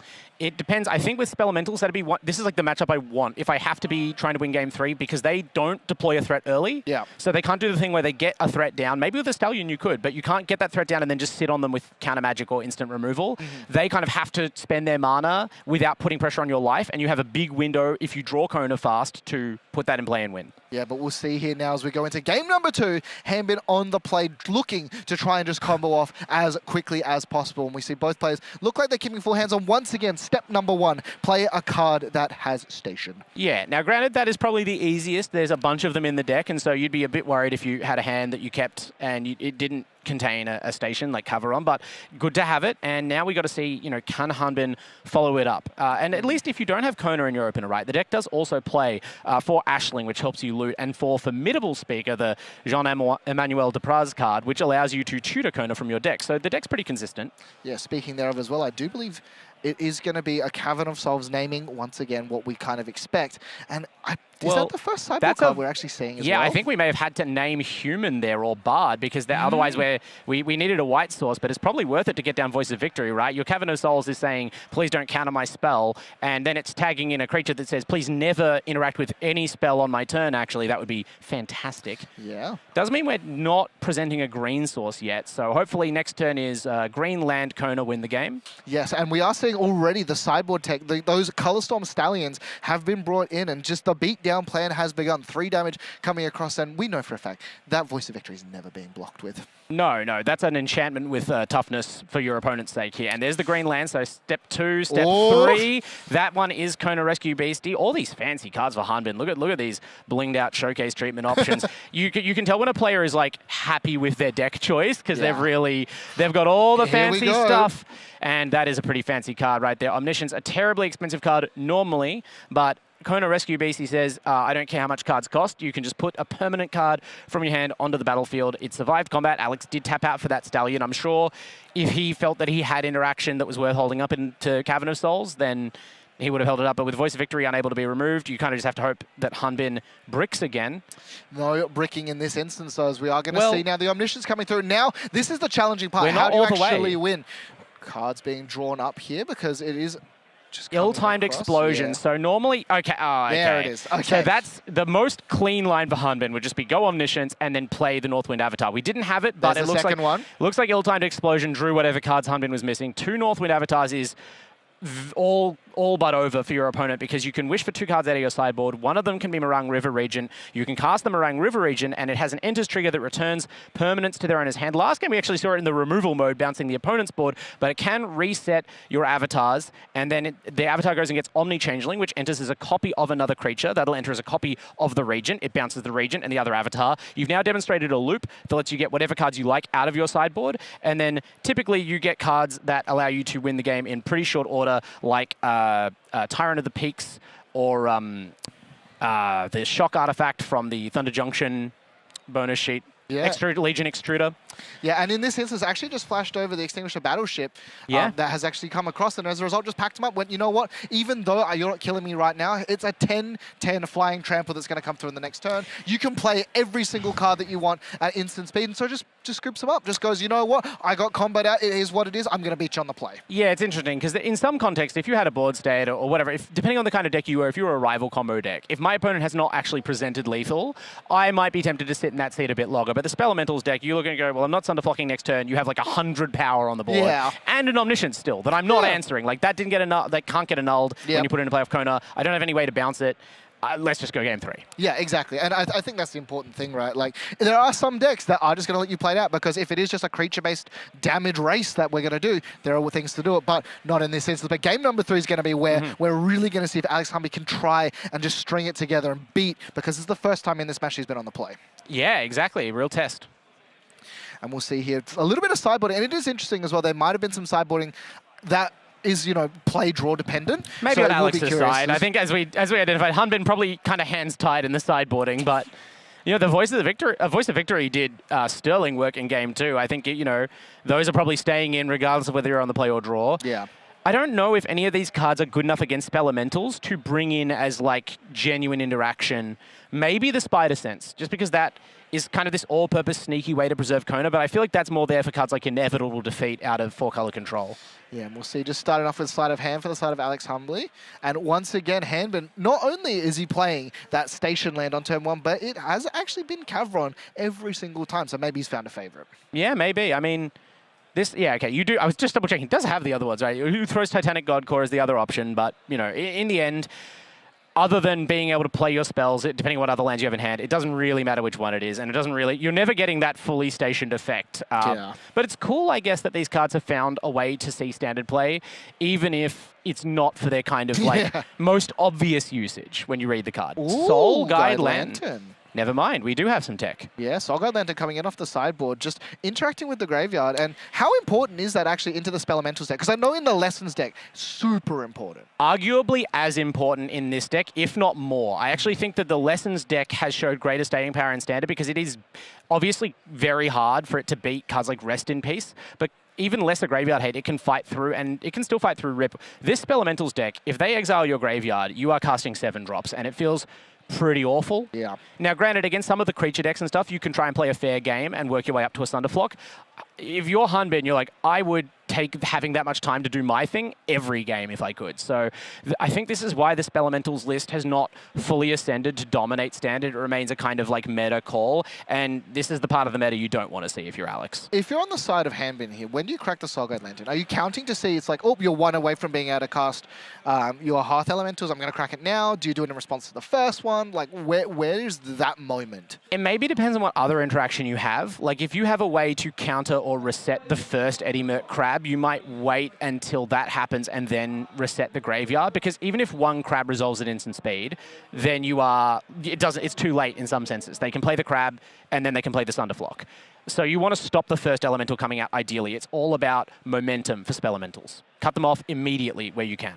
Hanbin poised with a bit of a decision here. Has actually found the second station land, so plenty of ways of getting a creature tapped, but now just considering what's the play, needs to decide if he wants to just, like, I guess, aggressively dig for his combo, or if he needs to start keeping up interaction, because that scary 3-drop could be coming on the next turn. Yeah, it depends what other mana he has, because there's not really... Like, we see this Spelementals deck playing multiple quite cheap cantrips and looting spells, but Hanbin's going for more of the sort of bigger ticket options, like Stock Up, which means right now we're not even able to play that out. And if you can, the sequencing of that sort of stuff also affects what you choose to do with your Soul Guide Lantern, because, you know, you need to be able to crack that. I guess that we need to show... Okay, we have the third untapped land, so that's step one. Ooh, but here it is as well. Formidable Speaker is going to be played out, and so probably just considering what he needs to find. Now, I did have a bit of a pick at Hembin's hand before, so has the Omniscience, so can go a dig in for the Kona. And it's going to be interesting as well to see if that is the play. Surely it is, right? You just want to be able to play it. But it is unprotected unless there's a Cavern of Souls in the hand. I think that with, again, both in the philosophy of how this deck's constructed, it isn't built like a deck which cares about protecting its combo too much. I think you're just picking it because you think that this combo is kind of hard for your opponent to interact with anyway, and you're willing to just send it. So I like the Hambin. If you have the cards available, you go for it. And yeah, you crack the Lantern now because you're telling your opponent you have about one turn, and I'm going to make it as hard for you to do anything on that turn as I can. That means turning off the discounts on your Half Elemental and your Crab. And by that means your Thunderflock. And we're going to also, I like that touch, station the Cavaron with the speaker, just in case. Hey, two station counters. Hey, look, if this game gets really grindy, maybe we start using these stations for their ability. Now, probably not the side of the Cavaron, but we will see. And it is going to be a pass over here, so consideration. And yeah, just a Burst Lightning, that Formidable Speaker, just straight away on the end step. I wonder if it's Burst Lightning speaker or face here. Ooh, good call, actually. No, it was face, so yeah, it's going to just Burst Lightning in the face. You can't waste damage here. You got to kill him. You're on the clock. ASAP. And that was in response as well to the Soul Guide Lantern. Nice. Oh, okay. That's an interesting one. Well, if you because then it gets exiled as well, right? Yeah. Okay. Interesting. Just taking some consideration now, the fourth land is to be played and just pass back. So, yeah, knows that, hey, alarm bells right now are ringing if you're on the side of Alex Humbley. There is just quite potentially land, I win the game. So needs to sort of understand the position he's in, needs to weather this storm and probably the next threat and then just start killing it out. But interesting, gonna just attack in. So if you are attacking with Formidable Speaker, you are pretty happy and looks like might be missing a land drop. I feel like attacking with a speaker is only slightly more consequential than crewing with it, stationing with it last turn, but this card matters. Yeah, absolutely. Ashling Rekindle. Oh, okay. But yeah, no, hey, it turns out that's the second time we've actually seen the Spell Snare do what it needs to do, and that's an important card to get rid of. I'm going to just put myself out here and be vulnerable. I wouldn't have called that card being enough to sideboarding the Spell Snare, but I mean, it hits Spider Sense as well and hits Ashling, so I guess there's enough targets that you feel it's worth keeping around.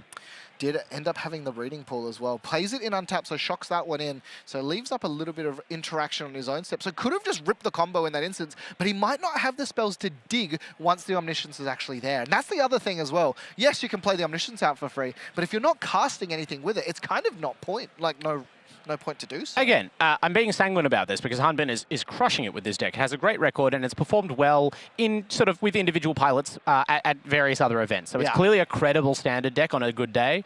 But like, yeah, for me, it's like, so the deck's actually not just a 2-card combo. It's a 3 or a 4 because you gotta have the Station Land, you gotta have the Kona, you gotta have the Omniscience ready. You have to have cards to follow up after Omniscience if your opponent doesn't just get scared and concede. It's like it's almost like a slower Omnitel deck from those vintage days using Tinker. So yeah, and that combo Eve as well was also kind of susceptible to just fizzling. So the fact that it's a slower version, I like this, though, from Hambin. He knows when to pull the trigger. He knows when he actually wants to just sort of play it slow. And the life total's not really threatened. Was able to remove out any threats and still just sitting, has a Formidable Speaker as well. Again, this matchup feels great. Like, it keeps showing itself in the match we're watching that it feels like this is a great position for the Omniscience deck. This is the matchup you want to be in because... Yeah, Alex is not really applying... Imagine if Alex was on, like, the Prowess build, right? Like, I can't imagine Hanbin would be sitting at this point attacking casually with a Formidable Speaker and still chilling at 12 life. But Alex has just not had the tools to really pressure the deck. And now, finally, it seems like, after what could have been several turns ago, we now see the beginning of the end, potentially, for Alex Humbley here in Game 3. That's step 2 of the end. And step 3 of the end. Is there a Northwind avatar? This is the the Omen on Morang River region, which does mean it'll be shuffled into the library, this copy, but that's why we have one in the sideboard. Coil and Catch, seeing 3 cards deeper. And I'll admit, there's some stuff I like about this deck. I love that you can fit in these little extra draw spells like Morang River region, or indeed your board wipe choice, Ill-Timed Explosion. That also, in this situation where you have infinite mana, effectively, lets you see deeper into your deck to make sure you find those avatars. And we'll see now what's the draw. Decides it is the time to go for it. It's going to place a card back and has Omniscience, so every single spell is free. And Alex is sitting there with plenty of mana. Oh, and the Voice of Victory is going to come across. And now what are we firing it off? What do we got? 5 mana being tapped for, just 4, no, but it is just, yeah, it's going to be the crab as well. So he's going to be able to tap some stuff down, but flashes as well. It is going to be this counter spell. Yeah, Disdainful Stroke coming off again. It is free off of the Omniscience, and now may as well. Digging a little bit more. Ill-timed explosion. Yep. I mean, Hanbin, now Alex was, I think, playing a good game of gamesmanship there, but the crab is not really relevant here. And there's the fist bump. Again, Hanbin both unpressured before getting the combo, and then no real options for Alex to resist. Once that Omniscience comes down, I mean, very few decks can contend, especially with Voice of Victory in play. And Hanbin Zhou, once again, demonstrating the raw power of Temur Omniscience, a deck that wasn't even really in the visible section of our matchup and breakdown for this weekend's tournament, but right now, 5-0. Yeah, and Northwind Avatar, you know, it came down, and as you said, it's a little bit deterministic. Having that wish board, I guess we could say, and just being able to go and fetch the correct thing from the sideboard, so powerful. And obviously, you're missing out some sideboard slots, but just being able to find the exact right thing is just incredible. And even if we're thinking about the impact on your sideboarding ability, actually we saw one of the sideboard cards that is playable come in and really affect that matchup, right? Like, who knows how much less time Hanbin would have had to combo if he didn't get his, is it a one-of Soul Guide Lantern? Yeah, it was. And just turn that graveyard off? Like, you have to be loving your deck at that point. Yeah, that is gross. And it is 5-0 going to be for the Omniscience deck. And plenty of Magic left to play as well. Yes. We do have a second match coming up. Something, again, we talk a little bit about these cool fringe decks, but we're going to the big hitters now. The boogeymen of the format. Mono Green Landfall going up against Izzet Prowess. David Mines going against Peter Keenan. And I do believe we're jumping in pretty early as well. Yes, this is going to be game number 1, so pre-sideboard. Oh, beautiful. Okay, because not only are these premier decks in the format, but some premier players as well, especially David Mines, a player who, if you are familiar with Australasian Magic, needs no introduction.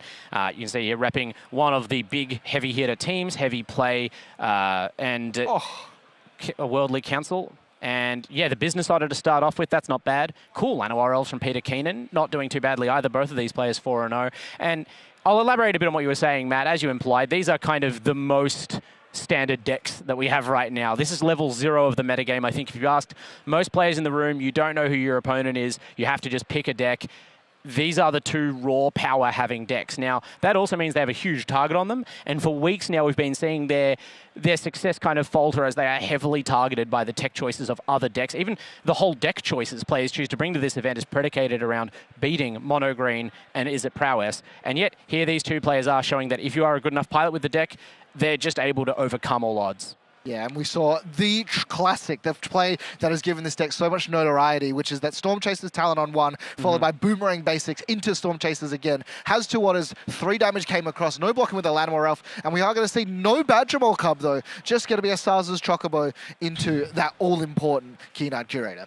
Yeah, arguably not even a bad thing to have. Like, you might even take the Curator over the Cub. The Cub, notoriously, right, probably the most rawly powerful card in the deck, if it's not Might Form Harmonizer, but we're in a Burst Lightning metagame right now, like probably because of these 2 decks. So the fact that the Curator is a 3/3, that it can help preemptively shut down some of the graveyard shenanigans that are possible with the talent. I mean, obviously right now your focus is on the 2 prowess creatures on board and the potential for more prowess creatures from hand. But Peter Keenan, you know, you have to beat this deck in the short term, the medium term, and the long term. That's kind of the strength of prowess. It can go for a surprisingly long time with just these 1 mana cards, and the Curator helps you cut some of that endless supply of value off. But the auto tokens continuing to be deployed by David Mines. A second talent, that's the 3rd one cast, the 2nd actual copy hitting the board. As well as the sleight of hand that was played before initially. That beautiful white-bordered sleight of hand, and we are going to see an in-combat Burst Lightning to remove out one of the blockers. So this is so much damage. This is 4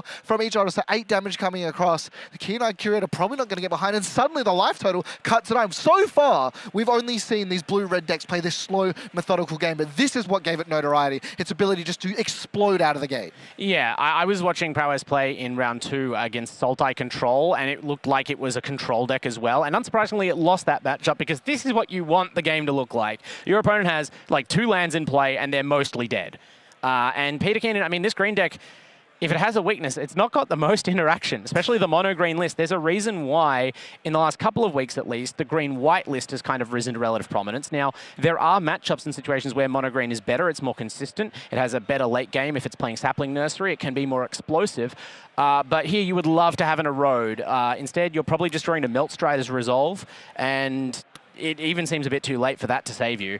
Yeah, and we saw here another Sars Chocobo coming across into a card that we have not really seen yet so far. Esper Origins, a little bit of life gain, just trying to stabilize a little bit versus the Prowess deck. But again, it's not proactive. Yeah, this card is specifically here to make you better in long matchups, right? This helps you survive the control deck sweeping you. It's one of the cards that Monogreen can play to give itself a bit more kind of staying power. Staying power is not what David Mines is interested in testing here. He's kind of checking your fast reactions. This is a real, someone throws a ball at your head and yells, think fast, but it's a ball of otters. Yeah, and otters are plenty of present right now, 3 of them, all of which are just looking to constantly get into that red zone. And it's getting to the point where Peter Keenan might have to start blocking, and that's a card you really don't want to see. Flow State, one of the more terrifying cards because we have Source Drain Instant inside the graveyard, and I love this decision. Is just going to activate using the Llanowar Elf, that Keen-Eye Curator, and get rid of the instant that we do see. But it has redundancy.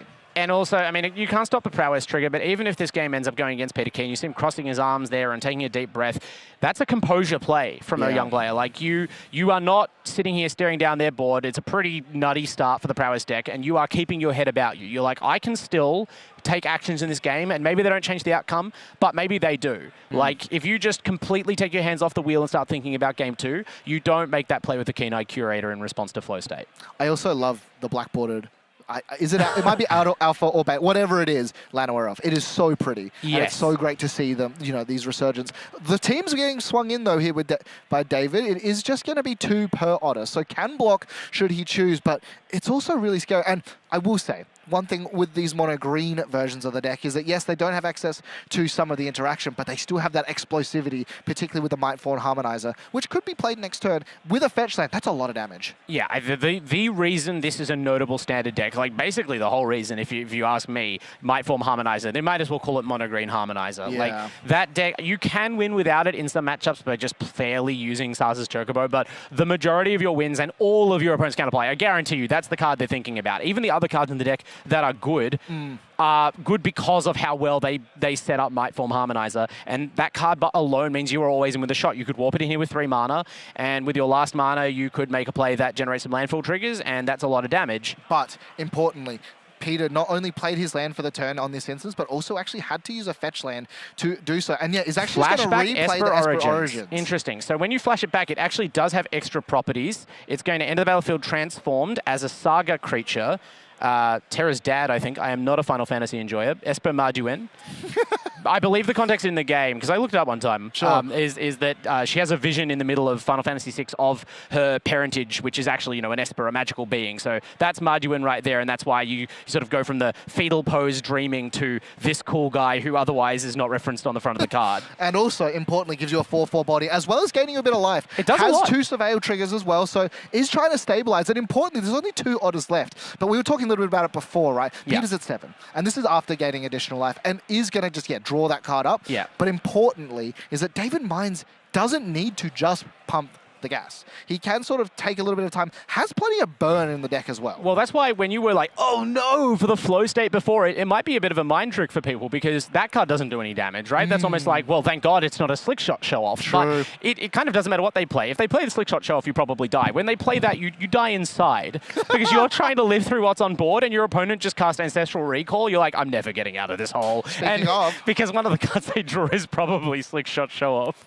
Yeah, slick shot show off. Not Say that 5 times fast. I am good, thank you. Boomerang Basics to return and interesting, return the Esper Origins to hand, which is going to undo, and this is going to be plenty of damage. 2 for 6 coming across. But importantly as well, the off of the first card that we were talking about, slick shot show off. Yes. So much damage, and that's going to be enough. And even though it's flying as well, so 5+ only had the singular blocker. There's a reason that card is the defining trait of prowess. Like, if you ask which of these blue-red decks is prowess, it's like, which one is playing 4 slick shot show off? Yeah. It almost surprised me that people bother to register blue-red decks that do not have 4 slick shot show off because the card is such an outlier. As you said, it's like having effectively double prowess. Now, it doesn't buff the toughness, so that's why we're in a burst lightning meta. Yeah. But just, it always seems to just do the job. The plot as well is so relevant, and the haste and the flying, every part of that card is devastatingly good. And I think one thing as well is when you plot the card, as the opponent, as someone who's been on the receiving end of that card, you get real scared. You're like, oh, Yeah. okay, I need to be able to deal with this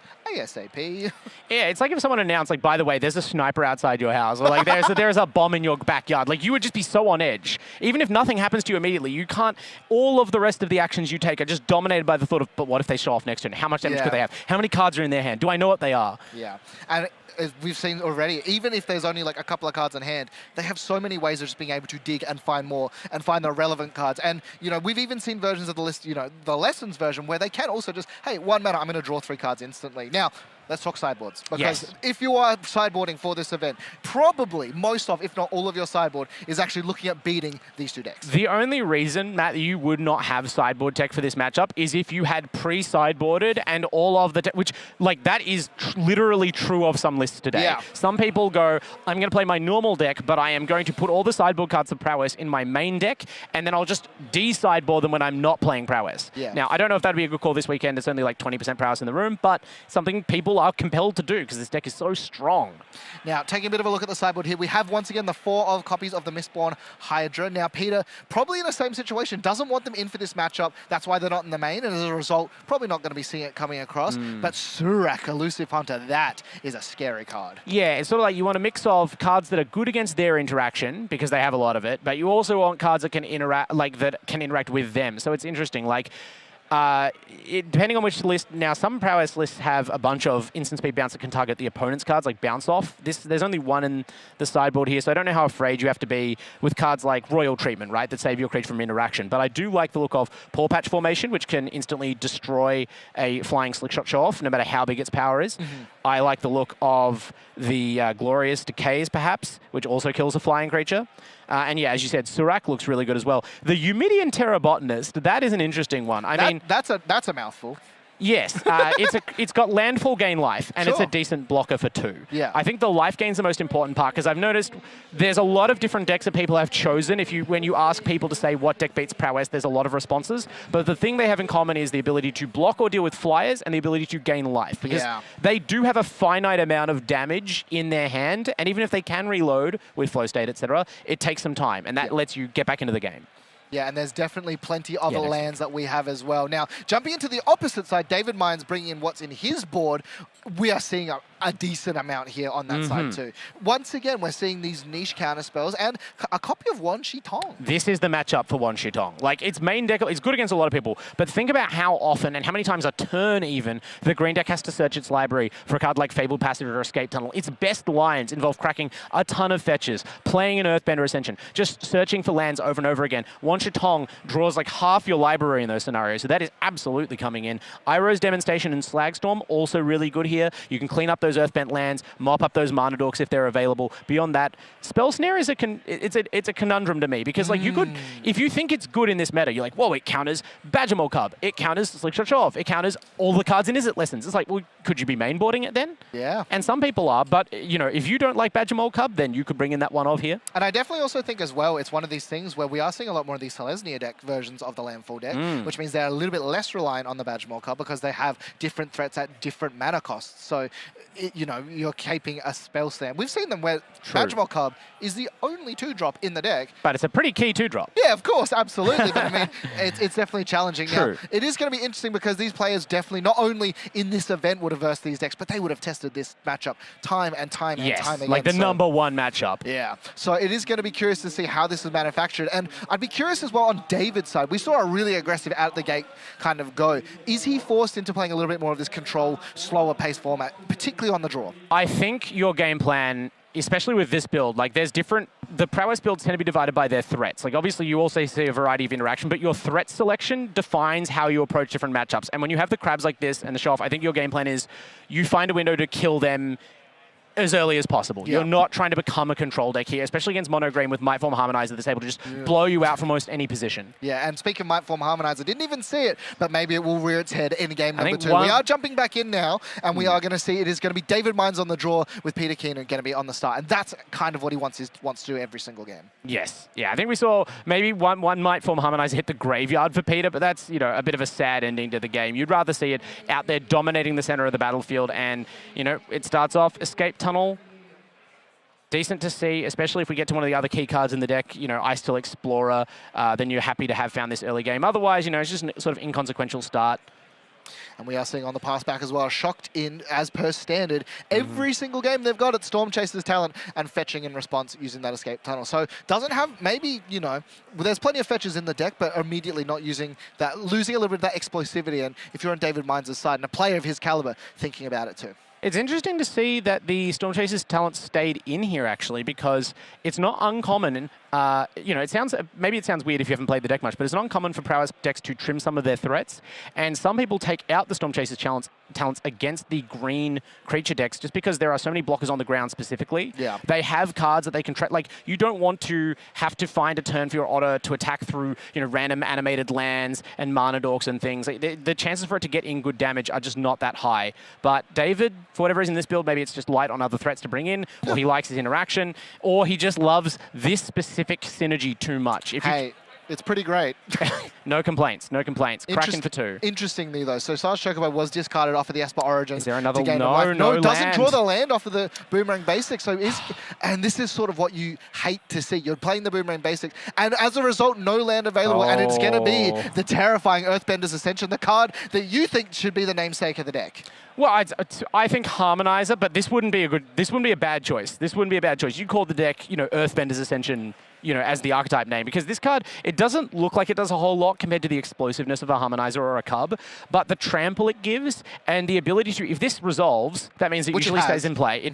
Yes, it has. There's no annul or anything. Then it is just meaning, like, in the long term, every Llanowar Elf, every Chocobo, every Cub, every 1/1 animated land can very quickly become a serious threat, and it really taxes the late game. Even if the Prowess deck, which loves to boast that it can go long, you can't really go long against Earthbender's Ascension, especially multiple copies, and it makes the Harmonizer lines easier to guarantee. Still no land drop for David. Yeah, and importantly as well, actually on his turn, sleight of handed, digging for the land, couldn't find one, was forced to discard the get out as well, and now landing in the graveyard. An embarrassment of land drops on one side, no land drops on the other, and I didn't want to jinx David by saying this, Matt, but when you ask people how they consider, decisions like mulliganing, right? Like Prowess, we're down to that level of optimization. A lot of people say you should keep a hand that has 1 blue mana and a cantrip and a Storm Chaser's talent because the chances you find a second land are so high. And when I saw that stuff from David, I thought, I wonder if he has the second land or if he's just like, statistically, I get there from here. But statistically isn't a guarantee, and now you're staring at the other side of the board going, is it really going down like this? Peter slamming the Melt Strategy Resolve. That's going to mop up the Otter token. What little board state David had is now gone. And even if you draw a second land here, Matt, you're suddenly massively behind for almost no reason. And sleight of hand's going to be played here. Doesn't look like he's got the hand in favor. And just scoops him up. Couldn't find land number 2. And as a result, able to just attach over that Meld Strider Resolve. And is also just being able to just go straight in, as we are going to jump into game at number 3 momentarily. But this is the thing that these decks can lose to more than anything is himself. Yeah, I mean, like, compared to a deck like Temur Omniscience, which I was just harping on for losing to itself, I would have said, surely the deck full of 1 mana spells and cantrips statistically does that the least amount of time. But again, the deck's built to be as optimal as possible, as aggressive as possible. You're like, I'll keep this 1 land hand, which the other decks would never consider doing. No. You're like, surely I'll just draw out of it. But that has an inherent risk. You are pushing the limits of your deck, and you are strong, but not invincible. Absolutely. Speaking of lack of cards, David, on the play, he did actually have to take a mulligan. Shocks in and doesn't have the turn 1 Storm Chaser's talent this time. Okay, but shocking in for a reason, one assumes. Maybe just the psychological play, maybe just threatening something for Peter, like, I'll bolt your dork if you play it. So Peter's going to test him. Speaking of, though, it is going to be the bolt on the bird. Rises to the test. And it is curious as well. We usually talk about bolt on the bird, but usually it's not Sarge Chocobo. But hey, put it in the bin anyway, and now we're going to see the untap. That's the first set removed, and that is really important here because that Chocobo gets out of range. And now we see for the first time the plot coming through from that slick shot show off. Yeah, the plot. Well, is it plot? I think it's play. It was just played, tapped, and attacking, which I think is that's part of that makes me like the burst lightning on the Chocobo even more. Yeah, because if you leave them a creature in play, you could get Melt Strider's resolved, right? Like that's their main means of interaction in this mono green deck. So if you never let them have a creature, your Slickshot Show Off, even though it's a relatively fragile birdie, it's pretty safe. So now Peter has to consider how quickly am I dead to this show off and how soon can I find an answer. Normally you'd say, well, this is gaining me life, this is digging, what card could I want better? But it feels helplessly slow against David, who has proactively deployed a show off. Now you're kind of just, I think as Peter, hoping that maybe David's keep was not optimal. I mean, you have to mull to 6, which means you maybe compromise your standards on what hand is good enough and hope that this isn't really the top quality stuff, because otherwise Prowess here with the potential to seize a huge lead.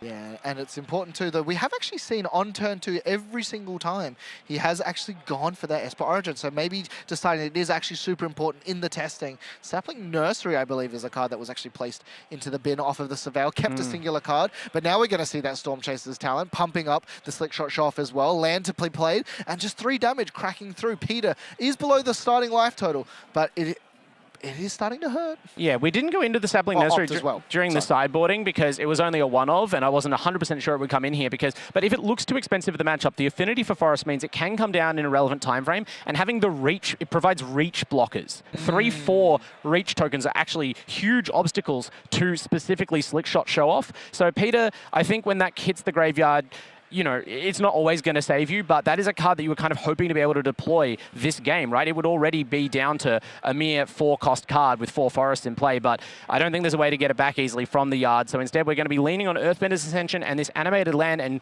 trying to race here, which I do not like the odds of. Yeah, trying to erase a deck that can just absolutely pump Slickshot Show Off to really big numbers really quickly. And we did actually see as well immediately, here we go, Prowess coming across.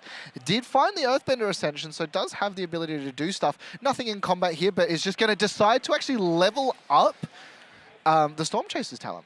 Interesting. I mean, he did mulligan, right? So you're going to run out of cards in hand faster than you otherwise would. And Peter right now is neither presenting a really fast clock, like we're a long way away from one of those explosive Harmonizer turns, and everything else is even further behind that. So if you're David, I neither feel threatened, nor do I feel the need to like interact with the board state. So I may as well go for the value play. And to me, that's what leveling up the talent does. I mean, in a few more lands, if the game is still going slow, you could level it up again. Have you ever seen that?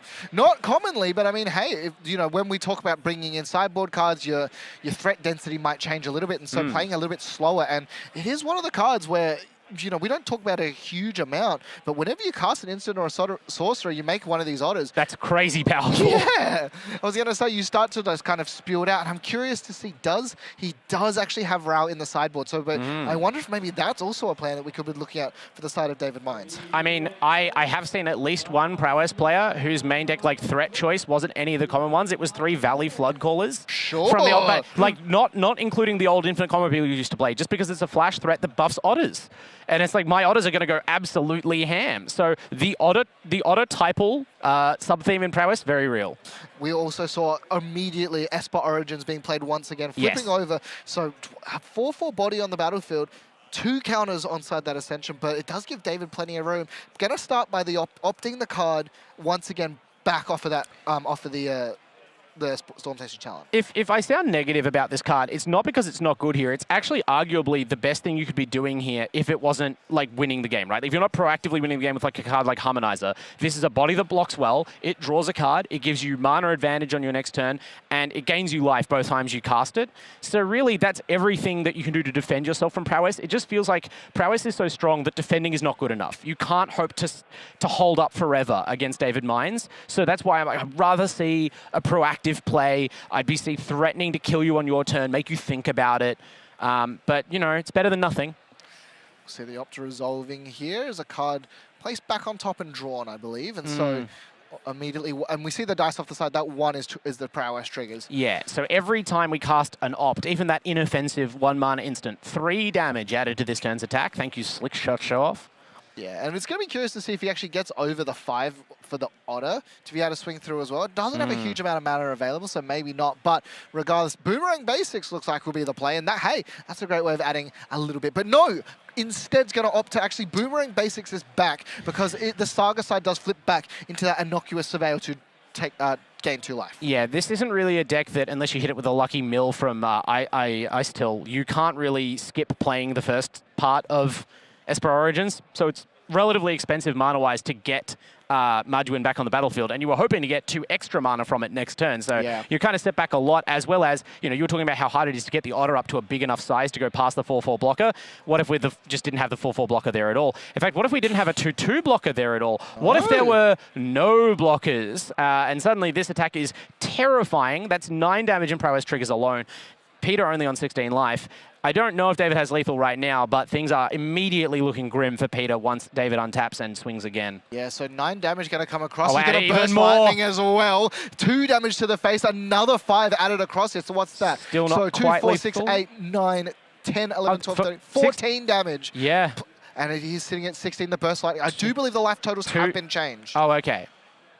So 2 extra power from the creatures alone. Peter is counting, David is counting.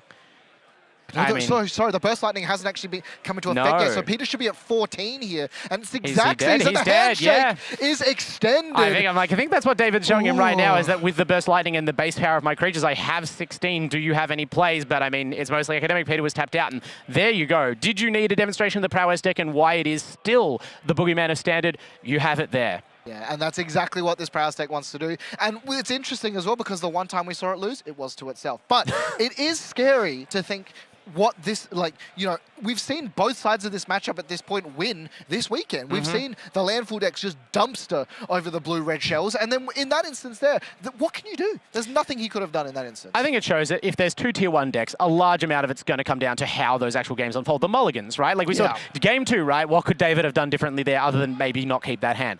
But it also matters the exact construction of these decks. With green, are you playing the green-white version? Are you playing mono-green? Green-white looks a lot better against prowess. Yeah. For the prowess decks, what threat mix are you playing? I think that this specific composition, that David is on, probably favors itself more against the landfall deck. So there are always nuanced decisions being made in the choice of decks to be brought, even if you're just going with maybe the chalkiest, stockest decks in the meta. Yeah, and it's crazy to think as well, we've seen throughout events that this Is It Prowess deck, or Is It Shell specifically, has just been the most represented, and still able just to take games over and over again. We've seen it a lot this weekend, and if you had to bring one of these 2 decks, which one are you bringing?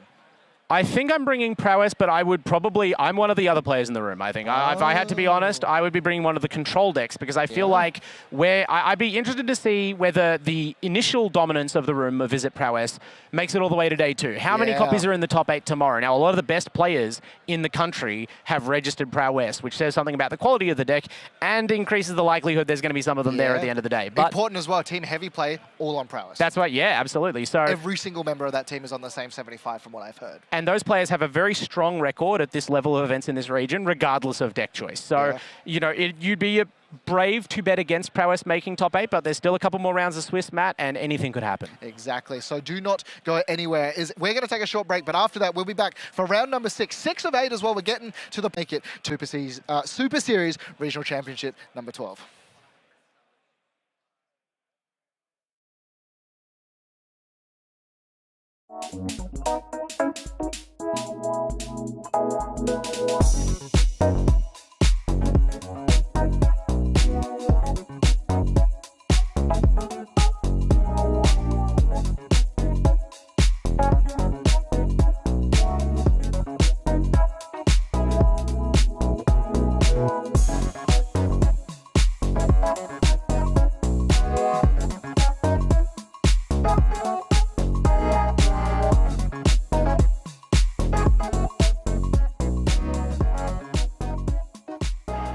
I'm here with April Prime, Magic the Gathering artist. You might know her work, Lord Windgrace, the cat card, of course, and another well-known card. Yes, Kaikar Wind's Fury. It is the portrait version from the Secret Ledger. Beautiful. Now you're here all weekend selling artist proofs, writing, making custom tokens as well. This one's currently in progress. We're doing a little 1/1 black vampire, and I'm doing him as a Bloomburrow bat. Yeah. We love that so much, so creative. How many tokens have you done this weekend? I think total so far 23, and a few more yet to do, so. Brilliant. You have been so hard at work. I don't think you'll probably get to play much this weekend, will you? No, not at all. I have a Warhammer Chaos deck that I love. My friend gave it to me, and I love it dearly, but I don't think I've actually played the game in maybe 2 or 3 years. I just don't have time anymore. I'm too busy doing the art. Curse with success, absolutely. Well, I wish you the best of luck this afternoon and many more tokens tomorrow. Thank you so much. Thank you, everyone.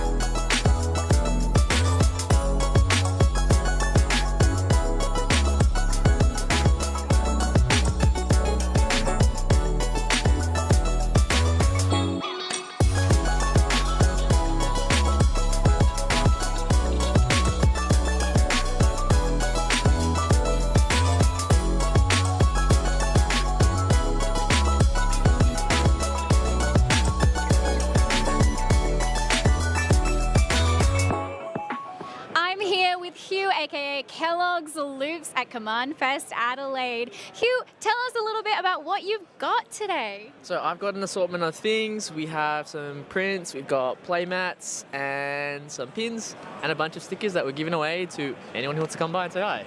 Beautiful. Honestly, this is such a stunning spread. What has been your best seller for today? Definitely the Dan play mats. Surprisingly, I didn't bring enough, so we're on our last one now, but we'll survive. Exclusive, just like the secret lair. Pretty much, yeah, honestly. Honestly, it is so stunning. You've also got your beautiful printed out wrapping as well. You're going to be here all weekend, right? Yes, yeah. So flew in from Melbourne yesterday, first time Adelaide, and here until tomorrow, then flying back straight away. Brilliant. That sounds really busy, and you're going to be even busier this year because you'll be at future events, right? Would you like to tell us about those? So I'll be going to the Perth event next, which I think is in July, and then the Brisbane event in August. Yes, and then I think Commandfest later in the year as well. Oh yeah. Stacked lineup. Thank you so much. Honestly, best of luck. I don't think you'll need it for your sales this weekend, but if you're at Commandfest, make sure you come and grab some beautiful art.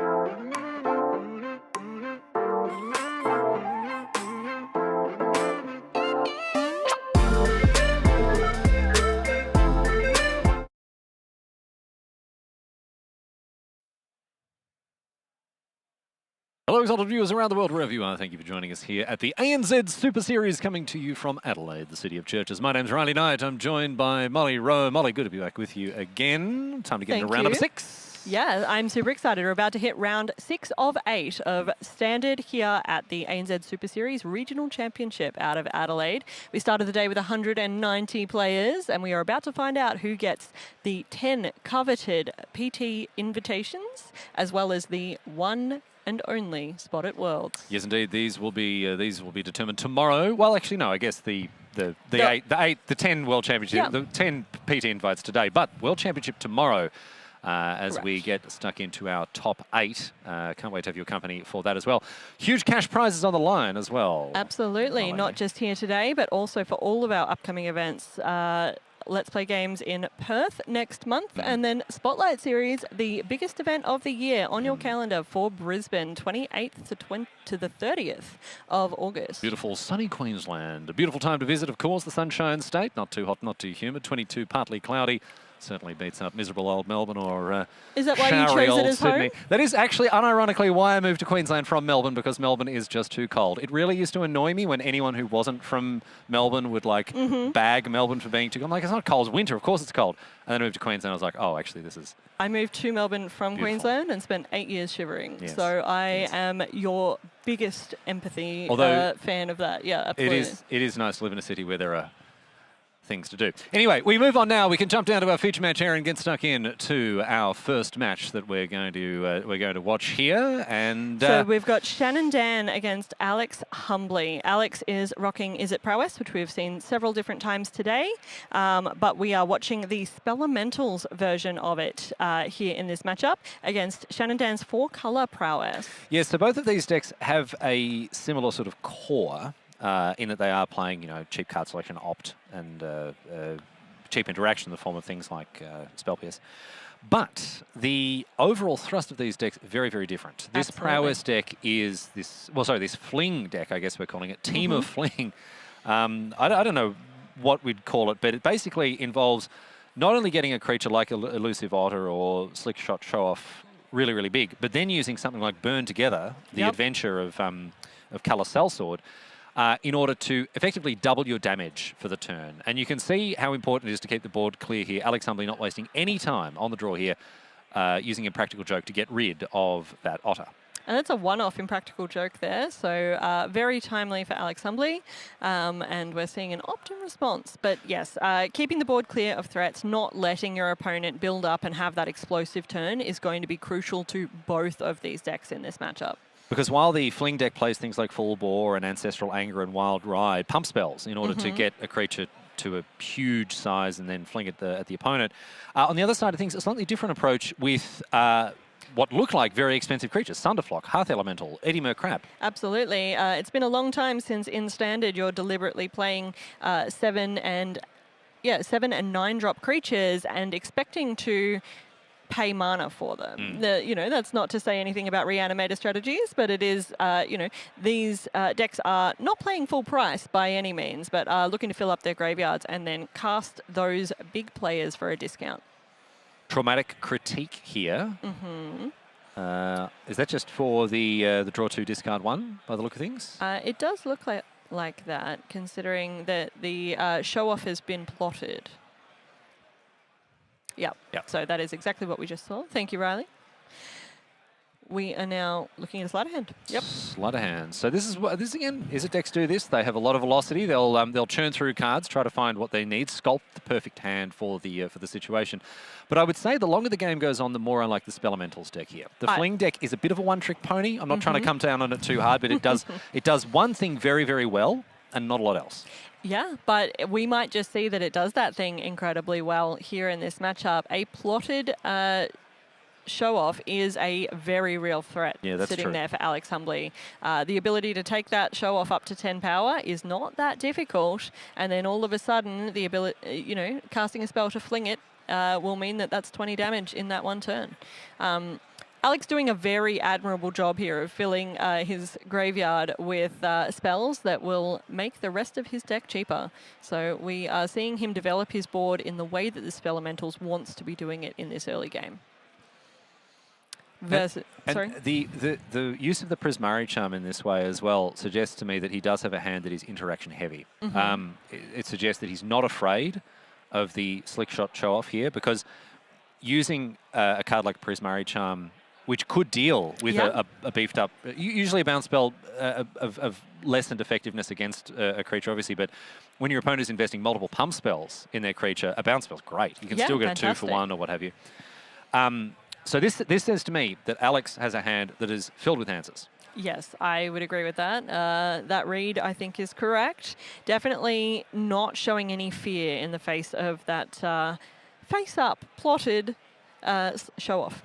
Oh, we're seeing an Eddie Merc Crab. Eddie Merc Crab, end step as well for the full discount, which isn't too bad. Now, all of a sudden, the pressure is on Shannon here. A 5/5 for two blue mana, just personally. Pretty good. It looks like Alex Humbly does too. Swinging in immediately for 5. Alex looking to capitalize on taking Shannon out of the game as soon as possible. So in Shannon's hand, I saw a Wild Ride for sure. I think I saw an Ancestral Anger as well. And we're going to see the Slick Shot show off here, cast from the plot zone. Yep. So we're about to find out how explosive this turn is for Shannon and exactly what answer Alex Humbly has. Or just get out. Or just get out. Get out. It's, so used in the counter target creature mode there, that get out. And then multiple cantrips off the back of that.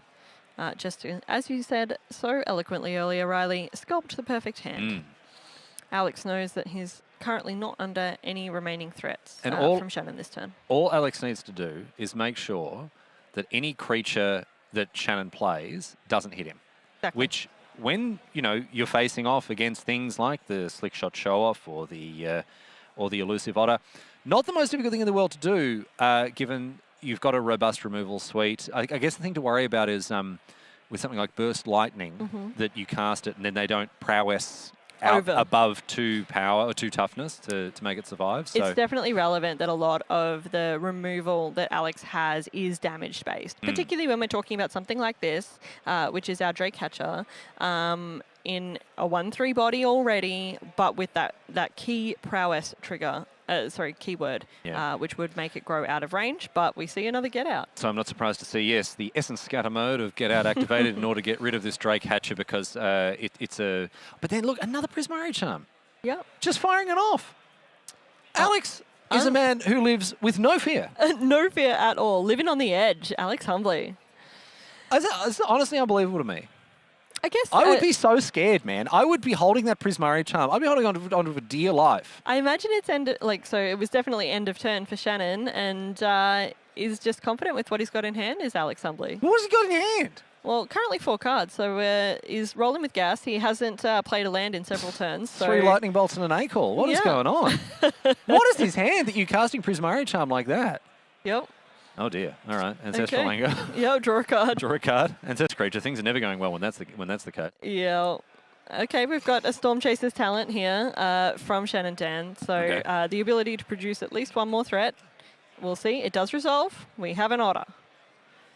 Shannon has something on the board, which they're going to need, because all of a sudden, next turn, Eddie Merc Crab swings in for 5, and Shannon is on 5 life. So another Ancestral Anger here.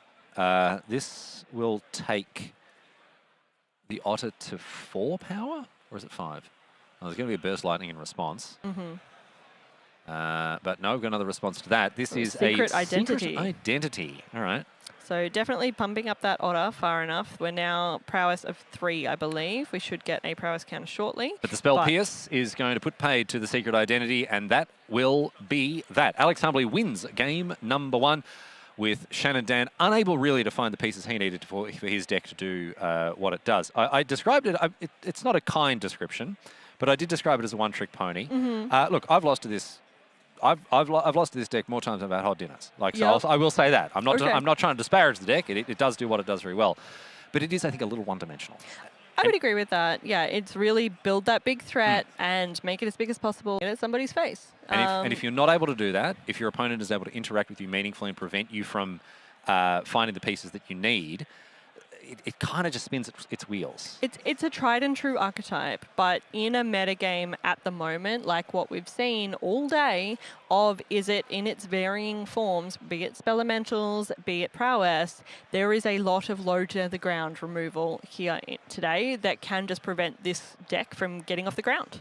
Why don't we have a look at the sideboards and see what we can strategize about what might be happening there? Yes, indeed. We can have a look at the sideboard now. Kicking things off with Shenandoah, as we see some other interactive options, some more copies of Burst Lightning, Spell Pierce as well, Flow State in the board, as well as Pyroclasm. But I'm looking at other sort of options to go more all in with Callous Sellsword and Full Bore both in the board. Yeah, there is one more copy of Callous Sellsword there and two copies of Full Bore. You know, you may be considering something like a Soul Lantern just to stop that reduced cost, but it's very limited as an outcome there. Like you're fighting an uphill battle against a deck that's generating card advantage by just doing what it's trying to do. I think you go pedal to the metal, baby. Yeah, I think that Shannon likely has to here. You know, looking at that interaction suite that they have there in that sideboard, it would be very difficult to try and go bigger. They certainly don't want to be bouncing their opponent's Thunderflocks or Eddie Merc Crabs for them. So, you know, really just want to be, particularly in this kind of game where they're going to come in and go on the play. I'm with you, Riley. Yeah. Let's go pedal to the metal. Bore, baby, Full Bore, Spell Pierce, Callous Sellsword. Bring him in. We move on now and have a look at the sideboard of Alex Humbly here, our Izzet Spellelementals deck. Some options for him. Definitely. 4 copies of Colour Storm standing in the board if he wants to diversify his threat portfolio. Ral also there. But then again, of course, you expect this sort of thing. More interaction. A Braid, Impractical Joke, Spell Snare. Not looking at Disdainful Stroke in this matchup, but lots of interactive options for him. What are you looking at here, Molly? I'd be bringing in, as you said, all of that low to the ground removal, looking to make sure that Shannon never gets any kind of comfortable threat going. Things like Elusive Otters, they have to sit on the battlefield for a whole turn before they're attacking you, and you've got enough time to use any kind of removal or even find more removal if needed. So I'd be bringing in the Abrade, the Barrage, the Impractical Joke. That's what I'm looking at as well. Like even Broadside Barrage, which is a 3-cost piece of removal. I think... But it's an instant, and you get to discard and draw a card. You're in a good spot. And it gets rid of one of their creatures, and they can't win if they don't have a creature on the board. I Exactly think the really important thing that both of these players should recognise in this spot here is what posture are they adopting in this matchup. And well, not so much for Shannon, because Shannon kind of has one posture no matter what the matchup is. Yeah. But for Alex I think has to recognise, right, I'm not the aggressor. I need to slow down. I need to play a much more interactive game. I need to put my opponent off what they're doing, not try to enact my primary game. Because honestly, at the end of the day, it doesn't matter how Alex wins. Alex can win with an Eddie Merc Crab or a Thunderflock or a ham sandwich, whatever. Exactly right. We've been talking about this all day, about the impact of having open deck lists, of knowing these things, and then those insights generating the decisions that you're making as you are evaluating your keepable 7, your keepable 6, right? Alex is going to go into this matchup now on the draw going, do I have enough early interaction and removal to make sure that Shannon never really hits their stride? Because the game will win itself if it goes long enough. So let's get stuck in now. I think we can get into game number 2 here. We're going to continue with our coverage of round number 6 here at the ANZ Super Series. Riley Knight joined by Molly Rowe, and what a pleasure it is to have your company here in Adelaide. Beautiful, sunny, well, not anymore. I guess the sun has gone down, but it was a beautiful day today in the city of Churches, a beautiful city. It's always lovely to be in Adelaide. I think. Well, not if you're the English cricket team over summer. Absolutely flogged it, we did. Anyway, we move on now with Shannon opening. Oh, you don't want to talk about cricket? I would rather talk about Magic. Okay, that's fair enough. Who knew? That is fair enough. Well, the option's there, Molly, if you want to avail yourself of it. Look, if you'd like to talk about Australian rules football, we can do that all day, Riley, but I'm pretty sure we're here to be talking about Shannon and Alex. Definitely don't want to talk about AFL, given that I'm a fan of the Richmond Tigers. So less said there, the better. Opening things up, Shannon, with a pair of cantrips. Again, sculpting this hand. But the pressure is on him to, put the pressure on. Yes, absolutely. You don't want to spend too long finding your feet in this matchup, as we've just been saying, because Alex will just have all of the answers as soon as possible.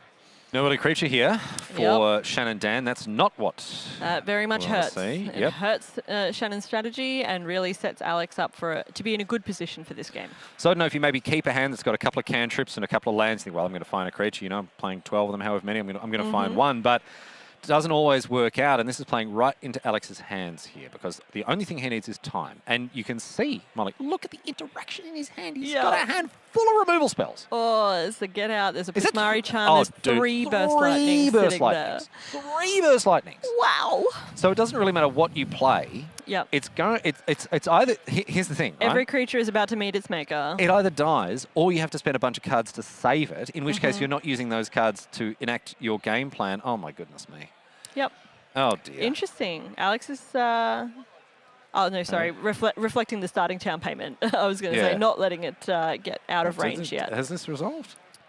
It went to the graveyard like it had resolved, which would be an interesting choice from Alex. I guess Alex may be trying to bait out multiple spells from Shannon. Yeah, okay, because he'll be able to respond now. Yeah, and now with another Burst Lightning. Yeah, with another Burst Lightning. Yeah, so okay.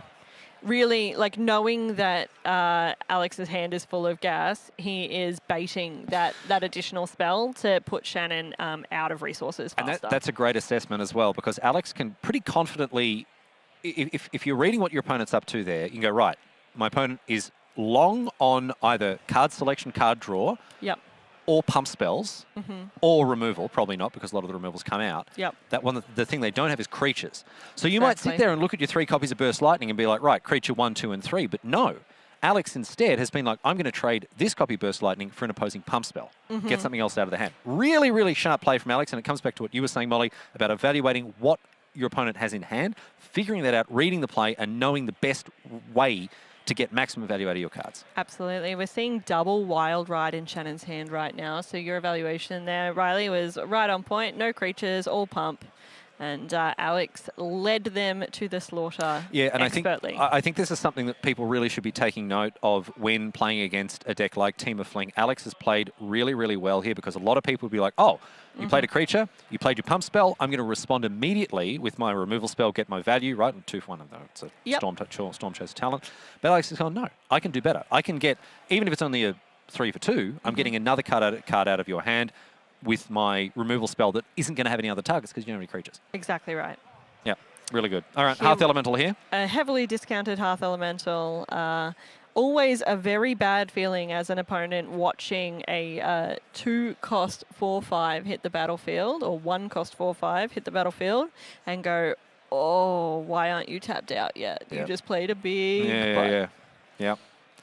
So another Storm Chaser's talent here. Okay. So creature by proxy in that enchantment there. But no follow-up plays for Shannon this turn. And Alex, again, being very judicious with that removal. We saw a Prismari Charm cast before, which, again, I'm just in awe of the I really like how Alex courage. I really like how Alex is playing here, right? Oh, dear. Because Oh, no. Make it stop. Oh, no. A Thunderflock comes down, gets rid of this. Otto, sorry, you were saying? Oh, I was just saying I really like how Alex is playing here. So putting the shields down a little bit to play that Hearth Elemental the previous turn, knowing that Shannon was likely going to have to deploy a threat and then wait a turn before doing anything with it, just meant that this Thunderflock is even more of a blowout, right? Alex is playing this deck expertly as a pilot, and unfortunately, as you pointed out at the start, Shannon's deck only really knows how to do one thing, and unfortunately, it's not achieving that end right now. It is not doing that, no. In the face of a Hearth Elemental and a Thunderflock, Shannon Dan dead on board, and without too much to show for it in the hand here. We're going to see an Ancestral Anger. Draw a card, find the... Can it save you? I don't think it does. I'm not sure there was an out. Oh! And an end to the game there. 2-0 straight sets to Alex humbly, and I have to say, really, really impressive stuff from him. That was a bloke who clearly knows his deck in and out, has put in the reps, has put in the time, and approached this matchup, which is it fair to say is a bit of a fringe matchup? It is, absolutely. Yeah. That the Teamer Fling or Teamer Prowess, Wooburg Prowess, is maybe 3% of the meta here today. I think maybe 2 or 3 pilots. But all the same, the elemental player, spelemental player, just doing a masterful job in navigating what can sometimes be very treacherous waters. Absolutely. And, you know, in saying that, Shannon is being represented at this feature match because they're obviously doing very well with that deck today. You know, they're at our top tables. They're coming to play and definitely, at least so far, have read the matchup of the metagame in the room quite well. It's been very good. We're going to move on now to our backup match. We can move over to table number 2 and check in. I believe, I'm very happy to tell you, that we have a 4-color control list on ice ready to go. I think we're going to jump into game number 2 here and get underway. I love watching this deck, Molly. I love playing this deck. It's a lot of fun. You said so straight at the start of the day, and I knew that of you. You know, we sat down in the booth this morning, and I said, I think this is your kind of deck, Riley. And you said, Yes. Well, I know it's a deck that has not only been around for a while, but has also picked up a fair few, well, maybe not a fair few, but just a couple of bits and pieces that have really done a lot of favours. And the card that I'm looking at here is Flashback. Yep. It's not quite Snapcaster Mage, but it's about as good as we get these days. But Jeskai Revelation's been so dominant in these Jeskai control decks, and now the addition of black just for some additional utility in the inevitable defeat is just making this deck incredibly strong.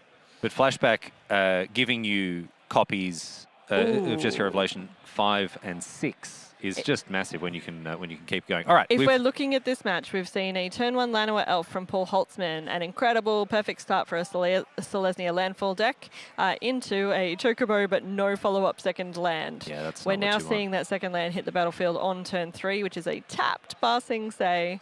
And a relatively slow start for the Selesnya landfall deck that really wants to get out ahead of this control deck before it gets overtaken by things like Jeskai Revelation. And Daniel Yamui licking his chops at this here with this Sarz's Choc. Oh, no, land again. Sarz's Chocobo coming in for 1 damage. The Llanowar Elf having been dealt with. Paul Holtzman kept a hand that was was either optimistic or potentially a mulligan. I'm going to call it ambitious. Ambitious. Yeah. Yes. But yes. Definitely keeping a 1-land Llanowar Elf hand in this meta game is in this matchup, choice. In this matchup as well. Yeah, and in this matchup, because it is open deck lists, there's a lot of low to the ground red removal across this deck. Oh boy. And a Pyroclasm getting 2 Sarz's Chocobos on turn 4. That is a disaster scenario here for Paul Holtzman. Absolutely. He finds the Badger Mole Cub, but this is going to be too little too late. Pyroclasm getting rid of 2 little baby chocks. There's multiple variants of that kind of red damage sweeper in this deck for Daniel Yam as well. Yeah, man, but on turn 4, those Chocobos should be like 5, They should be enormous. Yeah, you are entirely right. Man. But there's Fire Magic, there's Pyroclasm. There's Thunder Magic, as we're seeing now. The Badger Mole Cub, Bite the Dust. Ill-timed Explosion. Lots of options in Daniel Yam's deck for how to make sure that Paul can't build enough of a board that any kind of Mightform Harmonizer might be dangerous. I remember many years ago at, we called it GP Hogak. Remember when Hogak? I remember GP Hogak. Remember GP Hogak? So Hogak was a card in Modern many years ago that was very, very good. It had to be banned. It was so good that it would effectively win a game on turn 2. The game would be over. Yep. And I was commentating with a certain unnamed Hall of Famer who, when Hogak came down on turn 2, was just like, this game is over. And I was like, I understand this game is over, but we have to continue to talk because otherwise we're just going to sit here and nothing's going to happen. This does remind me of that a little bit. This game is over, Molly, but we do have to keep on talking. We are not going to hold 5 minutes of silence for the dead Badger Mole Cub, however, and therefore we will continue. We will persevere, Riley. That would have been a good out for me back at that GP. I could have been like, yes, okay, and now a moment's silence. Yeah, that would have been good. The things that you think of 10 years too late, Riley. Come on. But no, look. In all seriousness, this is exactly the sort of situation that Daniel would be hoping for. Yeah. A threat light or inefficiently delivered game plan from the opponent. He's drawing cards. He's dealing with the threats as they're played. A hand that has the Revelation, the Sweeper, plenty of lands. This is just, it's all coming up Daniel Yam at this stage. Absolutely. You know, we just see Daniel Yam give a thumbs up to that Mistborn Hydra hitting the battlefield, but I don't believe it's long for this world, Riley. But I mean, we can see a Day of Judgment, there in Daniel Yeah. Yam's hand, but I think there's also just some targeted removal. That's the problem with things like Mistborn Hydra and Chocobos that need to grow. They need that time and space and opportunity to breathe, and this 4-color control deck will never give them that space. No. You need a lot more pressure, ideally with disruption as well. Yeah. To go up against a control deck. It's tricky for green base, like just yeah, creatures playing creatures that don't necessarily do anything other than a lot of damage when left unchecked. It does make things difficult here. Yeah, look, this matchup does get a little bit better post-board, and we are looking at game 2. But unfortunately, obviously Paul Holtzman hasn't found any of their, snakeskin veils or their hexproof optionality that they have sitting in that sideboard. So 2 copies of snakeskin veil in the sideboard, and... Not a lot else. No, but... Voice of Victory? A high noon? There's 2 high noons there. 2 high noons. I don't think it's good in this matchup. No. I've never seen that in this deck so far, which I think is incredible. Well, I think it makes sense in against the Izzet deck, maybe, as we see Restoration Magic here. Yeah, I think the Surak very likely came in just to help generate some more card advantage for any of that targeted removal that Daniel is using. Yep. But we haven't seen those sideboard cards yet here today from Paul Holtzman, and I think he's feeling pretty bad about that fact, because this matchup, as we're kind of watching, isn't great pre-board and is not any better if you never draw your sideboard cards in the game 2. Yeah, and also, I mean... there we go, Surak. As we look at the sideboard for Daniel as well, with cards like Get Lost, an extra Day of Judgment, the Pyroclasm as well, there are options that he has. This is a tough matchup. Any green-based deck like this Selesnya deck is going to have a hard time against removal-heavy control. And this control list, I really like. There's a problem with control decks. Whenever they're unable to hide their win conditions, you either have to hide it in the lands, or you have to have utility planeswalkers that can ultimately end you the game, whatever. Yep. This does play the one Chiton, which is it's something of a utility card that draws you cards. But the win condition really is just go Revelation. Absolutely. Which is also a removal spell. Yeah. And a counter spell. And a counter spell. And a card draw spell. It does all the things. It does everything, right? Yep. And this is one of the things that makes this control deck as potent as it is that it doesn't have to give up any slots for, like, I know that this is going to show my age a little bit, but like Etherling, right? Yeah. It doesn't have to play something like that. Are you just bringing that up because that was in the World Cup qualifier that you beat me in? No. I wasn't playing Etherling. I was playing Melissa Dodora's Bant Wolf Run list when I beat you in the quarterfinals of the World Magic Cup qualifier in 2013. But who's keeping track? But who's keeping score of that sort of thing? Who's keeping score of that sort of thing, Molly? So just to catch us up on what's happened on the board. So basically, Molly was playing. No, sorry. You meant this one here. Sorry. Yeah. Yes, not to catch up the viewers at home about our very storied competitive history. We had a Surak hit the board. It was immediately met with a Day of Judgment to negate the card draw effect that might have otherwise happened. We've seen a World Wagon resolve. And we have seen a Barsing Say activation since then, and we're now looking at a Mindform Harmonizer. And it's interesting because I remember someone talking about how this game was over. I remember someone talking about how this was... I don't know who would say something silly like that. I don't think... Look, oh, boy, okay, we've got the Get Lost followed up by the Erode here in response to the Snakeskin Val. A nice little sequence for Daniel. Yeah. But there's a little bit more fight in this Selesnya deck, and I'll tell you why. Daniel hasn't drawn lands. It's as simple as that, honestly. Yeah. It is as simple as that. He's sitting there with 2 copies of Jesco Revelation. Had he drawn lands this... Three copies of Jesco Revelation. Wow. So Paul's been given a bit of a lifeline here, Molly, but not drawing lands means that you're drawing spells, and in this situation, we've seen Daniel make very good use of those spells, fighting through the Snakeskin Veil, which can be a huge problem for decks filled with point removal. Yeah, absolutely. So... we're just finding the token that lets us know that Mindform Harmonizer has gone out on the warp. But definitely getting rid of that World Wagon is huge there for Daniel Yam. And Paul thought he had the hexproof to say no to that. But unfortunately, Daniel had that double piece because that would have been lethal, like more than lethal, easily. So things have turned around a little bit. We do have an abrade now. We are looking at a fact, though, however, if Paul Holtzman does have a land in hand, particularly if it's a fetch land, Daniel may be dead next turn. We've got an abrade, sorry. Yeah, so... With the Might Form Harmonizer. 4/4, so can't be abraded. We've got a trigger, is about to double the power of our Earthbended land, so a 4/2 coming in against Daniel Yam's 7 life. Now, do you abrade this? I think you have You to. You do, I don't think there's too much of a question there, given that it puts you the Might Form Harmonizer even without a land. But now Daniel's got to draw something. Got to get out of this. Stock up will do something. Okay, stock up. Look at the top 5. This is not going to get him all the way to a Jessica Revelation this turn. No. But it may be enough to... Because he's dead to a land, right? There is an untapped land. Yes, he is absolutely dead to a land. Dead to a land as the Might Form Harmonizer will become an 8/4. So Paul Holtzman is representing exactly 6 damage on board right now with a Basting Say activation and the Might Form Harmonizer. So if he's got any way to pump 1 damage or play a land to trigger the Might Form Harmonizer, lethal on board.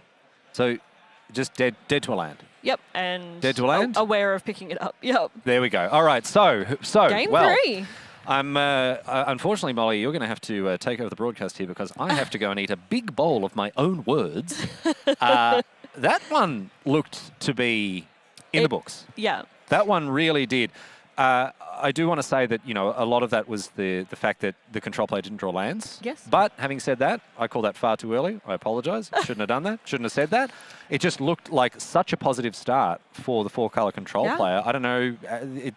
But as you say, like all of that gas that the control player had, that Daniel Yam had in his hand, was at the expense of the lands, right? It was you're drawing spells, but not your lands, and therefore you just don't have that late game that he would expect to be well in control of. If he had 7 lands, those Jeskai Revelations in his hand would be game over. Absolutely. You cast. You don't survive long when your opponent is chaining Revelations together. In any case, I was wrong. I'll cop it. And there we go. We move on to game number 3 now. A deciding game to settle this match between our 2 players here. Daniel Yam.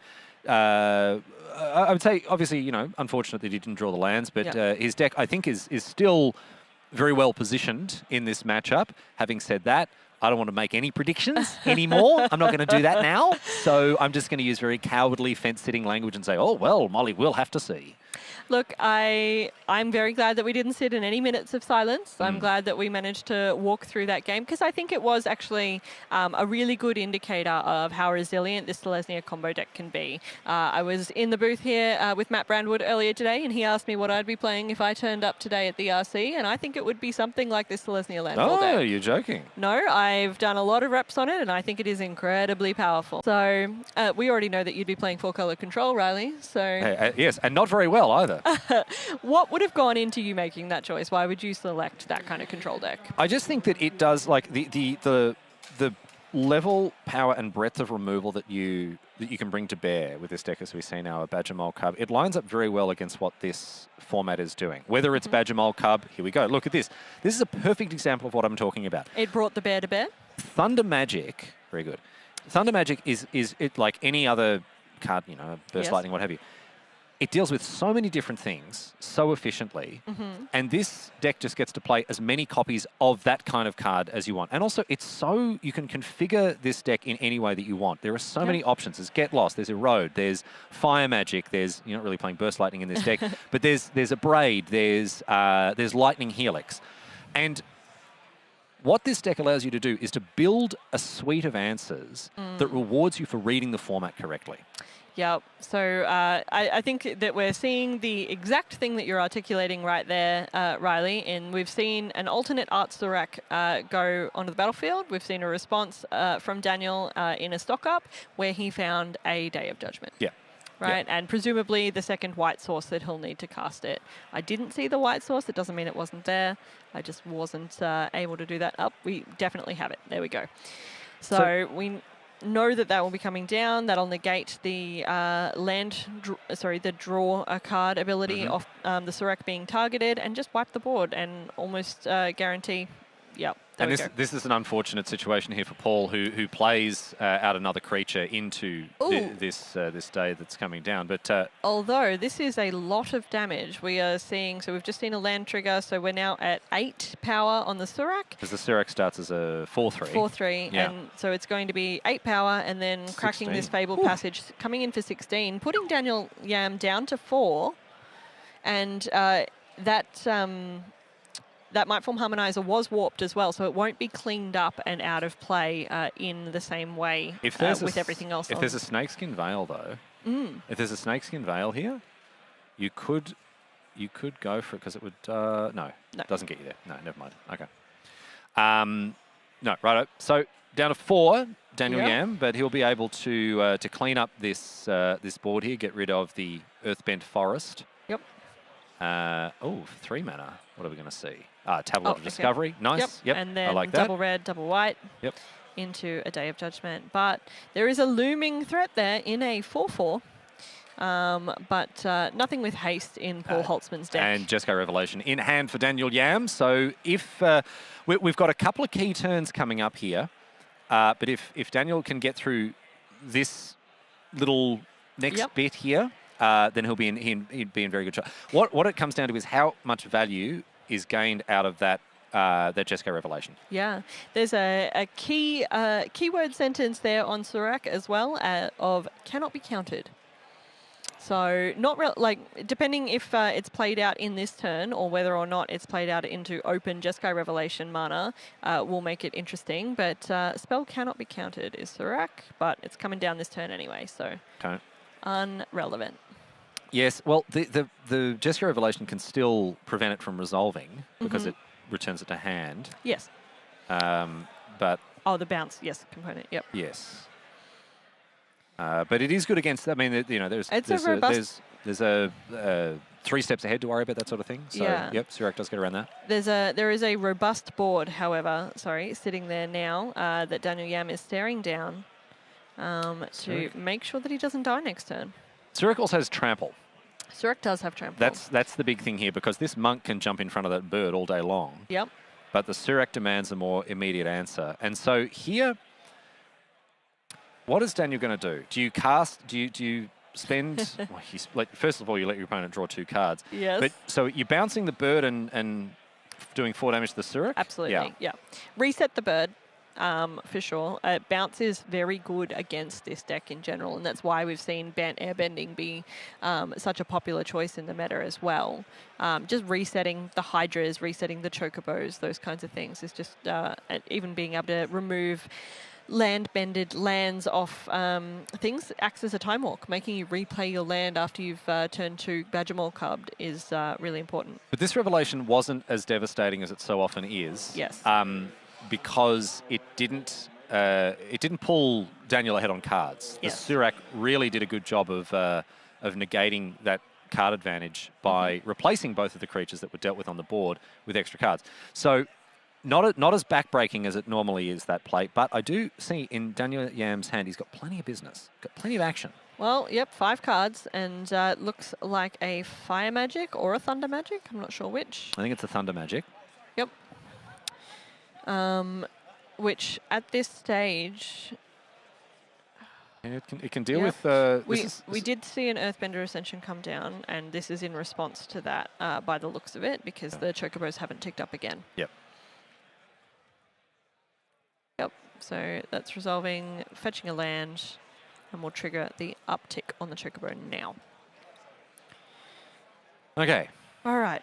So Daniel, reset. Daniel on 6 here hasn't found another copy of Jesco Revelation. That's what you're obviously hoping to draw off the first one you cast. It's the second copy. You want to chain them all together every time. We've missed one of the Chocobos ticking up. It should be a 2/3 currently. Okay, looks like it's just it's been missed there. Unfortunately, we can't resolve. There we go. Okay, there we go. All right. Yep. There we go. Daniel says, yes, that happened. It's fine. Okay. Alrighty, we are seeing 3 or 4 mana. Very, really really interesting addition, this tablet of Discovery So in all good. of these decks. So good. Immediate include from recent Do you know, Secrets of Strixhaven. it's in every single 4-color control deck Yep. as a 4 of. Wow. Every 4 single of. one. Not every single one of the, not every single one of these decks is playing 4 copies of Jessica Revelation. Yeah. Some of them are playing 3. I think Daniels is playing 3. Is he playing? Oh, no, he's 4 of. He's the full Yeah. 4. But every single deck in this room, every single control Yeah. 4-color control deck is playing 4 copies of the tablet. That's how good Wow. it is. It's so good, man. It's That so is good. impressive. Yep. All right, here's the inevitable defeat. This is a very, very effective answer here. Yeah. Not only because it deals with a question no matter what. That 3 life, we're seeing here Daniel buffering his life total, getting out of range of some of this burst damage that the Selesnya deck can sometimes do. You mentioned before, this deck doesn't have any haste in it, which is very effective, which is very important. But Yep. if you give your opponent a chance to set up some card with a might form set up some turn with a might form harmonizer, what have you, you can lose a lot of life very quickly. Yeah. So Daniel buffering his life total as Very he's doing, relevant here. and we're seeing now consult the star charts as well. Yeah, very relevant for Daniel to gain that 3 life there, particularly because there's a Basing Say hidden underneath that plains there, which means that, you know, the possibility of having 2/2/2 lands coming in, and as soon as that Earthbender Ascension hits 4, it's starting to give trample to those creatures will be super valuable. Yeah, true. That's very worrying. Yeah. You'll never guess the card that Daniel picked off of the Consult the Star Charts. What did he You'll take? never guess. He looked at the top 7 cards of his library. Would you like to guess the card that he picked? Did he take a Jeskai Revelation? He did take a Jessica Revelation. And that's why she gets paid the medium bucks, everyone. The medium bucks is true. All right. But that's a huge pickup here for Daniel because this is what he wants, right? He's got in hand a Thunder Magic, which can't be cast for 4 at the moment. Another, I didn't see the other card. Might have been a stock up. I'm not sure. I think he would have cast it. It was a stock up. Yeah. Oh, we've got a Wan Shi Tong hitting the field right now. And it was a Kutsul, which is one of the sideboard cards for the Selesnya deck coming down from Paul Holtzman. Apologies, stream. It took me a minute to recognize the alternate art.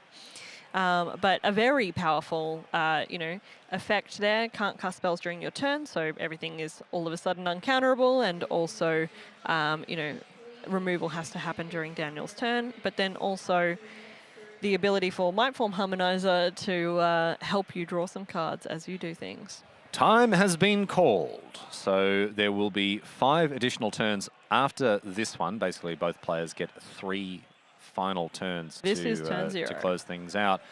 So Jeskai Revelation is a good way to close things out. Main phase, of course, not only because of the Kutsil, but also because, probably the right play here to try to push some damage through. I love seeing, which deck wins in infinite time, like play this all the way out. But I'm also really excited to see which deck can really close this. Like, can Daniel close this in the next 6 turns, as you said? Turn things around and start piling a heap of pressure on, because that was an attack for 5, knocking Paul down to 9. And with the board as it is, you would think, well, it shouldn't be too hard. 1 spell, right? One spell is enough for Paul to be facing lethal from these monks. Daniel Yam has got 2 more turns to deal 9 damage. Absolutely, and definitely could happen. But if this Mistborn Hydra was to go unanswered, it could be an incredible threat. But Daniel does have answers in hand. There is a Fire Magic, I believe, based on what I could see. Which I imagine is about to come down. I think it was oh no, you're right. There was a Fire Magic and a second of the artifacts. There's a tablet and also a sweeper, although that's probably the least relevant card in his hand right now. Yeah, definitely not something Daniel's looking to deploy right now, I imagine. Oh, we did not see the Fire Magic. Okay. Waiting to see if he gets more value. Okay. Fire Magic is both-sided, so didn't want to clean up his own monks, I guess. No, because they would have received prowess. Yeah. Interesting. Okay. That is curious.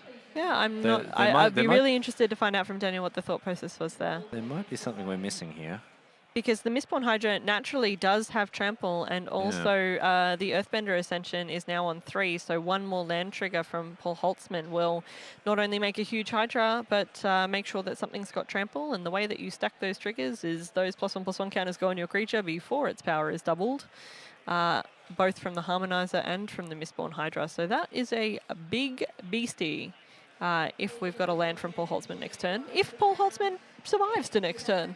So a flash back here Yep. is going to target the inevitable defeat. Okay, I like it.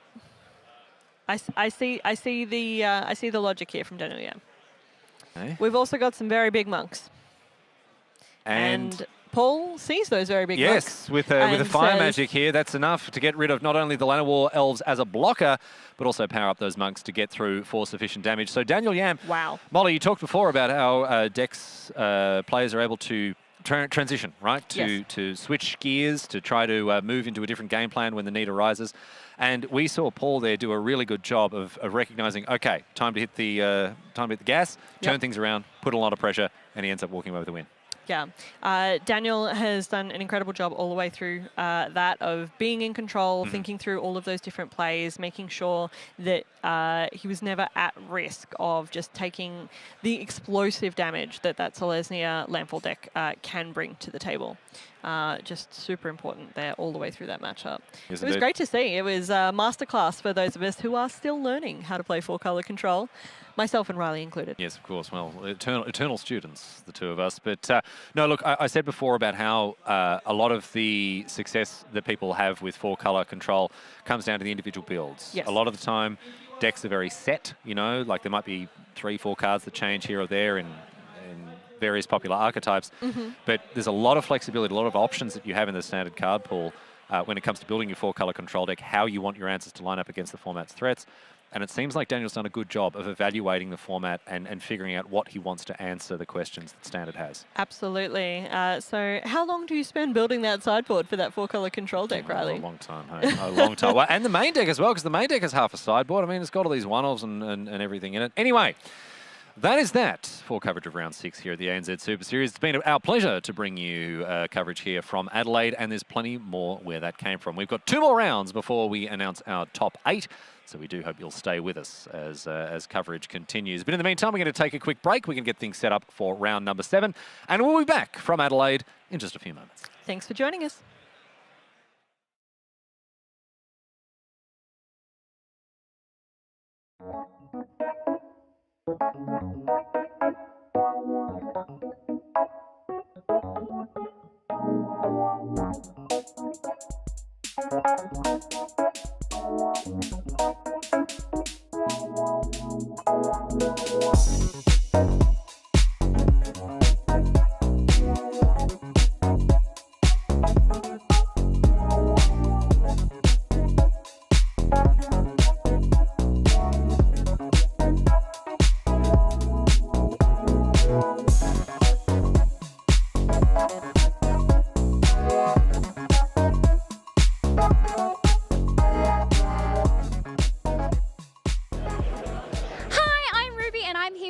The premier play coordinator of Let's Play Games. We are here at Commandfest Adelaide and RC12, the ANZ Super Series. Glenn, tell us a bit about what's going on. All right, great. Thanks, Ruby. Thank you very much. Glad you can be here with us. This weekend we have Commandfest Adelaide, which is a great casual play experience for players to come along and play. We've run several of these now around the country. As well as that, though, double excitement for Adelaide fans because we've got an ANZ Super Series regional championships here, and that is all about aspirational play going to the Pro Tour and World Championships. So sometime after today, tomorrow, we will send 10 people to the next Pro Tour, and also 1 person to the World Championships at the end of the year, which is massive, big prize money, etc. So it's a bit of a mixed weekend with both. We've got casual friendly play with your favorite commander decks, but also serious top-end magic up the other end. Oh yeah, we hope to see some winners this weekend. We will be sending some people overseas to the massive events. Tell us a little bit about, if you were playing in Commandfest today, what commander would you be playing? Okay, well, first of all, I like enchantments and stuff, so I'd be playing Sith's Harvest Hand, where I'm going to draw lots more cards than you guys are. Or I'd even be really nasty maybe and play Derivative Imperial Tactician, which I like doing weird things at, but I'm not a very good player, so that's fine, and I like having fun with those decks. Aren't we all not very good players? How many people are in the room today? Wow, I think around about 700 people, like across the two events. There's 190 people playing in the regional championships, which you have to qualify for. And the rest of those people on this side of the room are made up of the commander areas and side events. There's a 128 player Mystery Booster 2 event happening right now. Crazy. Huge. Now this is huge for Adelaide, the first event here. Tell us a bit about another event that's coming up later this year. Okay, so our next event is actually going to be in Perth. We've been to Perth a couple of times. We want to try and get around to all the capital cities as best we can in our region, which is Australia and New Zealand. So next event, 27-28 June. So it'll be the launch weekend for Marvel Superheroes set, and that's happening at Perth Convention Centre. All local Perth people would love to see you there. Please come down and support that. The next event after that, that's the big one, Ruby. That's Magic Hobbit Spotlight. It'll be on 28 to 30 August. What can I say? This is going to have everything. It's going to be the biggest event for the year. It's at Brisbane Convention Centre in Brisbane. We'll have a $50,000 prize pool main event. As well as that, there's qualifications to the Pro Tour.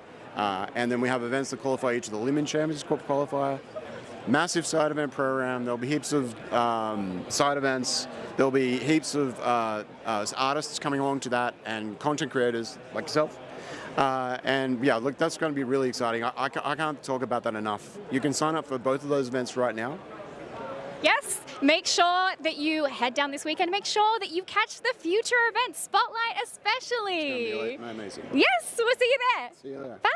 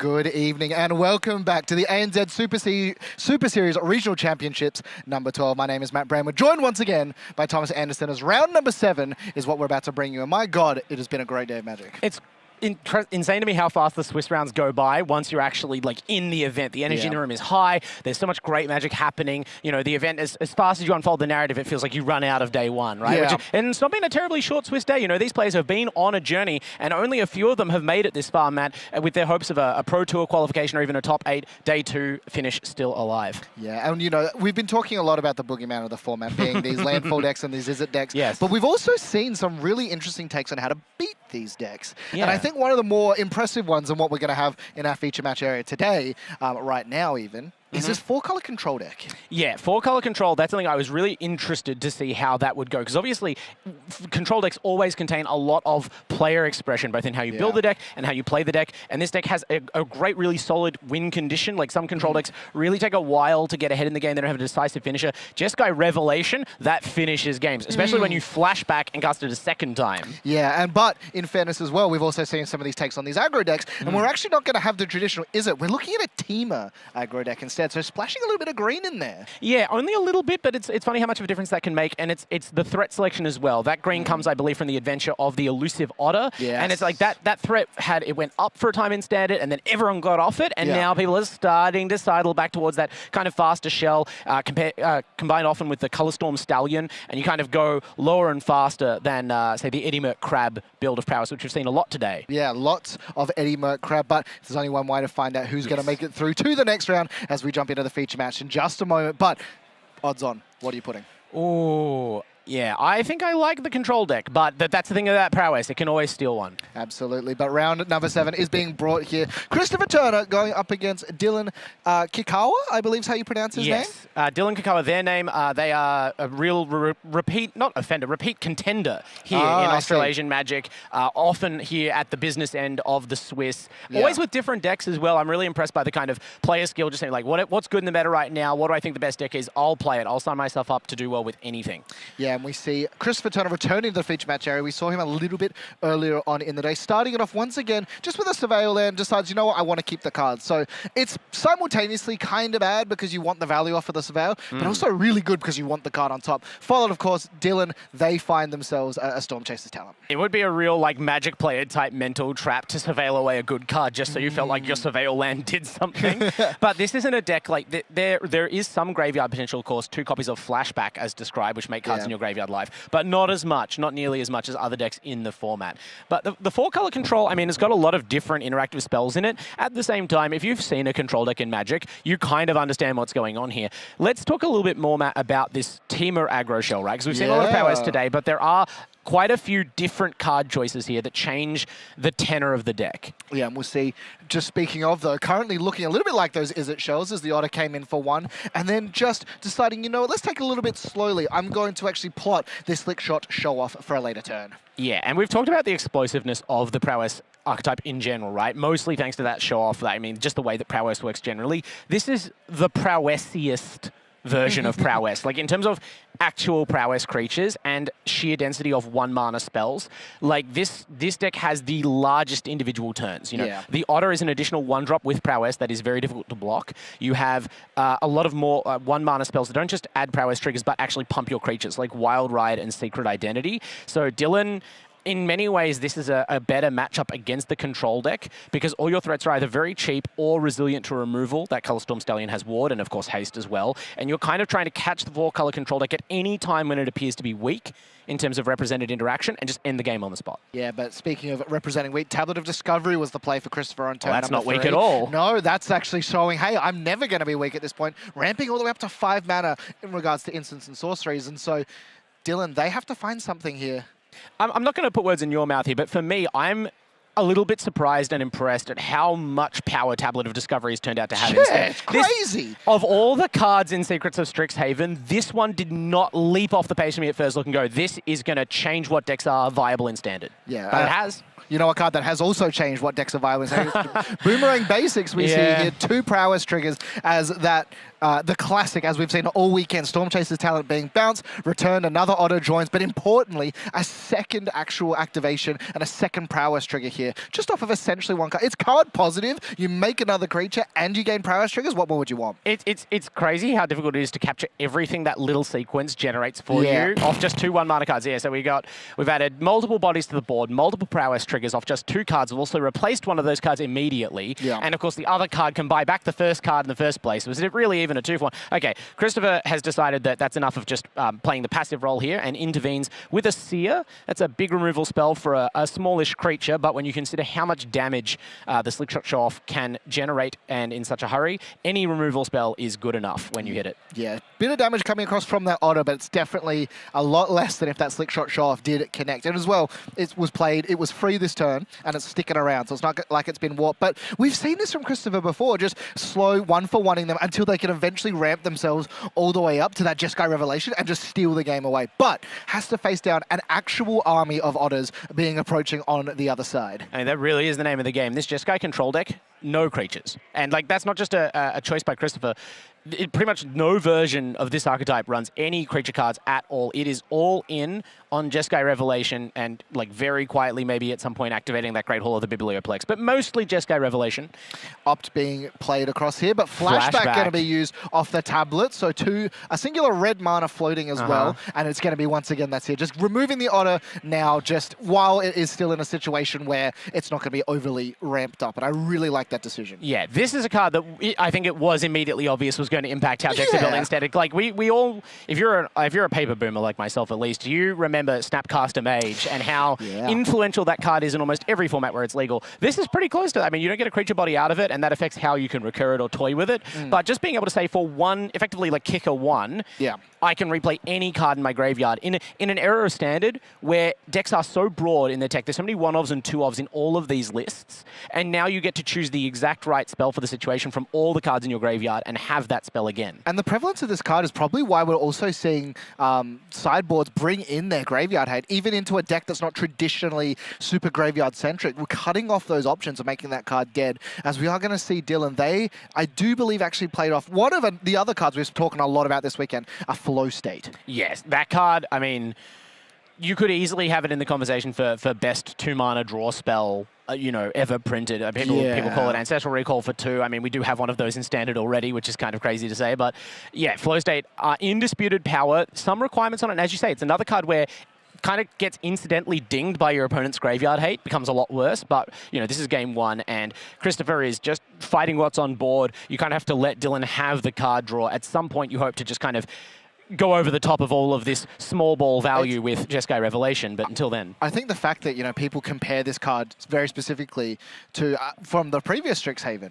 Yes, Expressive Iteration, the other 2-mana draw spell. Yeah, but there's obviously a lot of differences, but in a way it is a better version of that card, and that card is unbelievably powerful. But importantly, Chris Turner has got to the point. 9 life is not a huge amount, but has got Revelation mana. Speaking of Jeskai Revelation there, it is going to come down, bounce the otters, and then suddenly be in the situation where that corner is turned. Like a soul read there, Matt. You knew exactly what was coming before it even started to tap those lands, and Christopher, I mean, that's why I think this... Haven't seen really a spare emotion flit across Chris's face this whole round. Just clearly knew exactly where you have to make your resources stretch to. And 9 life is a very comfortable total all of a sudden. This card does so much to fix you in every aspect of a game of Magic. You're behind on cards in hand? No, you're not. You're losing on board? Don't worry about it. Vulnerable life till you might get burned out? Actually, let me fix that up for you. Importantly, though, Secret Identity was played. So Secret Identity allows to buff up. And it's interesting, right? Because Secret Identity makes the West trigger on top of it. So that's why that singular order that you see there still survived through. But regardless, 13 life to play with, has the 2 monks available. And it's just the singular order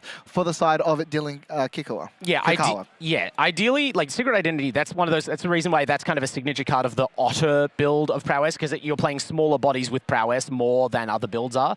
That said, I think that's more there to save it from getting Lightning Helixed so that you can finish your opponent off.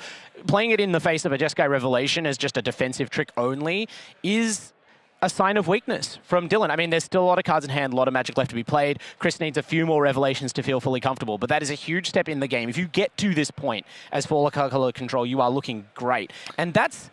again, a card, we've seen this a few times today. Sometimes you've got a Boomerang Basics, a card for tempo, but that card is one you're very happy to replay as Chris. Yeah, but it's challenging, right, if you're on the side of Chris as well, because yes, it is something you can replay and gain the value off it, but it does mean that you no longer have access to that revelation on this turn. And we saw in a previous game that Chris was able just to string back-to-back revelations, and that's how he got himself back into the game. Yeah. So cutting off that opportunity here is really smart, but he's also insulated for at least 2 turns if it starts to get crazy, because he has the 2 monks available. Yeah, I mean, not from the slick shot show off though. Like that's what I was saying. It's sometimes the right play. You don't love to do it as Dylan, but sometimes you have to make difficult choices. I'll give you this tablet back, but as you said, the key play is to not get hit by a second revelation back to back, because that creates a window where your opponent might die. And 10 life is a lot for an auto token, but not that much in the face of a slick shot.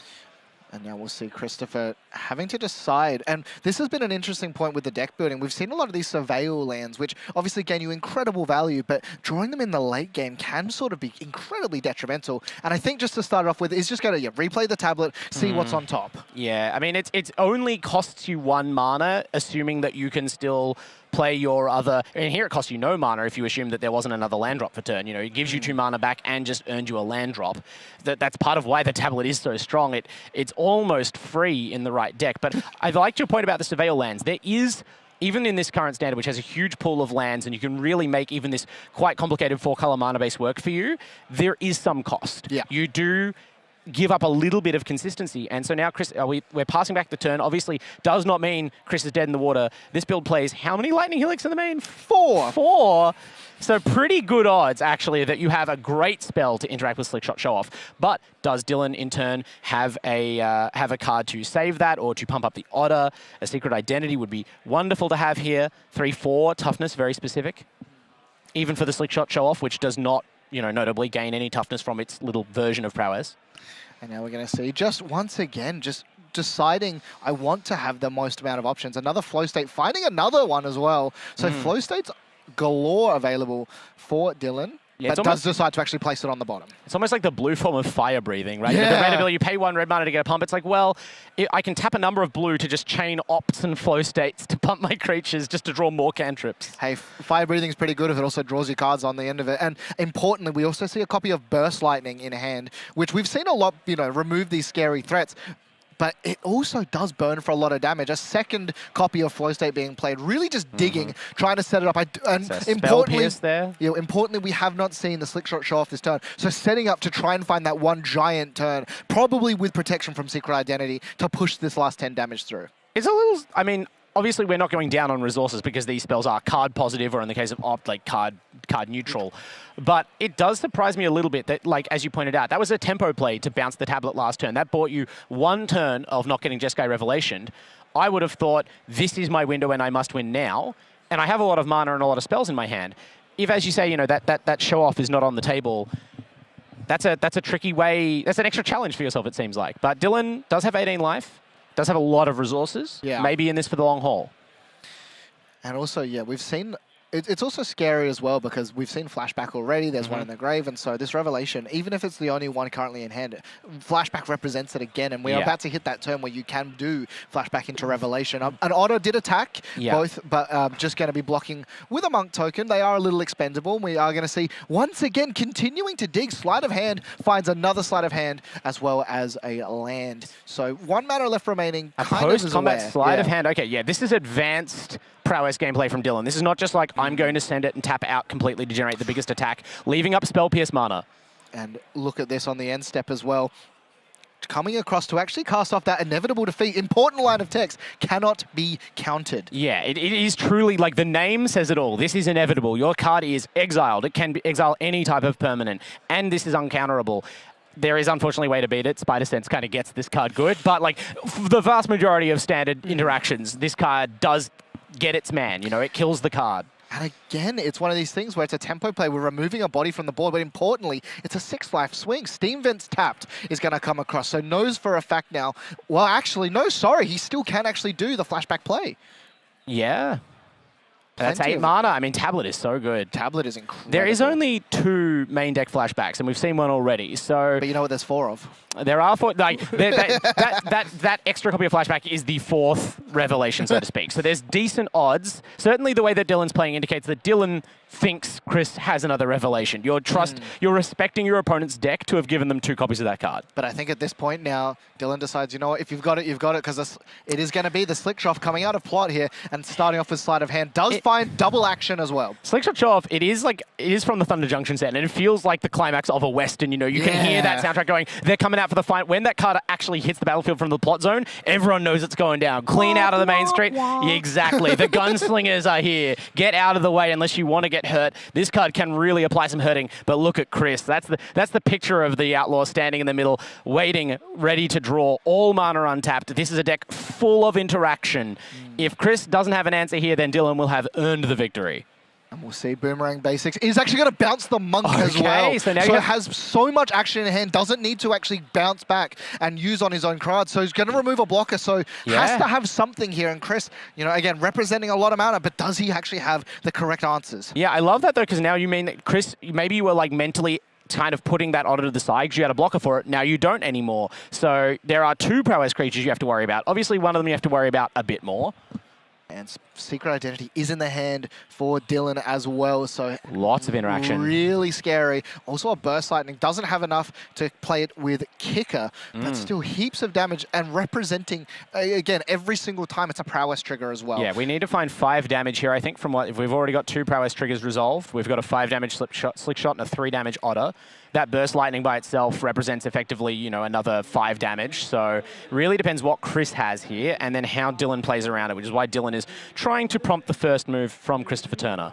Yeah, and I like this. Just not firing it off immediately, no blocks, and we are going to activate the tablet now, and it's going to start with the flashback. Has the second copy. You know. I can feel it in my bones, and guess what's getting targeted? But importantly, the decision here as well. Yeah. Playing around Secret Identity, what do you choose as the modes of where they're going? I had to stop myself and go, it actually should be a choice here. Is it inevitable defeat? Goes for the Revelation, and Dylan had the Spell Pierce on the table before the Revelation had barely come out of the graveyard. Chris, I don't blame Chris for going for it there. You need the big guns. But that was exactly, Dylan pounced instantly with the Spell Pierce, and that ends game 1 in a flash. Really, really smart gameplay coming through. And that's sort of the power of Izzet. Absolutely. And where it's like skill expression comes from as well. Could have opted to fire off so many things just to sort of put the pressure on, but instead just holds it back, goes, you know what? If you just don't do anything, I win the game anyway. I'm gonna put you in a situation where you have to tap completely out, and then that Spell Pierce just cuts right through. It's the reason why so many players, especially players who really rate their own skill and like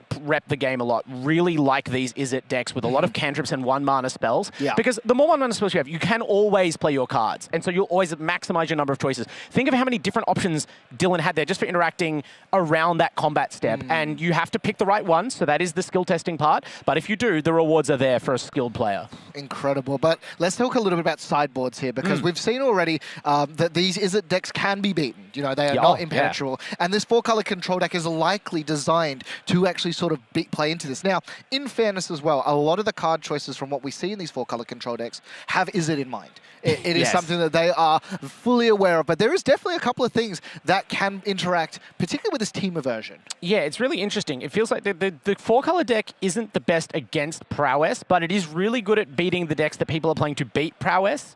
That said, you know that prowess is going to be the most common deck in the room, and you have to have something against it. So what are we looking at here? Flash Freeze is probably the first and second cards to come in, right? Funnily enough, also now has more targets because you have green. Yeah, well, exactly. I don't know. Green. Yeah, I'd love to ask Dylan how many times this tournament they've resolved the adventure on Elusive Otter, but it's part of the deck. High Noon, also pretty good against a deck that's trying to generate a lot of damage from prowess triggers. You could consider Rest in Peace, but because this build is not playing the Edimurk crabs, it doesn't have the same impact as it does against Spelementals or Lessons. And importantly as well, open deck list, they do know there's no Edimurk crabs on the list. Yes, in the sideboard either. So I think that card is probably staying sideboarded. You could bring in Pyroclasm. The prowess creatures, even the ones that get toughness, are not big on your turn. So this is where the Sorcery Speed Sweepers can make an impact, especially if you control the game enough that you have a lot of life, so you're not immediately dead when someone like commits a show off to the board. You can make sure it doesn't live for a second attack. Yeah. Day of Judgment as well. A card that's not sideboarded but mainboarded is for that exact same reason as well. On the side of Dylan, though, there's a couple of interesting choices once again. Important to note, no green cards in the sideboard. It does look very much like, very similar to those just straight Izzet lists that we've been seeing so far. Yeah, exactly. I believe that this might be an instance where Ghost Vacuum shows its strength, right? We're talking about the flashback plays. You maybe not want to overcommit hate to 2 copies of flashback, but as you pointed out, if your opponent flashes back a Jeskai Revelation, that could just lose you the game on the spot. So maybe you want something against that, or you could just trust in your Disdainful Strokes. You could try and just counter that spell. As we saw there, a spell that expensive is always vulnerable to Spell Pierce. So the second copy of Spell Pierce no doubt comes in. Maybe you go further and bring in Disdainful Stroke. Maybe you go further than that, bring in Ghost Vacuum. But I think targeting the win condition of the control deck, which is Jeskai Revelation, make no mistake, is the way for the Prowess deck to go. I think as well, like a card like Soul Guide Lantern, Ghost Vacuum, whatever, for this deck, it's not actually as much of an opportunity cost because you're still getting prowess triggers off it as well. It is a non-attack, and we can actually pull the full list up here for the side Let's take a of look. Dylan. Because if we take a bit of a look, again, one singular green card and not a huge amount of ways of casting. In fact, there is only one card in the deck that produces green mana naturally. At least it has. I mean, a lot of them don't have a green source, so at least Dylan is representing, hey, I could play Multiversal Passage on green. I could play my Willow Rush Verge and cast Grove's Bounty. But really, it's more the Teamer designation lets you know that this person is favoring Elusive Otter, and it's kind of the pace of prowess build they're playing. But it does mean they're playing quite a few different cards, right? Yeah. You will not see you won't see really any copies of Wild Ride in most non-Otter builds of this deck. Secret Identities. Actually, Dylan is playing a bit fewer than I think some people do with the Otter. Not going quite as far either as the Fling version that we've seen earlier today that I think really stretches this philosophy of prowess. But we saw how this punchier, burstier build was able to kind of get through the gaps in the Control Deck's game plan on turns when it didn't have all the mana it wanted or all the answers ready. I don't know if we bring in stuff like Drake Hatcher or Ral here. You don't want to slow down. Maybe the extra Color Storm Stallion if you trust in the Ward and the Haste to be a reliable source of damage. Yeah, and again, I'm really curious to see, are we going to bring in this Graveyard Hate that's available? I doubt it, but it's definitely an option there as well. And it's very curious to see just sort of the decisions that these players are made and the sideboarding decisions between teams as well as just these lists. But there's only one way for us to actually find out how these sideboard games goes. That's jumping in to game number 2 of, again, the pointy end of the stick, round number 7. Certainly these players are really, the tension is higher than ever. The stakes are, it's so important for them to win this match and the next match, and then you're in day 2, you're safe. But you know, it's a pretty unforgiving Swiss bracket, and you know, regardless of how well you've played the rest of the day, it could all fall apart in a hurry here, especially for Christopher Turner, who finds himself down 1-0 to the formidable Dylan Kakawa, and this, you know, build of, is it prowess, really? But starting it off strong, and Christopher probably breathes a little bit of a sigh of relief as a pass back happens twice in a row. So 2 lands available for both, but no plays. And you got to feel pretty good about that if you're on the controlling side. And we're actually going to see the first action coming through from Christopher Turner. The tablet gets played and immediately is going to get countered. Yeah, I don't think you're too surprised to see that. Chris flashes a wry smile. You know, if your opponent hasn't done anything for 2 turns on the prowess deck and they kept that hand, you maybe can assume some things about the type of 1 mana spells they kept, because their whole deck is 1 mana spells. They don't not have a play. Yeah, and here comes the Stallion, though. The first one, we see a second tablet to be revealed, revealing a revelation. That feels a little bit bad unless we have, of course, a copy of Flashback. Land going to be played, considering untapped as well. So we'll shock it in, and that's information that Dylan needs to use. But instead, just going to actually show and immediately just removes the Stallion there. Yeah, able to pay for the ward as well. That's the power of the tablet. And yeah, I mean, Dylan kept a hand. It seems like there's Flow State and some Boomerang Basics. You think, why aren't we playing any cards yet? There we found the key card of the deck, so those Boomerang Basics are now online. But way back in the first round I was casting there, back in round 2, we saw one of the team members of Team Heavy Play, Worldly Council, keep a hand just like this one, which was basically a bunch of Boomerang Basics looking for a talent to recur. And that hand ended up losing the game to a control deck because it was kind of too greedy, did not put enough pressure on immediately. You are running some risks, even with a deck that can catch up on life totals in a hurry. Yeah, but this time was able to find the marquee card of the deck. Yeah, but it's all, look how much mana Christopher already has. We're most of the way to Jeskai Revelation. I'm not counting Dylan out, right? But you are giving your opponent a head start, very literally in the matchup, by keeping a hand that has this little action turns 1, 2, 3. Yeah, just going to opt not to shock it in. And we'll see the Stormchaser talent play. Oh, no, so it did actually, because tapping for blue, going to play out a secondary Otter. So plenty of action now available. But as you were saying before, Land Revelation sounds pretty good to me. Yeah, I mean, of course. Oh, smart. Yeah, again, I see this is a consistent line Dylan's identified. That is the key card of your deck. I mean, we can't really do much about the Revelation itself except for Spell Piercer. But if we reset that tablet, that changes your next turn from cast the biggest spell in my deck to tablet and then play something modest. Yeah, and we'll see again, the tablet's just going to be played. Knows there's no counterspell available. Flashback has also been revealed. So 2 ways of getting this Revelation. Well, essentially 2 Revelations have been put into the bin. Now, they are running 6. Technically. Yes. So still plenty left to go, but definitely 2 cards you do not want to be seeing. And Flashback just being moved to the side a little bit there. Can that still actually play it potentially? You've got 3 mana, so you can Flashback the Seer. That's, I think, if you're trying to see how you can get value out of this Flashback, which obviously you'd like to, but in this matchup I feel like your life total maybe is more important than cards in hand, but that is what, I mean, Christopher was probably going to play a removal spell anyway, so you might as well use the Flashback, use the Seer. Otherwise, those cards are basically lost forever. So, you know, that kills an Otter. You couldn't do much more this turn, and that's what Dylan achieved by Boomerang Basicsing. And decides to go for a flow state. There's no third Boomerang Basics yet, but there's the, I was completely wrong about the sideboarding. They bring in the Ral Crackling Wit, just wanting to maximize, I assume, the number of threats. Generally. And if you do sneak that past Christopher's interaction, there's a lot of burn spells that can hit Ral, but it's at least going to make another body. So it's the kind of card that's hard to 1-for-1. And we've seen already on coverage this afternoon that we've seen what happens when that card does in fact get to ultimate. Which, it's not particularly hard. But if it does, yeah. It's kind of crazy. Finally, though, Christopher is able to actually play out any of these big spells, but has to be wary of interaction. Another tablet now, just deciding, you know what, I'm going all in. My life's pretty happy. Finds a land off the top, and that's going to go into play nice and easy because it is one of the few impulsive draws that does let you play lands. Yeah, it's just that kind of, again, if you haven't made your land drop for turn, you're not risking much by playing that tablet unless you wanted to play like a whole 7 mana spell this turn. Yeah. You know, and Christopher is now just, again, sitting on 6 mana, right? That's all the mana you need to represent like normal 1-for-1 interaction. And Dylan's hand is 3, I mean, I think we saw Flow State, Ral, Stallion. So those are all the kind of plays where if you run one of those out, that's most of your action for this turn. And as long as Chris has the right interaction to meet it, you're hanging in there. But importantly, also found a Spell Pierce off of the top. So is able to sort of interact on that way. A second copy of Ral found off of another flow state that we've seen. Yeah. And is alongside 2 lands. So definitely can find the land drops. And probably, do you need to have both Rals? I don't know. And importantly as well, one of the cards that was actually bottomed off a previous flow state was that all-important green land. You really would just like to see the Grove's Bounty get. I mean, there's got to be a reason you're playing Teamer over this Izzet deck. So I want to see it, but probably not in this game. I think the reason is because the Otter is a 1-drop with prowess that's borderline unblockable by creature decks. But, you know, the green card, it does have a green pip on the card. Yeah, hey, you know, it's a percentage point, but we'll see plenty of mana left up in a Passover. And I think Chris is fully aware at this point now. Has insulated a little bit by having 2 tablets available. Yeah, I mean, this Prowess deck, it's called Prowess. It's a tempo deck, right? Like, you have the option always of going, I'm ahead on board. I'm going to pivot to not using all my mana every turn. I'm going to try and protect my board state as Dylan. But couldn't really protect that Otter there. You just fire off a Lightning Helix, right? The Spell Pierce worked last game because Chris went for Jeskai Revelation, a 7-mana spell.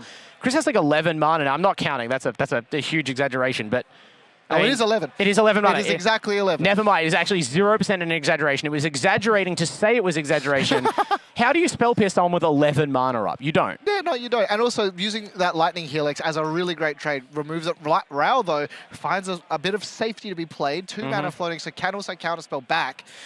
But we see the Lightning Helix, just gaining the life, removing the threats, and just sort of putting it in a situation when we're feeling good. There is a response from Christopher Turner, though, as the Ral is on the stack currently. Yeah. Considerations here. Are we going to see some form of permission? I mean, it could be permission. You could let the Ral resolve and then burn it out. We have a lot of burn spells like everything, and I love to see the OG Lightning Helix. That was my my first Magic card I owned back in the day.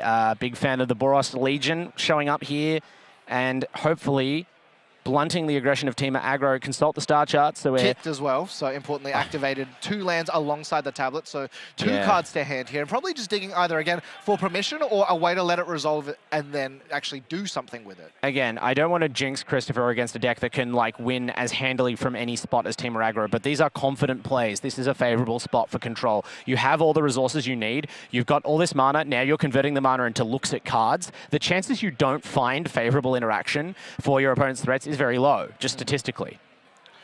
And now The consideration here is, and again, so insulated against Spell Pierce. But it looks like Rao has resolved, so... And we'll see reaching for an activation. And it is a manual activation because it doesn't have anything proactive to play. So a singular order has been replaced, but you would have Lightning Helixed it anyway just to gain the life. And now we're in a situation where the opponent still has 2 mana, but you have plenty of plays. Yeah, Dylan is doing the correct thing, right? Which is you're putting threats on the board and then hoping your opponent kind of missteps. There's talk about sideboard action. High Noon. We haven't gotten to see the full-on High Noon prison deck today, the blue-white one, but High Noon is just as good here. Basically, anyone who resolves High Noon against Prowess is feeling good about it. Yeah, really just blunts off the ability to just chain spells together. And yeah, just passes. Doesn't even need to deal with the Rao now because it knows that we're not going to be able to do the classic play 5 ops and then ultimate Rao. I mean, if you had another spell to play this turn, you would have hoped to put it on the stack prior to High Noon. Otherwise, there's a bit of self-harm happening. But Christopher obviously can play on his opponent's turn. You're always able to cast one spell on their turn and on your turn. And with this much mana, you're going to be able to afford to do that. And Dylan, I mean, this isn't so bad, right? The threats in hand, you probably weren't running out multiple of them at a time anyway, but this is the kind of spot where the Jeskai deck is poised to dominate. If you can only resolve one spell, Jeskai Revelation is a good one spell. Yeah, it's a great singular offering, but now we'll see, it's also scary to sort of play into. Rao activated again, a second order being presented. Now just also considering, and that is, I guess, one of the more important things with the Planeswalkers, right? Is the fact that you have the ability to do multiple things on a turn. Oh, yeah. Even though it's not a spell. I mean, the Storm Chaser's talent, leveling that up is not a spell, and it's very impactful. Speaking thereof. Yeah, Dylan has a lot that they can do still in this position. Like, again, Chris is advancing the steps in the 4-color control game plan, but they definitely have not locked up the game yet. It takes a while. Boomerang Basics was also the decision, so it has a way, if they decide to go off, to actually get through the High Noon. But here we go, activating a lot of mana. Can you smell that as well? It does in fact smell a little bit like a Revelation here. We're tapping our lands. This might, you'd like it to be a Revelation if you're Chris, but it looks like we're just activating the Impulse Never draw. mind, I got excited. I'd love to, I hate to be the crusher of your hopes. That's Hopefully, okay. I mean, maybe the Revelation's in hand. We're about to see it. But, I mean, the Revelation here, again, may not, it's never bad, but it might not be like the #1 option unless you're confident that you can outpace this Rao. Because, I mean, you already spoke about the power of the Rao ultimate. We are, slowly advancing towards it. And obviously on 13 life and with all this mana in play and the High Noon, Chris is assembling the pieces of a victory. Yeah. But Dylan has been keeping up a very strong game face and holding a big hand of cards. And you've shown them you have Boomerang Basics, as you say, for the High Noon. So I think if Chris is still locked into thinking about the short term, there's an answer for Ral. Inevitable defeat. Yeah, we've talked a little bit about inevitable defeat already. It's such a big tempo swing, removing the key threat, but also, again, bolting your opponent and gaining you 3 life. I mean, that sounds pretty great to me. Yeah, Lightning Helix stapled to Vindicate, asking, asking, like, doing a mathematical version of, like, what is a Mardu card? I got this black-white interactive spell, this red-white interactive spell that are both iconic. We just jammed them into each other. Somehow it gained can't be counted. I'm not sure where that came from, but, like, yeah, why not? I mean, hey, you're spending 4 mana on a card. I mean, may as well. But regardless, still considerations here because Dylan might be able to do something. I don't know, because the target itself can't be countered. You said Spider there's a little Sense bit, is the only way, but in that case, it only really works if it's targeting a creature, I was believe. going to say, not on a Planeswalker, right? Yeah, I mean, if you can't Boomerang Basics your impermanent at sorcery speed, so the options here are limited. Dylan Kakawa just wanted to think about it. Luckily, though, Dylan does actually have the second copy of Ral in hand as well. So if they want to ride that sort of game plan, there is the option to do so. Yeah, and look, I was focusing on the ultimate before because that's obviously such a spike, but Christopher has not presented an answer to these auto tokens yet, and the High Noon is still restricting Chris. So Chris could blow it up for 5 mana if at some point that becomes advantageous, but you don't think you're going to do that if you bring it in for its effect. Whereas Dylan, we already know, can get rid of the High Noon for 1 mana, and then with so many lands on the Prowess side of the battlefield, it's hard to say how much damage these otters could potentially deal, but it's a lot. And a pass back here, so maybe, has actually left up enough mana to cast a Revelation on end step, so wants to keep the ability to actually just play our interaction. And now we'll see actually the activation of the land to impulsive draw. And yeah, it's just going to opt on Dylan's own end step. Yeah, I know that Dylan had not yet, you think of High Noon where you got one card a turn. Really absolutely flips the way that you evaluate Magic, especially for something like Prowess. So many of these blue-red decks, the foundation of their strength is mana efficiency and card selection, getting to always have the spells that you need and be very flexible about your sequencing. And High Noon completely kind of snaps that over one knee, which is, I think, why the card's been so impactful for, a quote-unquote do-nothing enchantment. And feed off the top, though. That feels pretty good. Yeah, finding that off the land and then just, again, another 6 life swing in the direction of Christopher Turner. 6 life gone, and also, we were talking about those value generators that were helping you kind of still keep momentum under the lock of High Noon. Those are now both not just dead, exiled, as Chris helpfully points out. Probably not going to matter in the matchup, but we love to preserve a correct game state. And once again, and this is what's so scary for Dylan, is the fact that if they decide to spend their... Oh, I like this, actually. They decide to spend their one spell on something proactive.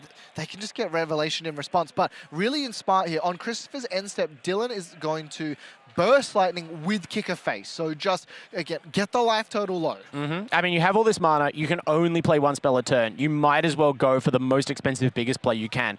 I'm a little surprised. Is this the point where we finally see the Color Storm Stallion? Do we see the other copy of Raoul? Do you try and hold up your one? Okay, we're going to go to combat holding up our one spell for turn. Yeah. To try and have interaction. And I mean, we'll see what Chris has, but I'm sure Dylan is in the mode of, I have to just put pressure on you and hope you don't have the best card you could have. But once again, just this land, just accumulating value, knows, okay, well, I'm just not going to run into your counter spells. If you don't have any way of doing it, I'm just going to keep essentially drawing an extra card every turn. Yeah. And so far, every single card that has come off the land as well. Of Corey Monastery, yeah. I mean, and normally this looks... Ooh. Oh, wow. Day of Judgment, yeah. I mean, it was inevitable that something nasty was going to happen at some point, right? Christopher is seeing so many cards. But that just shows you the power of High Noon, right? Normally, you could not dawdle like this against Prowess, but those Otters, they're so much less threatening without their Prowess triggers, Matt. Yeah, and... luckily, it does have the Stallion in hand for Dylan, but they are just so afraid of the potential. And Christopher has found so many cards at this point, has dug a little bit, and we haven't seen any more copies of Jeskai Revelation. So you've got to assume at this point there's one in hand. So it's so hard to actually start being proactive again. Yeah. And it's this weird kind of game of chicken.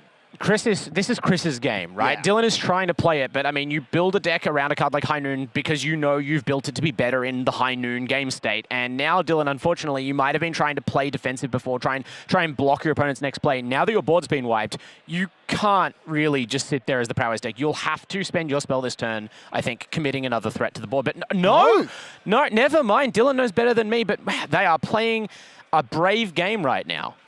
Once again, activation going to come through, draw an addition. No, instead... Great Hall is going to get feisty. Our land is in a punchy mood. It's feeling froggy. It moves to the front of the battlefield, no longer with the mana producers. Now it is in the creature zone and maybe soon the red zone. Yeah, and importantly as well, it does actually say when you activate it. It's not one of the ones that turns back. No, it's just a Prowess. Yeah, it's still a land, so it can still tap for mana, but you only have to pay that 5 mana cost one time, which I think is why people are on. Other than the fact that it is also, in this deck of all decks, the 4-color all spells list, a great rainbow land. Yeah. I said it plays no creatures. This is the caveat. You have 4 great halls. Yeah, and the I guess, downside of not being able to cast colored permanents off it doesn't really matter. Yeah, they don't have any. What colored permanents? What permanent? I mean, okay, you have Tablet of Discovery. That is the color, and High Noon. Those are the colored permanents. Okay, sure. I guess we'll have to cast those using every other land in our deck. Yeah, or what? 1, 2, 3, 4, 5, and every single land. Like, there's not many that are the same. Oh, here we go. Okay. And opting to Boomerang Basics the High Noon here, but this does give a window for Christopher to play something where there is nothing, no other response can happen while the High Noon is still on the battlefield. Yeah, well, exactly. If you have a response that actually stops, but I mean, it can't be spell pierce, right? Both players have a million mana. If you have like a negate here, that feels pretty good because this is the power of High Noon is if you counter that card, you haven't tripped it. No, it goes back to hand. Dylan, the window that was almost shut for Dylan to win this best of 3 right here and now has just been jammed back open, like, 1 foot in the door. I'm not done. And Dylan has been banking up cards in their hand for what feels like an eternity in this game too. This is the time to use them. You probably won't get another. Problem is, though, is that 13 mana available for the side of Christopher. That sounds like a fake number. I know. Raoul will be the decision point here, though. Is going to likely hit the battlefield, but Christopher's got a hand stocked and also does have the ability to dig further with a variety of cards or even just a land slot on the battlefield. It seems like absurdly hopeful to assume that Christopher doesn't have something to counteract this play. The question is just, what it is, not if one exists. And Flashback could represent a lot of cards here. I'm almost surprised they this fired off, because I would assume that Flashback could represent a really useful, second Day of Judgment here, but second Jeskai Revelation is pretty good too. And this is what High Noon shuts off from your deck, right? Yeah. It basically turns off the card Flashback.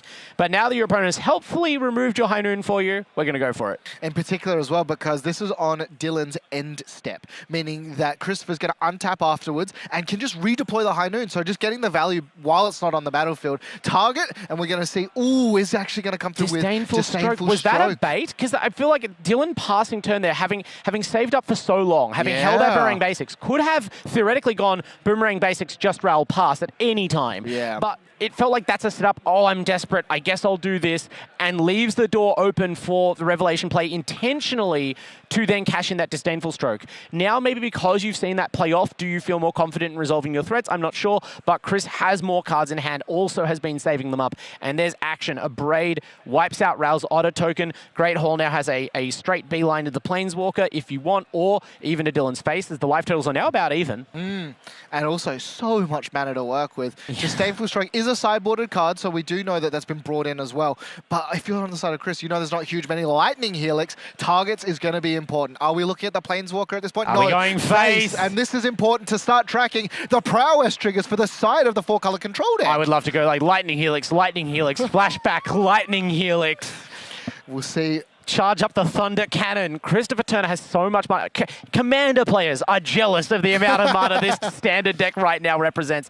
Are we burning you out with the High Noon activation? I don't know, but High Noon will be the card played on the stack, so now does sort of limit the opportunities. And yeah, we are going to actually see Hell yeah. Spell Pierce coming across. I wonder if he can pay for it. Well, turns out he can. I mean, you don't really have any other way to use that card in hand, right? And your opponent, okay, Dylan, that was the last ride. I mean, the Great Hall of Biblioplex and the High Noon activation, I think, put the writing on the wall. I mean, they'd stuck that game 2 out a long time, Matt, when it did not look good, and in the end, they were not rewarded for their persistence. I'm just shocked that I just watched the 4-color control deck win off prowess triggers in the way that the prowess decks all weekend have been doing it. Like, I'm at a loss for words. Actually, I think you'll find that the Great Hall does not have the word prowess. Sorry, prowess in right. the rules text. It gains plus power when an instant or sorcery. Yes, sorry, I do apologize. It's actually, Slickshot prowess also not prowess, technically. Yeah. But wow, what a game. And also just both players navigating that situation. High Noon is such a key card that we've now seen. So impactful. But I love that bait play. No Revelations resolved in that game at all. 5 million. It's sad that it happened at a point in the game where it almost didn't matter. But that was a huge... That shows what you can do if you are really determined to not adopt a losing mindset. And you always think, what can I do here? You can do something. Yeah, and importantly as well, as we are about to jump into game number 3, the prowess deck is on the play. And this is where this deck is the most terrifying. And I'm curious to see what the mulligans look like for our 4-color controlled friend, because I don't think you can assume that you're going to be able to dawdle. Well, of all the 4-color control builds, it's definitely not always stocked to have 4 Lightning Helix. So I feel like you're giving yourself the best chance of having early relevant interaction without having to mull to Oblivion. But, you're playing as a 4-color deck. A bunch of Surveil lands too, a bunch of tap lands that enter, and we are going to see already immediate start from Dylan. They have found the most important card to play on the play. Talent. Storm chases talent, and Chris on their turn just plays the tap land. Now, Opt is going to be the first one, maybe digging for lands, and has found one, so the island will be prevalent. And a second copy of Storm Chaser's Talent as well. The Otter coming in, going to be attacking for 3 off the 2 prowess triggers. When I saw Opt before second land, I was flashing back to David Mines having a really rough time of it on the coverage area, but there's at least 2 more lands in hand. So Dylan actually kept the world's most responsible hand, and a pretty good one as well. Like, it's not just to keep the lands, multiple talents, but Chris's deck building choices paying off. Maximum Lightning Helix copies. That that is your prowess adjustment, right? Killing a threat and gaining 3 life will never be more relevant than this matchup. Yeah, and hey, all that work that you did, sorry, turns out it's actually not. Now, down to 18 because did also shock in the Steam vent, so had to play the land on tap. But regardless, just undoing your own hard work there of burning yourself with lands, but this is the thing, when you're on the play with these aggro decks, you're sort of mulliganing to try have that fast start, meaning you probably don't have as much interaction, or you're not as worried about running out of gas because you just want to end the game. So if Chris can stabilize with lightning helixes, with the sweepers when they find them, suddenly, once again, we could be in that sort of lock situation. 2 mana left available though, and that is important for the side of Dylan. Yeah, there's a reason why Lightning Helix is such an iconic removal spell, because like that turns out adding the 3 life rider to a burn spell, it really makes a difference, like in this sort of matchup especially. But, you know, Dylan is not going to be faced by just 1 copy, and Christopher here, oh no, I was going to say that's already a risky play, right? You're tapping out for the turn and giving your opponent a huge window by going for the stock up. It doesn't even resolve. But importantly, and I saw this, they actually flashed the Tablet of Discovery from hand. So deciding instead, you know what, I feel like they've got it. They sniffed out the interaction. So it goes, you know what, I would rather just play the stock up, but here comes the cavalry as that Stallion is going to come through. Doesn't have any way of buffing it up, but still plenty of pressure being applied at this point, and Chris needs to find answers. Still has a blue mana floating for the available for Dylan, and now we're going to see the tablet being resolved. It's a really nice adjustment because we've already seen throughout this best of 3, right? These players have got a bit of a feel for each other, and we've seen, as I'm sure Christopher has, Dylan is really tablet as the key target for any interaction that can work, and so I feel like that was definitely part of the sequencing choices to play out the stock up first. That said, it does mean you still spent your turn just to kind of see a card and set up, and we've seen the really good scenarios where you play the tablet, get an untapped land, and have interaction, but unless it's like specifically Seer here, playing the tapped Hallowed Fountain is a bit of an admittance by Christopher Turner that there isn't another interactive spell to follow up. And now we'll see the stock up coming across. Did actually also find, in particular, the Burst Lightning off the top for the draw for Dylan, and plenty of both. Oh, interestingly, actually, no, only has instant cards in the bin, so we'll only draw 1 off of this. But that 1 card being the Slick Shot Show Off, it's definitely a good one. Yeah, I mean, even I was looking at the Color Storm Stallion. It's a shame you can't keep both, because I was wondering if this is where we'd see the maximum possible power ceiling of the Stallion off a Kicked Burst Lightning. It's the only way I believe these power decks can trigger the full Opus value. Owning your horses, especially if you get 2 of them into play, it's the reason why people go all in on this card main deck, right? Because the more copies is better, especially if you have the Burst Lightning follow-up. And this is the spot in the matchup where it's the best, right? Christopher's still constrained on mana. Right now, you could have Seer off a tablet, but you can't see that horse. Has Ward 1. Yeah, that's the important thing, right? That Ward 1, so there's not a huge amount. Now, can remove the order if need be as well. Or Secret Identity in hand, though, so might have something to say about that. It's definitely a great hand for Dylan, but we've seen this comeback happen before. And is it going to actually just activate the Secret Identity, not in response? This does open the window ever so slightly, but Chris just lets it resolve, and the cavalry comes in. I mean, Dylan knows, right? Like, Dylan sees there's no white mana rail, there's no lightning helix, and just goes for it. That's the killer instinct you need to get deep in a tournament on prowess. And Dylan, after a mammoth game 2, not exhausted at all mentally, untaps, looks at the hand in game 3, and just goes, I don't think you have it off that tablet. Wow. Die. And I'm at a loss for words. That's one. You know, we've seen these Izzet decks go so long and so late, and that's the first time we've sort of seen the immense power that deck has. It is unbelievable.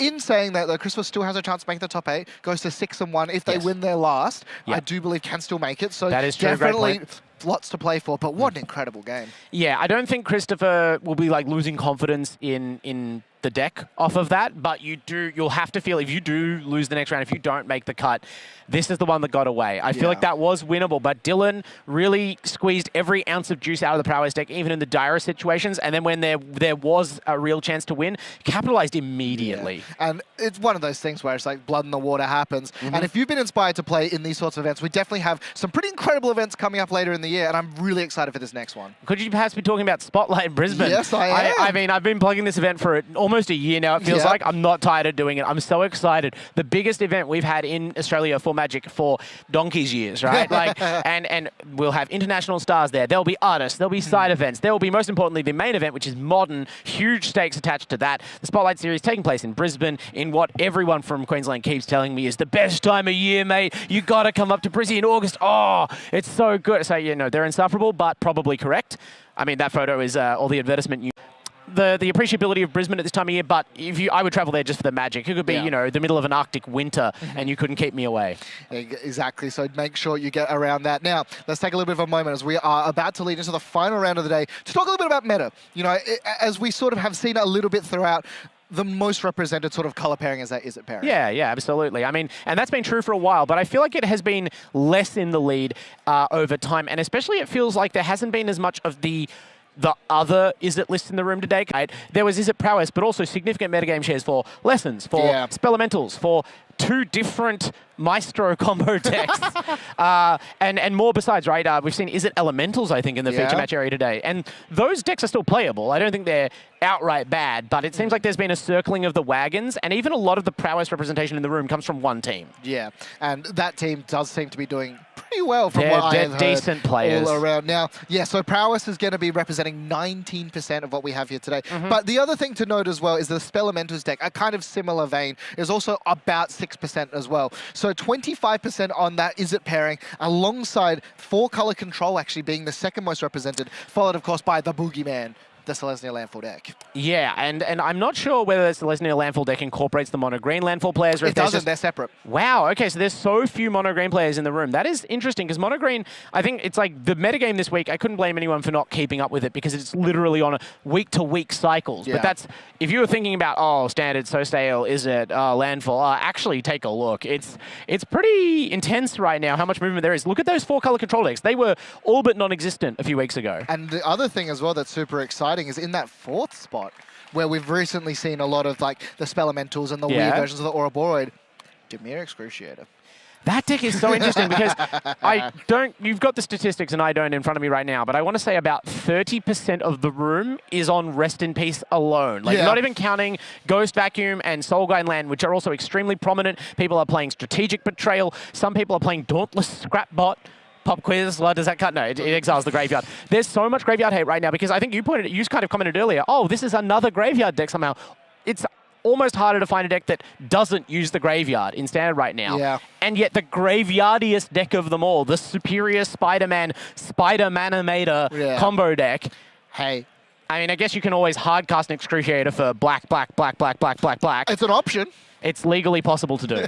But it is such a cool deck, and definitely having a bit of a research. I don't know how it's actually been going. Yeah, I was about to say, did those pilots make it all the way to the end of the day? I do think we have something at current look before round 8. If you looked at who was positioned for top 8, it was 7 different archetypes across 8 players. Crazy. That is wild. And we've seen a few of it too. We've also seen the Omniscience deck that's sort of brought itself back. And we know how much I love that deck. I think it's cool. We've seen a couple of these like more tempo-based decks. We've seen different takes. It's been just such a really varied day of different control, completely different. Every card, different control deck. Sultai deck, Jeskai deck, 4-color deck. Interesting though, you mentioned that the mono-green list was not even on our statistics table. Guess what the only 2 of represented in our top 8 is? It's mono-green.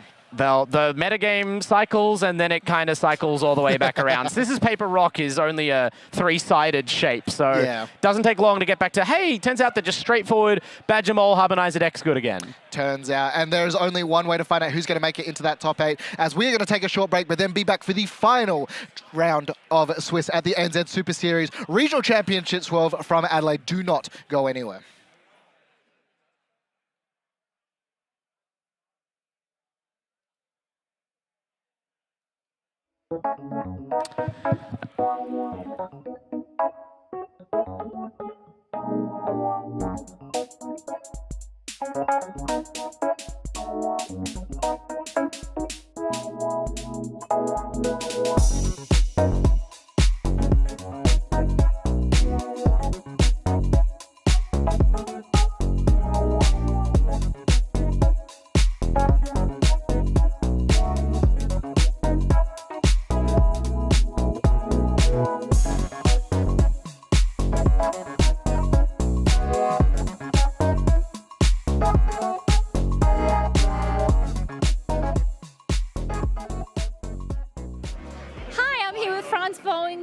At Commandfest Adelaide. Franz, tell us a little bit about your iconic artwork that you have here today, artist Bruce Prince.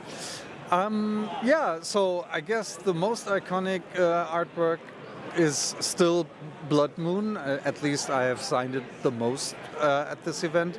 And then there's, of course, Magus of the Moon, which is kind of connected to that card. But I have a couple of others, like Oblivion Ring, for example. Yeah. So, I mean, I've been doing this for a while, so it adds up with the years. Oh, it does. You definitely have a vast collection under your belt. I did use the word responsible when I was talking about Blood Moon earlier. You are responsible for Blood Moon. Okay, yeah.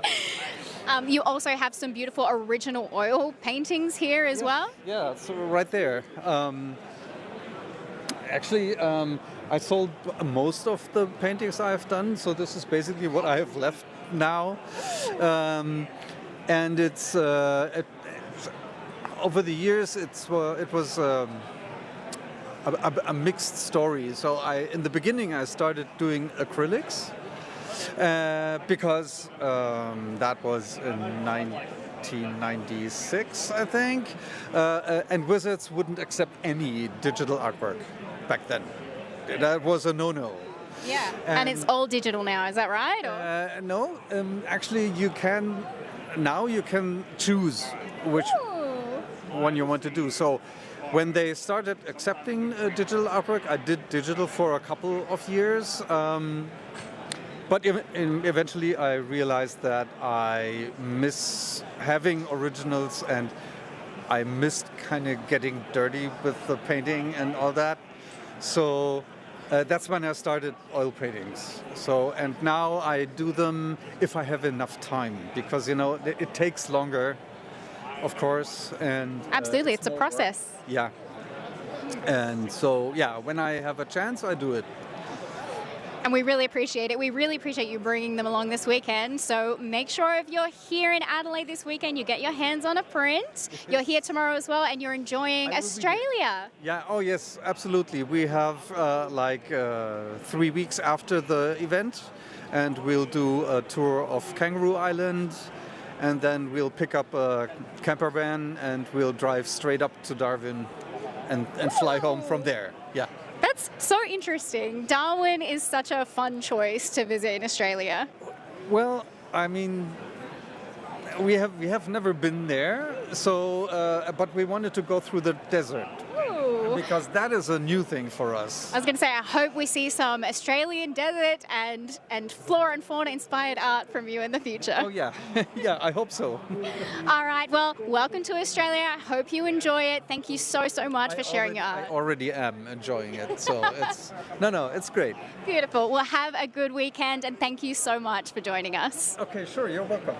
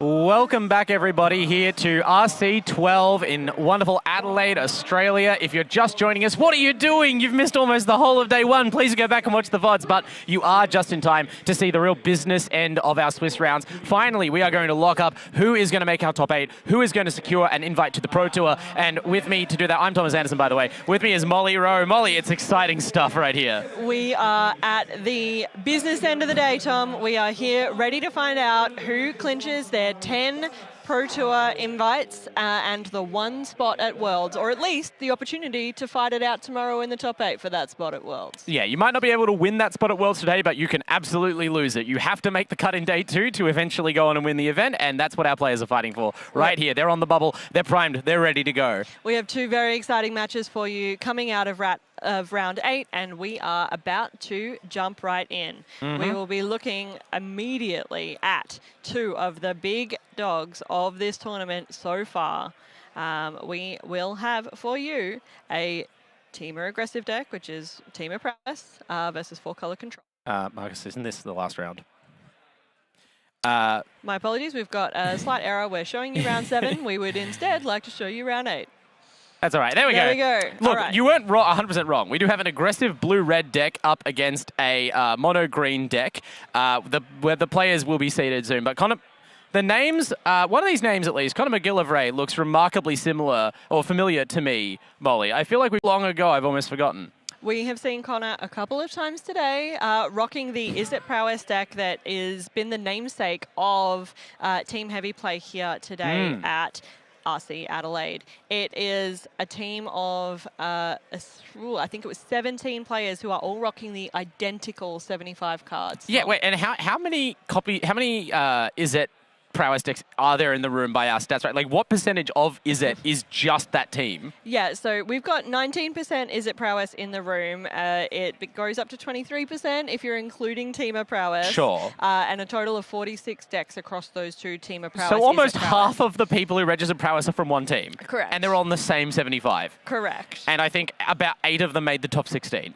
That's also correct. At least at time of round 7 standings before I came and sat in the booth. Obviously, those players have not all. Some of them have actually qualified. Right? I think X and 1 is good enough. So a slight handful of players have secured their placements. But Conor McGillivray, he is not among that lucky number. He must fight to survive here against Nino Maniera on mono-green landfall, which I'm not sure who to predict in this matchup, but the mono-green deck certainly has the power to have a puncher's chance in this game. Yeah, look, I've mostly been doing my reps with the Selesnya Landfall deck, post-Pro Tour Secrets to Strixhaven, and it's incredibly powerful, right? You come up against Is It Prowess all the time, and it feels really well matched.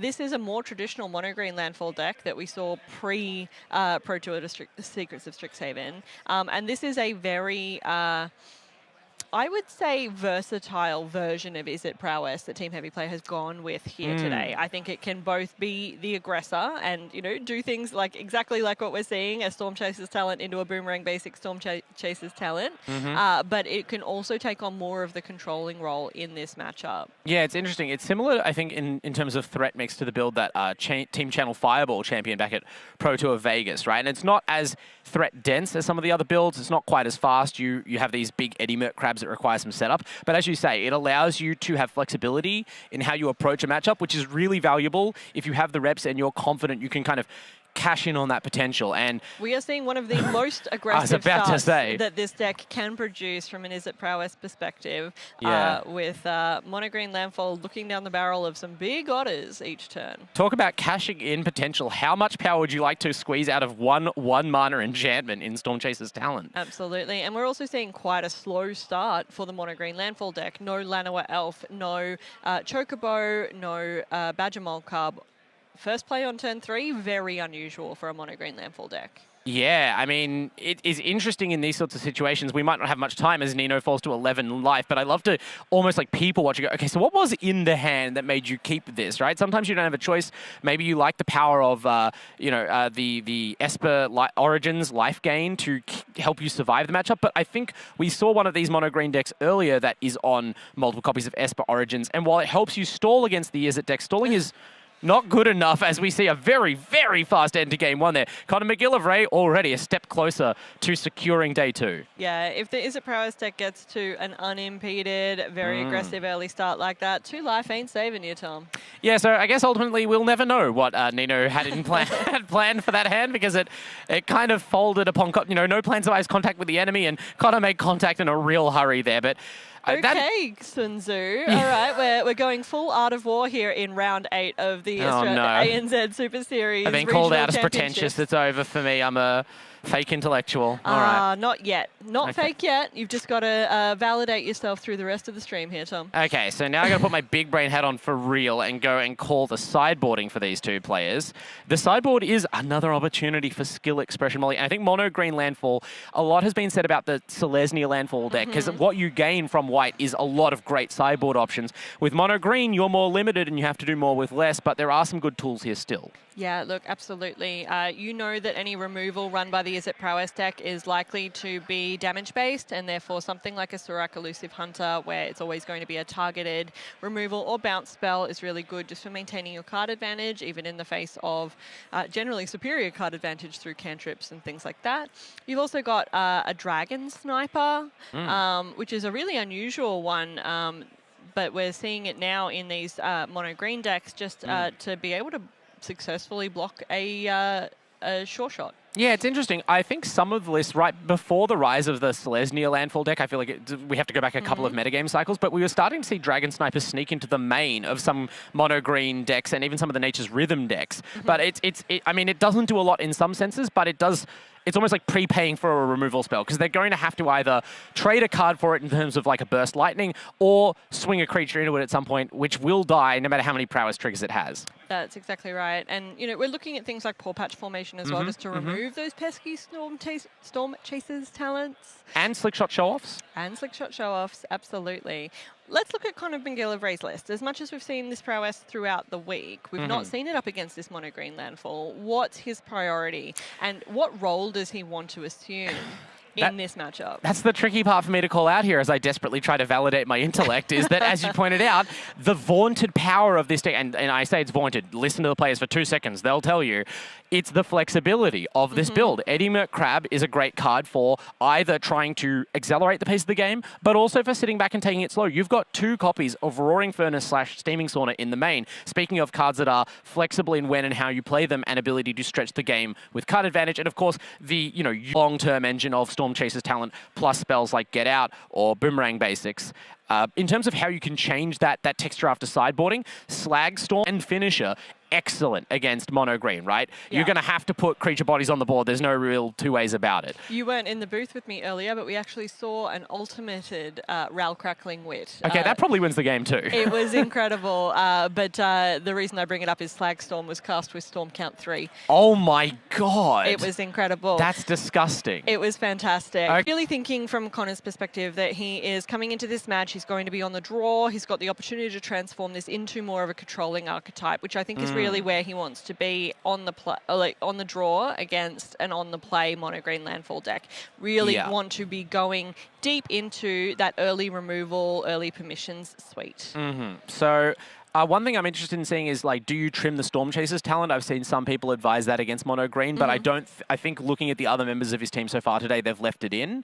I do think we'll see Wan Shitong come in. It's only a one-of, so it can't be your whole sideboard plan, but it is great against a deck with this many fetch lands. Yeah, absolutely. And a vigilant flying attacker means that you've always got a blocker, and if your opponent hasn't managed to trigger some kind of trample yet, you're just in a much better position, much safer position, tapping out for other things, where we know that this mono green landfall deck can just explode with damage in one turn, particularly through the power of things like the Lumbering World Wagon and Mightform Harmonizer, right? I think that we're definitely going to see Maelstrider's Resolve here, a really versatile card that puts paid to some of that early removal strategy that Nino is undoubtedly expecting Connor to adopt. Yeah, Melt Striders has been the metagame adjustment for Mono Green. They can't play Erode, so you need some kind of 1-mana interaction, but it is still kind of a very poor man's Erode. You can't play it at instant speed. And of course, because it's an aura, there's always a small risk that you get blown out trying to put it on your creature.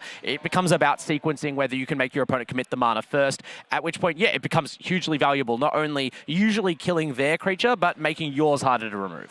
It is also quite versatile. We did see it played to great effect I will at the never final forget. of RC Sydney, where we saw one of the individuals cast it on their own creature, knowing that the fight component of it would kill that creature, and therefore triggering another land drop because the creature that they'd chosen to fight with was an earth-bended land. In that case, it basically wasn't a road. It was very much foreshadowing the blow up my own creature, get a land sequence that's become a huge part of the Selesnya build. Yeah, it was the slightly weaker foreshadowing version of the newer road tech. Yeah, babe. That's talking about the last RC. We have to get our heads in the present. Certainly, that's where I hope these are about to play what might be the final game of their tournament.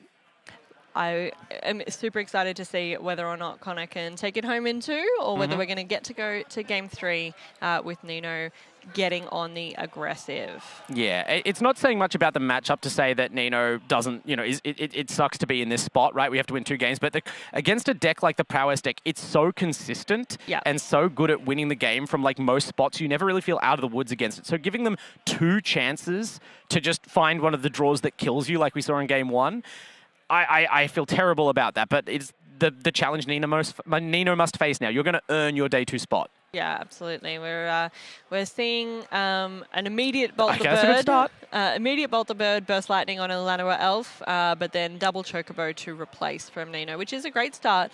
It is notable that he's only having 6 cards in that opening hand, and so has now deployed 4 of those 6 cards that he started the game with, and is going to run out of gas quite quickly if Connor can answer these potentially growing threats. It's one of the things that makes me chuckle to myself that you could say a unique weakness of the landfall deck in this standard meta, not that it has many, is that it can run out of cards. Like a lot of other decks, including this Prowess deck, seem like they are never out of things to spend mana on. You can always, it seems, level up a Storm Chaser's Challenge, unlock the other room of my room enchantment, cast a big threat from hand, flow state into more cards. Not so with the Landfall deck. If you draw a hand that's too heavy on these 1-mana mana dorks and little growing creatures, your hand is not presenting something powerful enough to outrun the clock of the Prowess deck, which is more or less inevitable. As we see here, not usual target for Boomerang Basics, but you can cash in any permanent with that to draw a card, and you can reset your removal spell in the process. So Nino's going to have to hope some of these draws draw into more cards, because we're eating up the threats that have been presented. Absolutely. It was a very valuable use of that Boomerang Basics, not only getting to reset his removal spell, but drawing a card in the process. Very strong, and exactly to your point there, Tom, leaving quite a weak board behind it. Although, Ice Till, however, no fetches seen so far. Until the commentator reverse curse. Commentator blessing there from Molly, conjuring single-handedly that fabled passage to the top of library. So, I mean, we haven't... Look, I do what I can.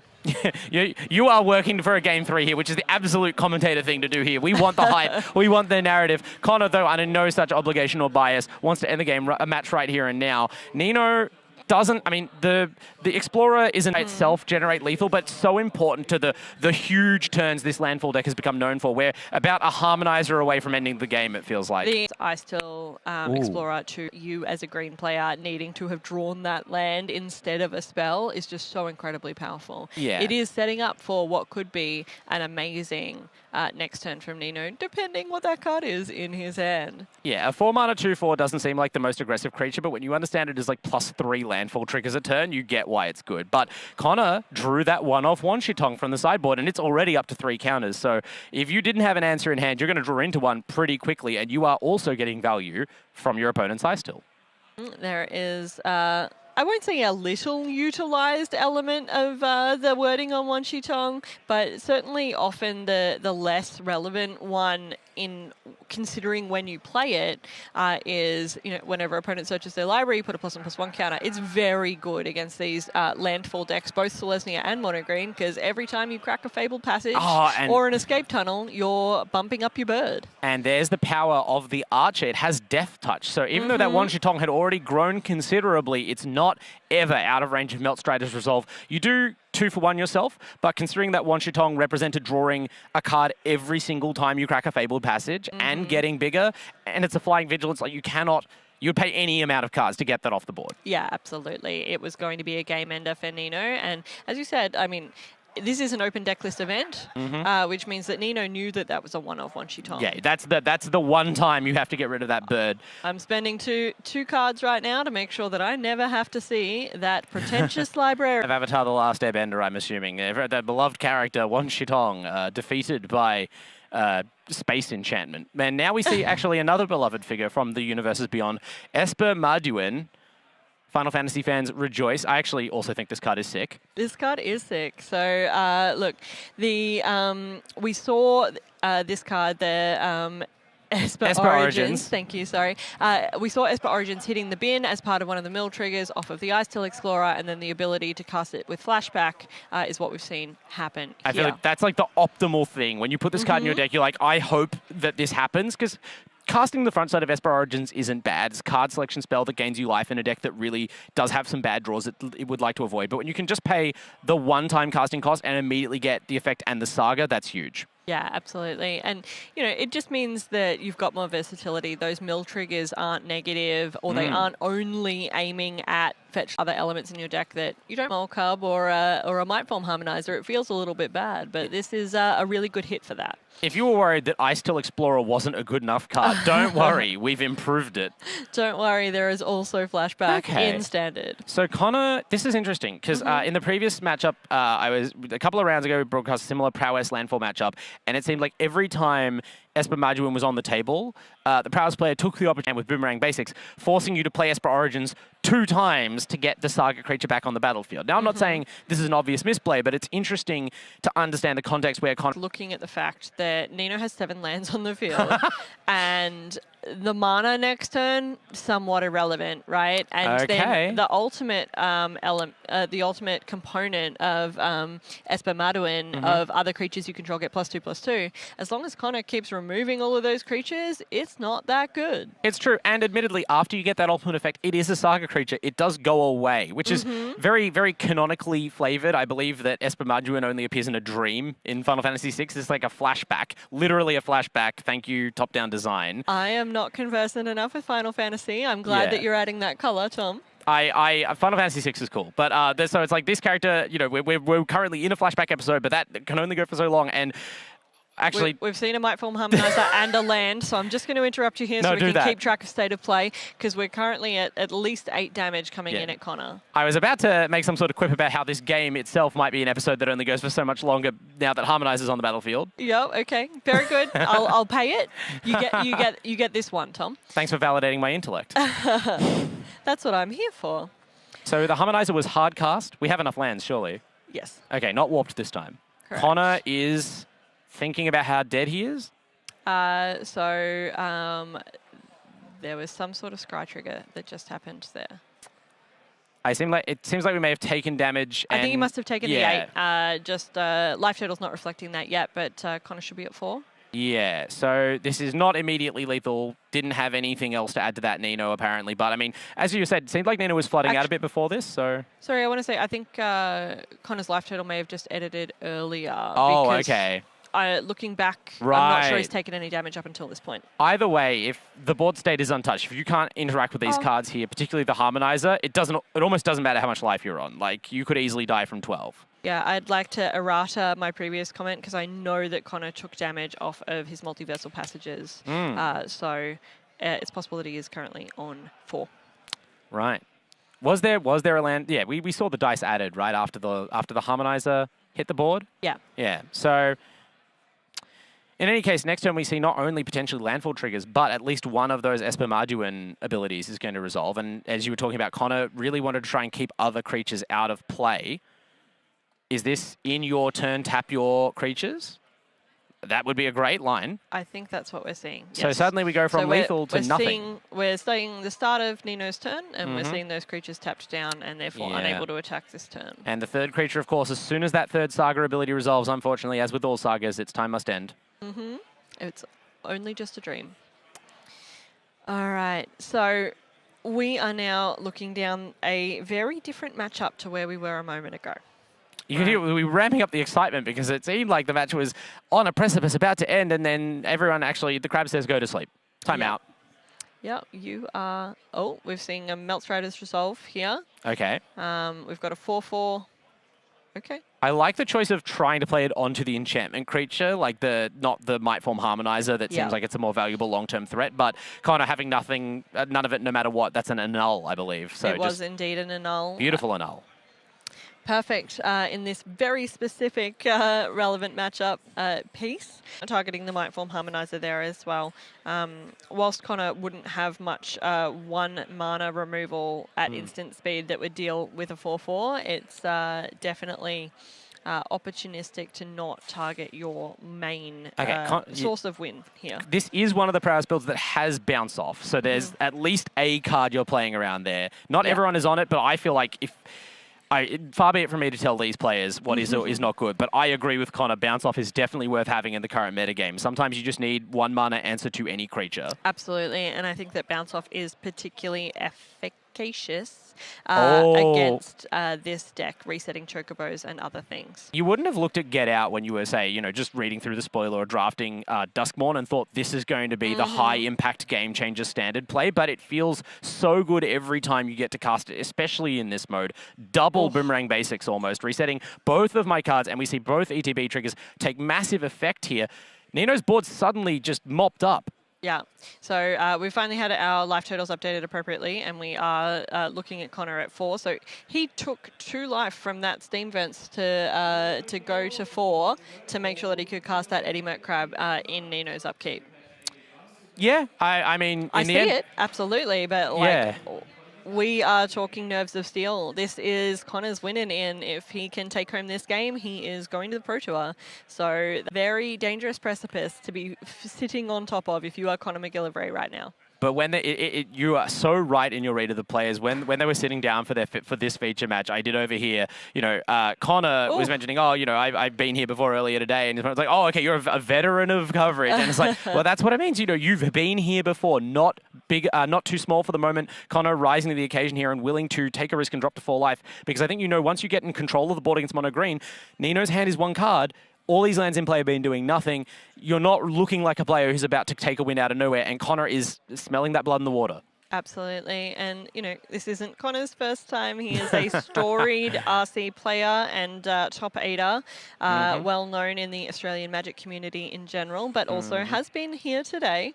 Look, calling someone a veteran, it's actually really very relevant, because as much as we're sitting comfortable in our booth and our viewers are sitting comfortable and safe at home, it is a very nerve-wracking place to be. You are knowing not only that you're sitting there trying to play your best Magic in a highly competitive environment, but also that there's hundreds of thousands of people sitting at home judging your every play. Oh, and they are judging right now in the chat, I bet. But I mean, I get nervous just like playing in any kind of televised, streamed event at all, let alone for a Pro Tour invite, thousands of dollars in prizes, a potential Worlds invite if you want to get a bit ahead of yourself. All of that on the line. You can't ignore it. You can't possibly be pushing that out of your mind unless you have ultimate zen. And the more experience you have playing for those sorts of stakes, the less weird it becomes, I'm sure. So you've heard it first here, chat. It is please be kind. We've seen a handshake extended there from Nino. Nino just saw the writing on the wall, the addition of the slick shot, and everything that Connor was just continuing to commit to the board. As you said, Tom, smelling blood in the water, capitalizing, and just ready to go to town to make sure that he secures that spot at the Pro Tour and at our top 8 tomorrow. Yeah, great sportsmanship by Nino there. Still a smile on the face, a handshake extended, you know, definitely in the moment, happy for Connor and proud of, you know, you got this far in the Swiss is very impressive, but unfortunately falling just short of day 2 there. So Connor McGillivray, congratulations, representing that Team Heavy Play World League Council Prowess deck, showing its stuff once again here in the coverage area. Yeah, it's been a huge day. It's an incredible accomplishment to go X&2 at one of these kinds of tournaments. It doesn't necessarily mean that Nino is out of prizes. Just out of top 8 contention at Could this potentially point. still, it's the breaker math, so I do not want to speculate too much, but I believe could still be in the running for a Pro Tour invite even. Top 10 players get It the really PT. depends on breakers, and I'm not going to speculate here, particularly not when we've still got one more match to bring you. So what match is that? I'm excited to see yet more Magic today. Yeah, we have an incredible match between Hao Min and David Mines. We are going to take you into Game 2. Okay. We're starting here at Game 2. Hao took down Game 1 in a very convincing manner within kind of the first 10 minutes of the round. And we want to cut to Game 2 for you so that we can see the most Magic possible. I'm so glad we get to see some of this match, Molly. This is maybe the #1 deck today that I wanted to see and cast on coverage. It's the High Noon Azorius Flash. It's been called, I think, Azorius Tempo. I think the person most known for popularizing this deck and getting results with it has requested it's be called Azorius Prison. It's High Noon. It is. It is High Noon. We've seen it a couple times in coverage over the day. It was a relatively popular choice. We saw Azorius Tempo kind of in the 5-ish% of players who brought it today, but a really interesting metagame choice. And, you know, it's really funny, I think, that we've got such a diversity of casters here today. I think every single caster has picked a different deck that they would have brought to this tournament. And I think nothing says a better thing about the state of Standard at the moment, that everybody's play style can be catered to at a competitive level. There truly is something for everyone, and as someone who loves playing white creature, hate bear type decks that restrict the opponent's play and force people to rethink their game plans, right? David Mines has been playing Prowess all day against all these different decks, and you're jamming your Slickshot Shelf and your Storm Chaser Talent, Boomerang Basics. If your opponent resolves High Noon or any of the other, if your opponent resolves High Noon, excuse me, may as well start with it on the battlefield. This card, to me, is the most interesting card in Standard. I'm sure some people are like, I don't find it very interesting when it's sitting across the table from me. But it forces you to change completely how you evaluate Magic the Gathering. Like, a deck like Is It Prowess is so dependent on mana efficiency, and suddenly that really doesn't matter because you can never multi-spell. Look, we have seen the Is It Prowess deck fight through High Noon, however, Yes. right? There is a lot to be said for Boomerang Basics. That's one way to do it. Right before having quite an explosive turn. Yeah. It's interesting that David Mines has gone with this Boomerang Basics so early. Yeah. It's often something that, sets up a really explosive turn. So you'll spend a couple of turns deploying the Slickshot Show-Off or, getting an elusive Otter out or whatever, Spell Chaser's Talent in this instance. Yeah. But, getting a board presence so that you can go deep on your pump spells and other prowess kind of components. Oh, you're with the Boomerang Basics being the start of that sequence. Yeah, I don't know if it means that David Mines has like more copies of Boomerang Basics, because you assume Often. I would assume, and I think that's what you're talking about, is that you've bounced the High Noon, but Hao Min will probably prioritize replaying that. So generally, does that mean that David is representing Spell Pierce or some other option where you're saying to Hao Min, okay, but what if I have mana untapped? Are you brave enough to run out your High Noon into that? Or David is just confident that setting you back on your game plan is good enough, and Hao takes a different tack, deploys another card.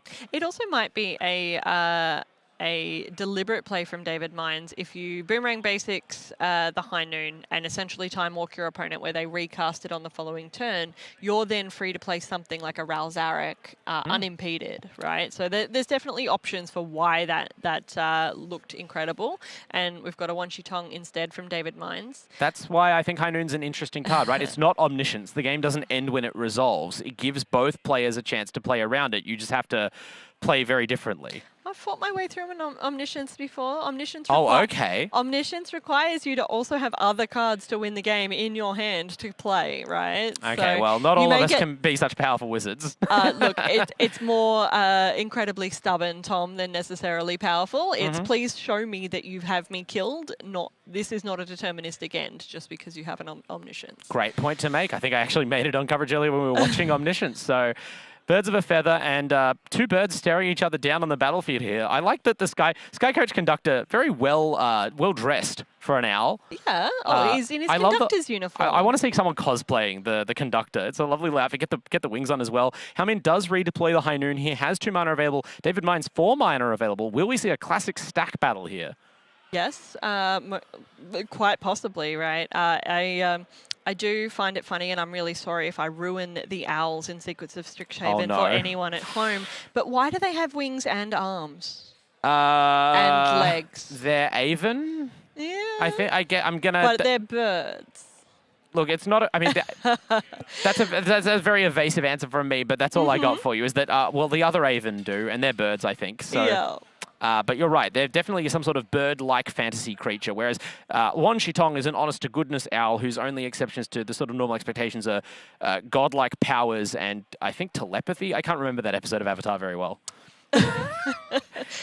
How could you not? It's one of the best. I remember the horror in part of the episode being like trapped forever underground, but... Yes, it does definitely have some existential horror in that show, in that episode. Luckily, Wan Shitong Librarian only buries opponents in card advantage. Yes, so here we are with a Raoul hitting the battlefield and bringing his otter friend with him. This is not the classic start at it, is it, Prowess? But David Mines probably feels all right about these 2 threats resolving. Those are big-ticket items. Yeah, I do wonder if maybe my call earlier was right on that Boomerang Basics, and David Mines was just expecting Hao Min to rejam the High Noon. I'll say it for you. You exactly predicted the sequence plus a bonus Wan Shitong. So yeah, you were correct. Oh, well, thank you. I wasn't seeking for that. I'm really trying to get in our players' heads here. It's, this is, as we've said for the last half an hour or so, this is round 8.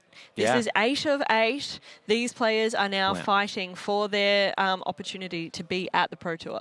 I don't want to jinx anyone or say that anyone's not coping with anything, but the change in Hao Min from like 2 turns ago, smiling, laughing, jocular, loose body language, suddenly in this board state, both of them are locked in, Molly. Absolutely, and we can see around the edge of the coverage area that there are about 30 people standing there watching this game happen just outside our feature match area, and it is incredibly stressful, I am sure, for both of these players, and it's really hard to watch those players go from I'm having fun and I'm here to oh wow, this is real, and if I lock in right now, Hao Min already up 1 game, I could be heading off to the Pro Tour. Yeah, these are storied players with many friends, admirers, teammates in this event, and most of them are finished with their day 1 tournament, right? This is the final round. This is one of the most consequential matches still going on. Both of these players with tons to play for. One of them is going home, I believe, so... Yeah, absolutely. With the breakers the way they are at the moment, if David doesn't take home this match, he will unfortunately be out of contention for top 8. Which would be massive, considering truly fighting for his tournament life. Not obviously, a stranger to those sorts of stakes, but has to prove it once again. His magic bona fides, David Mines, goes with that another really high impact card in a deck full of cheap 1 mana spells that are pretty interchangeable. It's Roaring Furnace, Steaming Sauna, I think. Roaring Furnace side. Almost always the Roaring Furnace side first, and Hao Min airbends that. Airbending that out. Ang, Swift Savior, coming in to swiftly save the day. Yeah, so we've talked a lot about the card High Noon, but not about why this deck is so predicated on it. Because we've seen other decks. I was watching a Jeskai deck play High Noon just earlier, and it was pretty good, but not the way that it is in this matchup, right? The deck is so built around exploiting the fact your opponent can only play 1 spell a turn, and if you counter that spell, they have no follow-up. Whereas normally you would have to be afraid of, oh, am I being baited here? Anytime your opponent plays a spell with High Noon down, if you just jump on that with Ang Swift Savior or even Interrupter, you know there cannot be legally any follow-up to that. Exactly. There's no way that your answer to that will not resolve. And it puts you in a really strong position as the reactive player where you're not getting into a stack battle, you're not getting into a counter war. And particularly when you've got enters the battlefield effects as strong as Floodpits Drowner and Angswift Savior, and the ability then to all aboard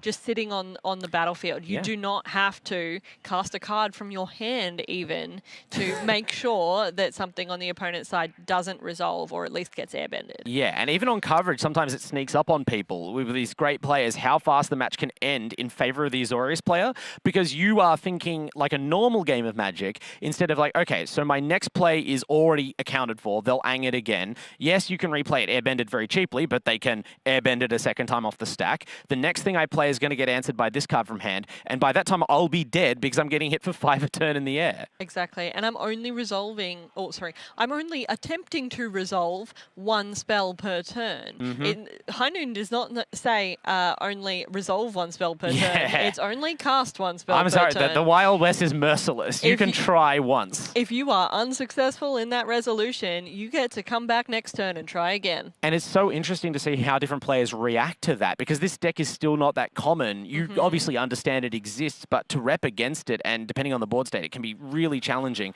I've seen some players like at the Pro Tour watching like Rui Zhang like go completely defensive against it, like not even attempting to resolve my threats. I have to try and make you commit a spell first and then play your game against you, counter your play, and then try and find a window to resolve something. But this Azorius Flash deck is never going to do that. They are going to sit there and wait you out until they have enough land that they can successfully cast one spell in your turn. They will wait you out, and they have the privilege to do that because if you're not pressuring the board, you're just letting them draw until they have enough land to kill you. That's what I was going to say. The one thing that David has going for him in that respect is he has got a board state. He was able to get some pretty important threats on the table before Hao really assembled all these pieces, so you're not actually getting completely clocked in the air because Wan Shitong has flying and vigilance. You're not only committing threats through the stack because Ral is spawning Otter tokens, so you might be able to force Hao to take the first move. I think we are seeing the sequence that we predicted earlier of all aboard, flashing Aang, Swift Savior, targeting the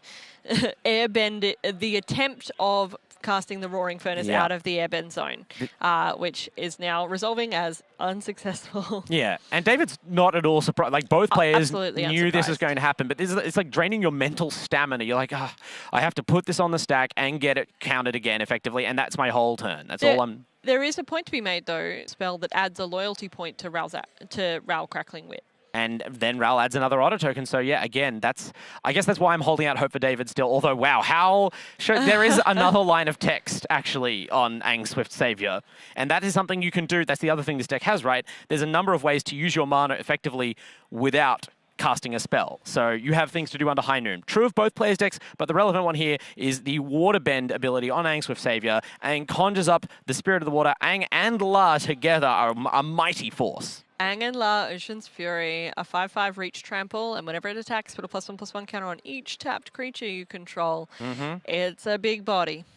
All of a sudden, that trample becomes very relevant against those Otter tokens. As much as they have prowess, David is only casting 1 spell a turn. Yeah. And it means that it's going to be a very difficult block for David in this situation. Giving up, Hao Min here, giving up flying in Aang Swift Savior to really reach for that trample. I was going to say, I've seen spots where this is a less interesting sequence, like the Aang and La is just by far the biggest thing on the battlefield and you start running them over. David has options on how to respond to this, but and even like how I assume is going to try and threaten the Ral Zarek, right? It seems David's still on 20 comfortable life points. The Planeswalker is the problem. All of a sudden, the vigilance on his 2 other creatures means that even if they attack, they're not getting +1/+1 counters off Aang and La. Yeah, I guess sometimes you can't squeeze all the synergy out of your cards, I suppose. Yeah. Oh, how dare they have vigilance? Yeah, you're like, if only I had to tap this creature. probably going to accept the current state of affairs if you're Hao. Probably not something that's gone through Hao's mind today too often. It is a strange case almost for the deck to have this much of its game plan in place. I suppose you're missing the Voice of Victory. That's the one card that cinches the vice even tighter around David Mines. I mean, you can only play 1 spell per turn cycle. But Hao Min has a lot of collateral in play here and still isn't clearly winning. Oof, here we go. The multi-block, wow. A quadruple block here between Wan Shitong and 3 Otter tokens, which will take out the Aang and La. in this instance, I think it's possibly very relevant about the fact that Angswift Savior is a legendary permanent, and therefore, if Hal has other copies of it trapped in his hand, he couldn't play them previously, and maybe this is a strategic moment for that. Well, yeah, I mean, Angen is a different name, right? It does. So even just by transforming it, you unlock those copies, and that could be a huge blowout here if you airbend a blocker. Correct. So, but I mean, David must know that's a possibility and just goes, I have to commit to this. You don't win by being a coward. Go forth, my otters. Yeah. It looks like the conductor is going at Raoul, though. So Raoul may hit the bin shortly after this attack, pending what's going on. Okay. Well, we're going to make use of going up to 4. Our single prowess trigger and sort of weird pseudo planeswalker prowess really change as much as you can get out of that one prowess trigger David is getting. That is taking out the Flood Pits Drowner, pumping up the otters to make sure that Angenlar dies, and putting Raoul Zarek out of conductor range. And that means that it matters how Hal assigned this damage as well. Raoul crackling with no longer being conductive feels very relevant. But we're down to 1 on Raoul. Down to 2. My apologies. Yeah. I mean, Skycoach Conductor, you don't play it for the body, but I'm impressed and glad at how much this humble bird has achieved already for the Azorius Flash. At least like just the perfect body of creature for this deck's needs. It needs a flying vigilance guy like that, and I mean, you're going to have to hope it does well left, other than, of course, High Noon and Rest in Peace. Not to forget about those. No, we can see an Aven Interrupter there in Wow. Howman's hand, and we're seeing a Beza Bouncing Bounty. The Bounding Spring, sorry. Close enough. Yeah. It's going to resolve a bounty of, assuming this trigger happens, win a bounty of various resources for Howmin behind on creatures, so you'll get Thank the you fish. for saving me there, Tom. I mean, just as Beza is here to save Howmin, Beza... not down on creatures, equal on creatures, so... Well... Oh, true. Sorry. Yeah. After Beza enters. Yes. Yeah. Sorry. So we're the same on creatures, but you are going to gain some life, it looks like, assuming those life totals are up to date. I think we're drawing a card. I don't know if we're generating a treasure, but more importantly, I think of all, you're generating a 4/4 body. I think that's the most relevant piece. 4/5 body, my apologies. And we do know as well, so we've just seen in Hammond's hand that there is a land which has just hit the battlefield, and a Aven Interrupter, which he now has the mana for whatever David chooses to try and play this turn. Oof. Okay, we're trying for How many times has David had to cast this one copy of the enchantment? Yeah, Roaring Furnace coming back in, or at least hitting the stack, if not the table. Sisyphus pushing a sauna up a hill forever. Yeah, and Aven Interrupter going to do double duty here if it does come down in response. Yep, there we go. It pushes the sauna all the way down the hill again. Poor David Mines trapped in some sort of evil Groundhog Day. But not only sauna now in the plot zone, but also costing 2 more to cast. So yes, it will be a very expensive sauna. It's now a top tier spa.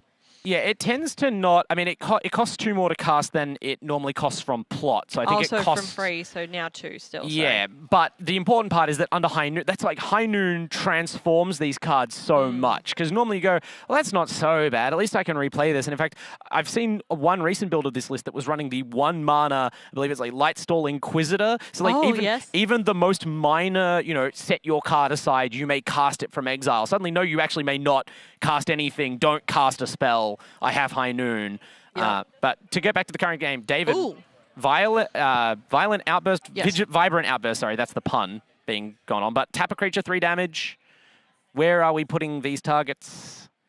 I definitely think we want to thin out the flyers, because Raoul is kind of David's whole game plan right now. It's been... I would agree. And I mean, Raoul ticking up on that Vibrant Outburst as well, which is super valuable. And then, tapping the Conductor and killing the Aven makes a ton of sense. That sauna is now free from the plot zone when David has another opportunity to cast a card. We've been going up and down like a Russian, hasn't changed the entire match. He is all the way locked in right now, and he's kept that Raoul alive super impressively. Yeah, David is absolutely locked in. I heard that Halmin is apparently a local player here to Adelaide. Wow. Okay, that explains the crowd. Who is also known for being very deliberate, very locked in on his plays, and we're seeing that from his facial expressions as well. Both players very much understanding the gravity of the match that they're playing. It will make or break of their current tournament career here at Super Series Adelaide. I've heard it. Championship Adelaide. Yes. I've heard it said quite credibly, and I could agree that these might be the two hardest decks to play in Standard, and therefore this is maybe the hardest matchup to navigate. And certainly the number of options these players have had, the back and forth we're seeing, Molly. Oh, wow. Okay, so we are starting to see the start of what is going to, in David Mines' mind, be a very explosive turn. We've seen a Boomerang Bow 6 targeting High Noon. David would like to cast multiple spells this turn, please. How and is he going to be allowed to? Sure. Yeah. If you have an interrupter, this is not a bait. Oh wow! It resolves. So How has the option for all aboard, but nothing really to target it that will stop that interaction happening right now. It suddenly matters a lot that David put the damage on the interrupter from their outburst, because now we're going to set up a real outburst. I remember all the way back to the start of this game. It seems almost early for the Boomerang Basics on the High Noon. Yep. You know, normally you'd wait a bit longer and save up some more resources. We are now witnessing that. David has had some time to save up his resources. Yeah, we've got a sleight of hand here, taking Raoul up to 7 and giving David some card selection. You foreshadowed the Raoul ultimate from earlier in the day. Will we see it again here in the highest leverage position? That red dice counter on the right-hand side is current prowess count. Yes. 2. Finally able to go higher than 1. We actually need the die for it for the first time today. And David says, can I please finally have my room? Get a room, he says. Hopefully. Is this the room where it happens? We are about How's to reaching for the find out. mana? Oh. I would rather let you bounce my High Noon. Okay, that is something you can all aboard, is Beza. Yeah, absolutely. Notably, Conductor cannot bounce itself or other conductors. Non-bird creatures is it aboard. non-pilot creatures? Non-pilots. Non-pilots. Yes. So, but effectively, not itself. Yes, not itself. And if you're playing a vehicles deck and you've got dwarf pilots in there, I'm sorry to tell you this. Yeah. Does that happen very often? Probably not. But Magic players love corner cases, and I am a Magic player. yes, well, yes, that's why we're here. That's the corneriest case. Anyway, back to things that are actually happening. We have seen a very explosive turn from David. Exactly what you want off the back of that Boomerang Basics. We are now coming in with 3 5/5 otters. How many is it 21 live? He can just say, yeah, sure, no worries, right? But is also staring down a 10 counter Raoul. If all of Raoul, if Raoul is ultimating next turn and all of David's subsequent spells have Storm, as well as drawing 3 cards, this may be a difficult game for Howmin to capitalize. Which is would be a humongous win for David to see your opponent get the kind of all they want, right? Barring that Voice of Victory, the early High Noon, it stayed in play forever. We've seen all these cute little interactions. We see Aang transform, and somehow David is still on 20 life. Raoul Zarek is about to ultimate. Howmin's on 6 life with precious little to do. I'm pretty confident that Raoul's not going to ultimate because we do still have a Stagecoach Conductor on the field and no flying blockers, and David is tapped out. So Raoul's going to be chipped down to 8 at that point and unable to ultimate. But there is many, without, and I imagine High Noon's going to hit the board again because I was going to say without a High Noon back on the field, David Mines has the opportunity to keep going next turn. But I think High Noon will come back down shortly. I agree, if only because Howmin has such an excess of mana. At this point, if you had fewer mana and you had to pick which spell to play, it feels like High Noon is almost, too little, too late, shutting the gate after the otters have bolted. Look, I'm sure that Howmin, having reached this point by round 8, is an expert pilot of this deck and will make sure that he sequences this appropriately. But for all those playing along at home, you do have to make sure you don't play your High Noon first. You don't get excited and drop it straight back onto the field because you won't be playing anything else after that either. The High Noon itself counts as your only spell for that turn. Yeah, do not do that. Feels really bad. Don't do that. Don't ask me how I know. Yeah, don't ask me how I know. Exactly. Don't get too excited trying to play around a Spell Pierce or something, going an Anger or an Interrupter. But here, where you have suddenly fallen a bit behind David Mines, Beza Bounding Spring is really doing a lot of work here. Yeah, you'd like some life, you'd like some fish, you'd like some cards. And here's a High Noon. So at least we're going to make it really difficult for David to win. But David has slowly, implacably pushed the boulder up the hill. Every time it rolls back down, he will not be discouraged. And it's not just for the sake of it that How has been keeping this sauna off the board, right? If that blue side unlocks, obviously David's got a lot of other options. Yep. But that in itself represents a big source of value that helps you stay in the game long term against a very grindy deck. You heard it here, folks, from Thomas Anderson's lips to your ears. David Sisyphus Mines has been absolutely trudging his way through this game, being incredibly resilient and making sure that play after play, he is implacably kind of pushing through this game. I think it's the human condition to want to play as many red-blue spells as possible, at least based on the meta game breakdown of our field today. So David illustrating that here by repeatedly fighting through all of the interruptions and swift saviors that Hao-Min has been able to draw this game, which actually isn't that many. The deck plays 4 of both. I think we've only seen 1 copy, but the Sky Coach Conductors makes it feel like 100. Yeah, absolutely. That is this deck trying to be as consistent as possible, repeatable as possible. David Mines pushing off a flow state there, and therefore seeing some more cards.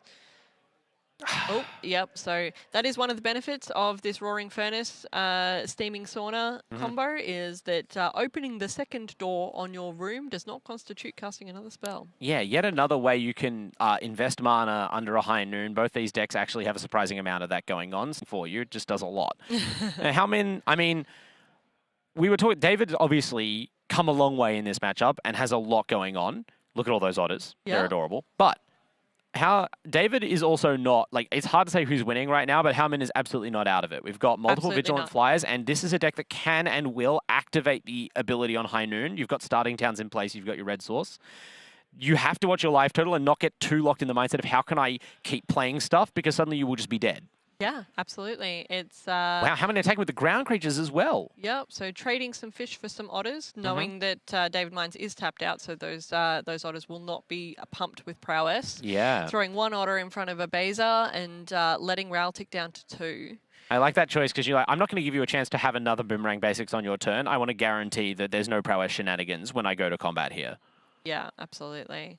It's a very interesting game. Like this, for those watching at home, this is real magic. We are watching it play out where every choice matters. We are at a highly competitive level. These players are under the utmost stress. They are playing for their tournament lives and aiming for that very coveted spot at the Pro Tour, which for David to win, or to take one of those spots, he has to win both this game. Or if you had to bet on in the blind, you'd recommend in the blind to do it.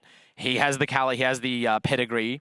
David does. Absolutely. But both these players, just from this match, have the skills. Like, I feel like in sportscasting, the phrase, putting on a clinic is perhaps a little bit cliche and overused. These two have put on a clinic here in this game. Yes. Yeah, we have seen a masterclass in both of these very complex decks from both of these players here. We're seeing a Storm Chaser's talent joining the battlefield right now. Oh, hello, once again, Storm Chaser's talent. I almost legitimately forgot about you, which is shocking considering how dominant it has been today. Yes, and that ticking up the Ral. All aboard! Here we go. Baza bounding spring. Never has spring bounded this much. It is a very bountiful spring. But we are here, and how really just using that as a card generation engine. Yeah, so that one was for just a card and some life, I think. Yes. Decent deal still for 1 blue mana. Absolutely, sure was, particularly in this case where, he wasn't casting anything else in that 1 spell per turn during David's turn. When you're the High Noon deck, you do not want to waste your 1 opportunity per player turn to cast a spell, which is part of why the Conductor's so good, right? You can usually find that 1 blue mana and it's like, well, I'm making use of this turn's High Noon allowed spell. Yeah, so looking at Hao-Min's hand and the tiny glimpse of it that we got there. Oh, wow, you got a glimpse? Yeah, so there is a second High Noon, there is a starting town, and I think it's a Get Lost. It's definitely a Get Lost. Definitely. So that's a good hand. That is a good hand, staring down a Planeswalker right now. But I think that Hao is obviously going to want to deploy those threats judiciously. Redundant High Noons is actually a very valuable play to have for this Azorius Flash deck, because it prevents the line that we saw earlier that allowed David Mines to chip in for 15, which was that Boomerang Basics taking out your singular High Noon. You definitely want both of them there. I don't think that Hao Min is in danger of a Maelstrom Pulse from the Izzet deck. I'd be staggered, even for a player of David Mines' caliber, if he resolved a Maelstrom Pulse out of Izzet Prowess. And I mean, that's a great point to make. We haven't really said anything about the other 2-mana white enchantment Hao Min's had on the battlefield this entire game. But in normal circumstances, in a game this slow, you would not be out of the woods because of the ability of the Storm Chaser's talent to recur key cards like Boomerang Basics, but those have been exiled the whole game. So Hao Min has been counting mentally how many times David can get out from under High Noon, and we're getting pretty close to the point where if you play a second High Noon, there just isn't an answer. Yeah, you'll be locked into one spell per turn for the rest of the game. But yeah, that Rest in Peace has actually done a ton of work. That Eddie Merc Crab was paid at full cost. As expensive crab. Yeah, it was paid at full cost. The first 7-mana crab that I have seen in the commentary booth today. No, mine too. But yeah, as you said, also doing some really strong work in preventing the recursion from Storm Chaser's talent. And just as much as this High Noon represents a sort of like, oh, wow, Yep, really cool choice. I've had enough of Ral Crackling Wit, says Hao Min. That doesn't have to go face that 5 damage. It's just this deck only usually cares to commit that much mana if it's to, finish your opponent off. In this case, I don't mind it. I actually really like that. So one of the reasons that you would do that instead of casting the Get Lost that's in your hand is that this is a game of attrition. We have been watching this game now for over 20 minutes, and it is not a good strategic choice for you to be giving your opponent 2 map tokens. You do not want them to find the map of how they get out of this game faster from you, and you definitely do not want them to be able to be curating the top of their library. So I think it's a very... no. Oh, no. Well, here is another Ral, and Hao Min still has an answer to it. That's a really interesting, additional outcome of this transition here. It just shows this blue-white deck. I mean, I'm sure some people are tired of hearing over and over again how difficult it is to play, whatever, but it does give you a lot of choices. You could have done many things there. It's not immediately obvious what the correct line is, and Hao Min making some really incisive decisions. Get Lost is a more versatile piece of removal. It does have some downsides as well. Both of those things, no doubt, a factor, and we'll get to fire it off here on something that you can't kill with High Noon, which is the Steaming Sauna. It's also really interesting as well because, activating the High Noon ability, again, not a spell, so not impeding his ability to still get lost in that turn. So what we saw was David Mines went to the end of his turn. In the beginning of his end step, he went to draw for the Steaming Sauna, and Hao said, wait. Yep. And fired off that Get Lost. I actually haven't played my spell for turn yet. and we'll give away those maps at perhaps the most opportune time. Okay. And David gonna at least cash in those maps, use the resources he's been given, and so we see some very slightly larger otters. Yeah, look, as I said, though, you really don't want to be giving your opponent the opportunity to curate the top of library, and we saw there a Roaring Furnace Steaming Sauna sitting on top. Oh dear. So, but in that case, that's not there yet. David Mines, 16 life. Now 3 copies of Sky Coach Conductor in play. David yet to draw a flyer this game. I dare say at this point that we may have seen the Slick Shot show off sideboarded out, which is not that unusual against vigilant flying blockers. Absolutely, but it means we're about to see the end of Ral Crackling Wit, I imagine. Quite possibly. There we go. They're only little birds, but with enough of them, they become a mighty flock, and Ral has nothing to say about that. And that means with Ral out of the way, I think that's a show of force to David's own life total. It wouldn't take many of those swings to polish David off, especially because there's still 1 High Noon there. So David effectively at 11 points of life. Izzet Prowess known for many things, but not healing itself, not gaining life. Yeah, no lightning helixes in this version of blue. That'd be a cool prowess. Adjustment, actually. Where's the Jeskai prowess? We haven't had enough blue-red X prowess, I think, today. Bring on the Jeskai variant. No. David Mines, though, looking to end the game, does have a formidable ground force here. Viewers at home raising their hands and yelling at the screen of Tom, no, please Possibly stop. fetching some sort of crucifix to wave. No.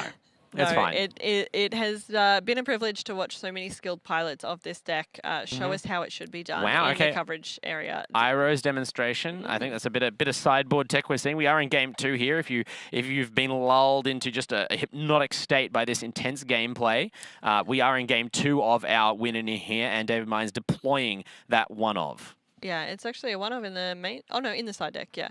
And Iroh's demonstration doing 4 damage there to a 2/3 bird. So. Great flexible removal spell, not just for the Lessons deck. You heard it here first. We've got a Flood Pits Drowner hitting the battlefield here, tapping down an Eddy Merc Crab before attacks. Do you ever... I haven't actually seen the Drowner's activation yet today. Do you think this is a scenario we might...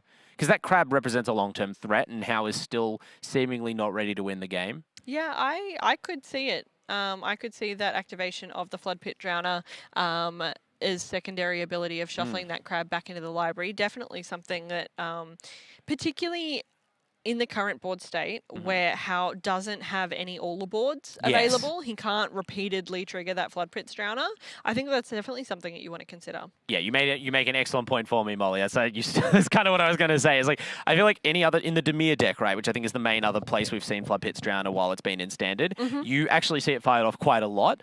But this blue-white deck actually often has to consider, is it worth keeping my Drowner around, actually pretty valuable, as a Sky Coach Conductor target, but... All of these enter the battlefield effects are replicable in this amazing High Noon Azorius Flash deck. Choices. You know, it's not even just all aboard, also Angswift Savior. Yeah, that's true. You can airbend your own creatures. The Avatar's Wrath as well. I think these might have been, again, a card we haven't seen so far in Game 2, but another way that you might end up recasting a Flood Pits Drowner and once again getting value from that effect. We haven't seen an Airbender's Ascension either, but there is... One of, usually? Yeah. There's a one-of in the sideboard for... in the main deck for How Men, and yes, just the one copy across the 75. Yeah, it's really, I guess it's a card, it's one of those things where it's like, well, this is a card I'd love to have once, but two's probably too many. It just means that you get to double up. So every time that creature enters the battlefield, putting a counter on that Airbender's Ascension, getting to do it twice. Yeah. It's just, it might be a win more strategy, but that's my kind of play, to be entirely honest. Again, when a deck's this slow, and it's kind of like, it's a double-sided deck, it makes both players play very slowly. You're often just spending your turn to stop their turn. And so anything that like increments for free every time you do that, it gives you a way where it's actually, I'm pulling ahead every time, little by little. And when you're playing something like, you know, Quantum Riddler or Baza the Bounding Spring, actually those flickers are hugely impactful every time. Yeah, so we're seeing How Men continue to chip away at David Mines' life total with Vigilance. It's happening, Vigilant slowly. Flyers, yeah. 4 damage per turn is not inconsequential when you are on 8 life. You know that it's now a 2-turn clock. I feel like that copy of High Noon is almost like vibrating on the board, both players flicking glances at it. It's been there for a millennia, it feels like now, but your eyes are drawn to it like, oh my God, is it really going to happen to me? Is it still there? Am I really going to go down like this? And, you know, David having a look at his options here, because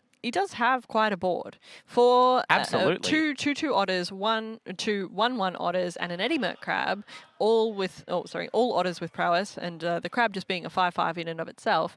Yeah, David here recognizing the threat and knowing that he has to crack in. He has to be pressuring Howman's life total to make sure that he's not just waiting 2 turns to die in the air. This has to have been one of the longest single games in the feature match area all day, if not the whole tournament, but we are reaching the climax, it feels like now, Molly, inevitably, one way or the other, and David feels that he sends in the team. It looks like he might still be tanking on some of this decision. His hands are not off the cards.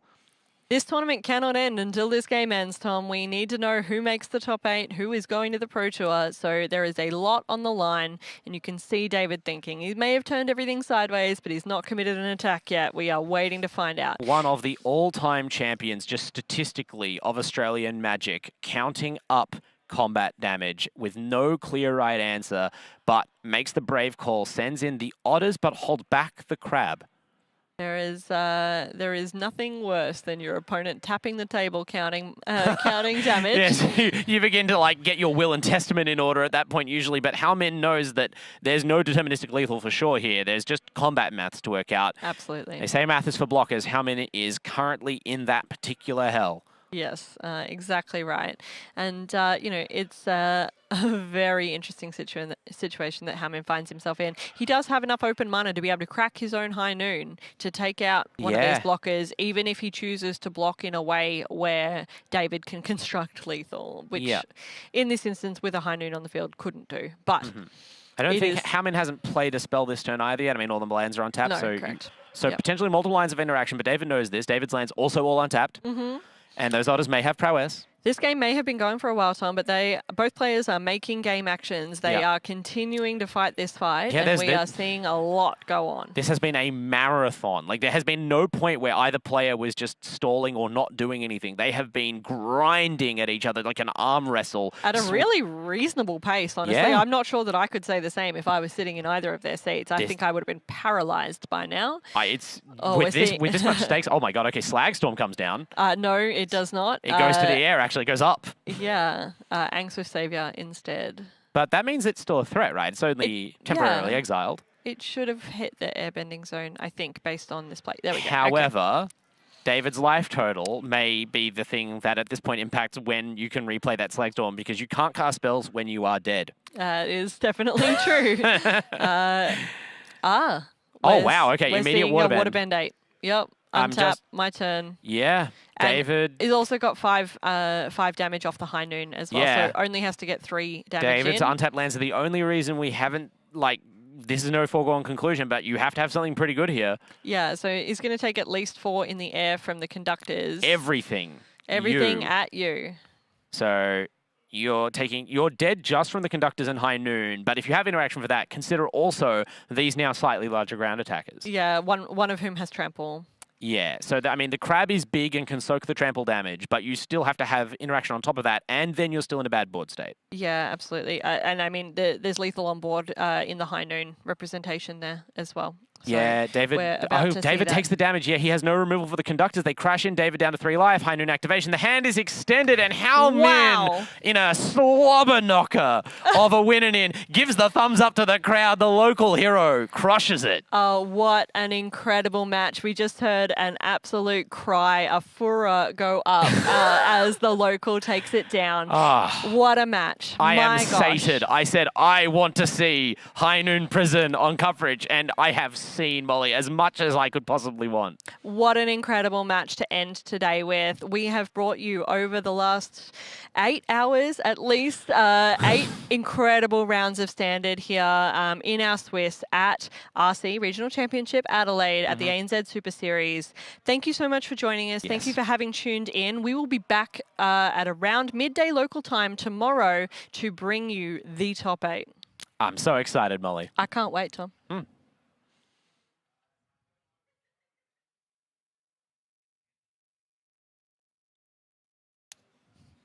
Bottom.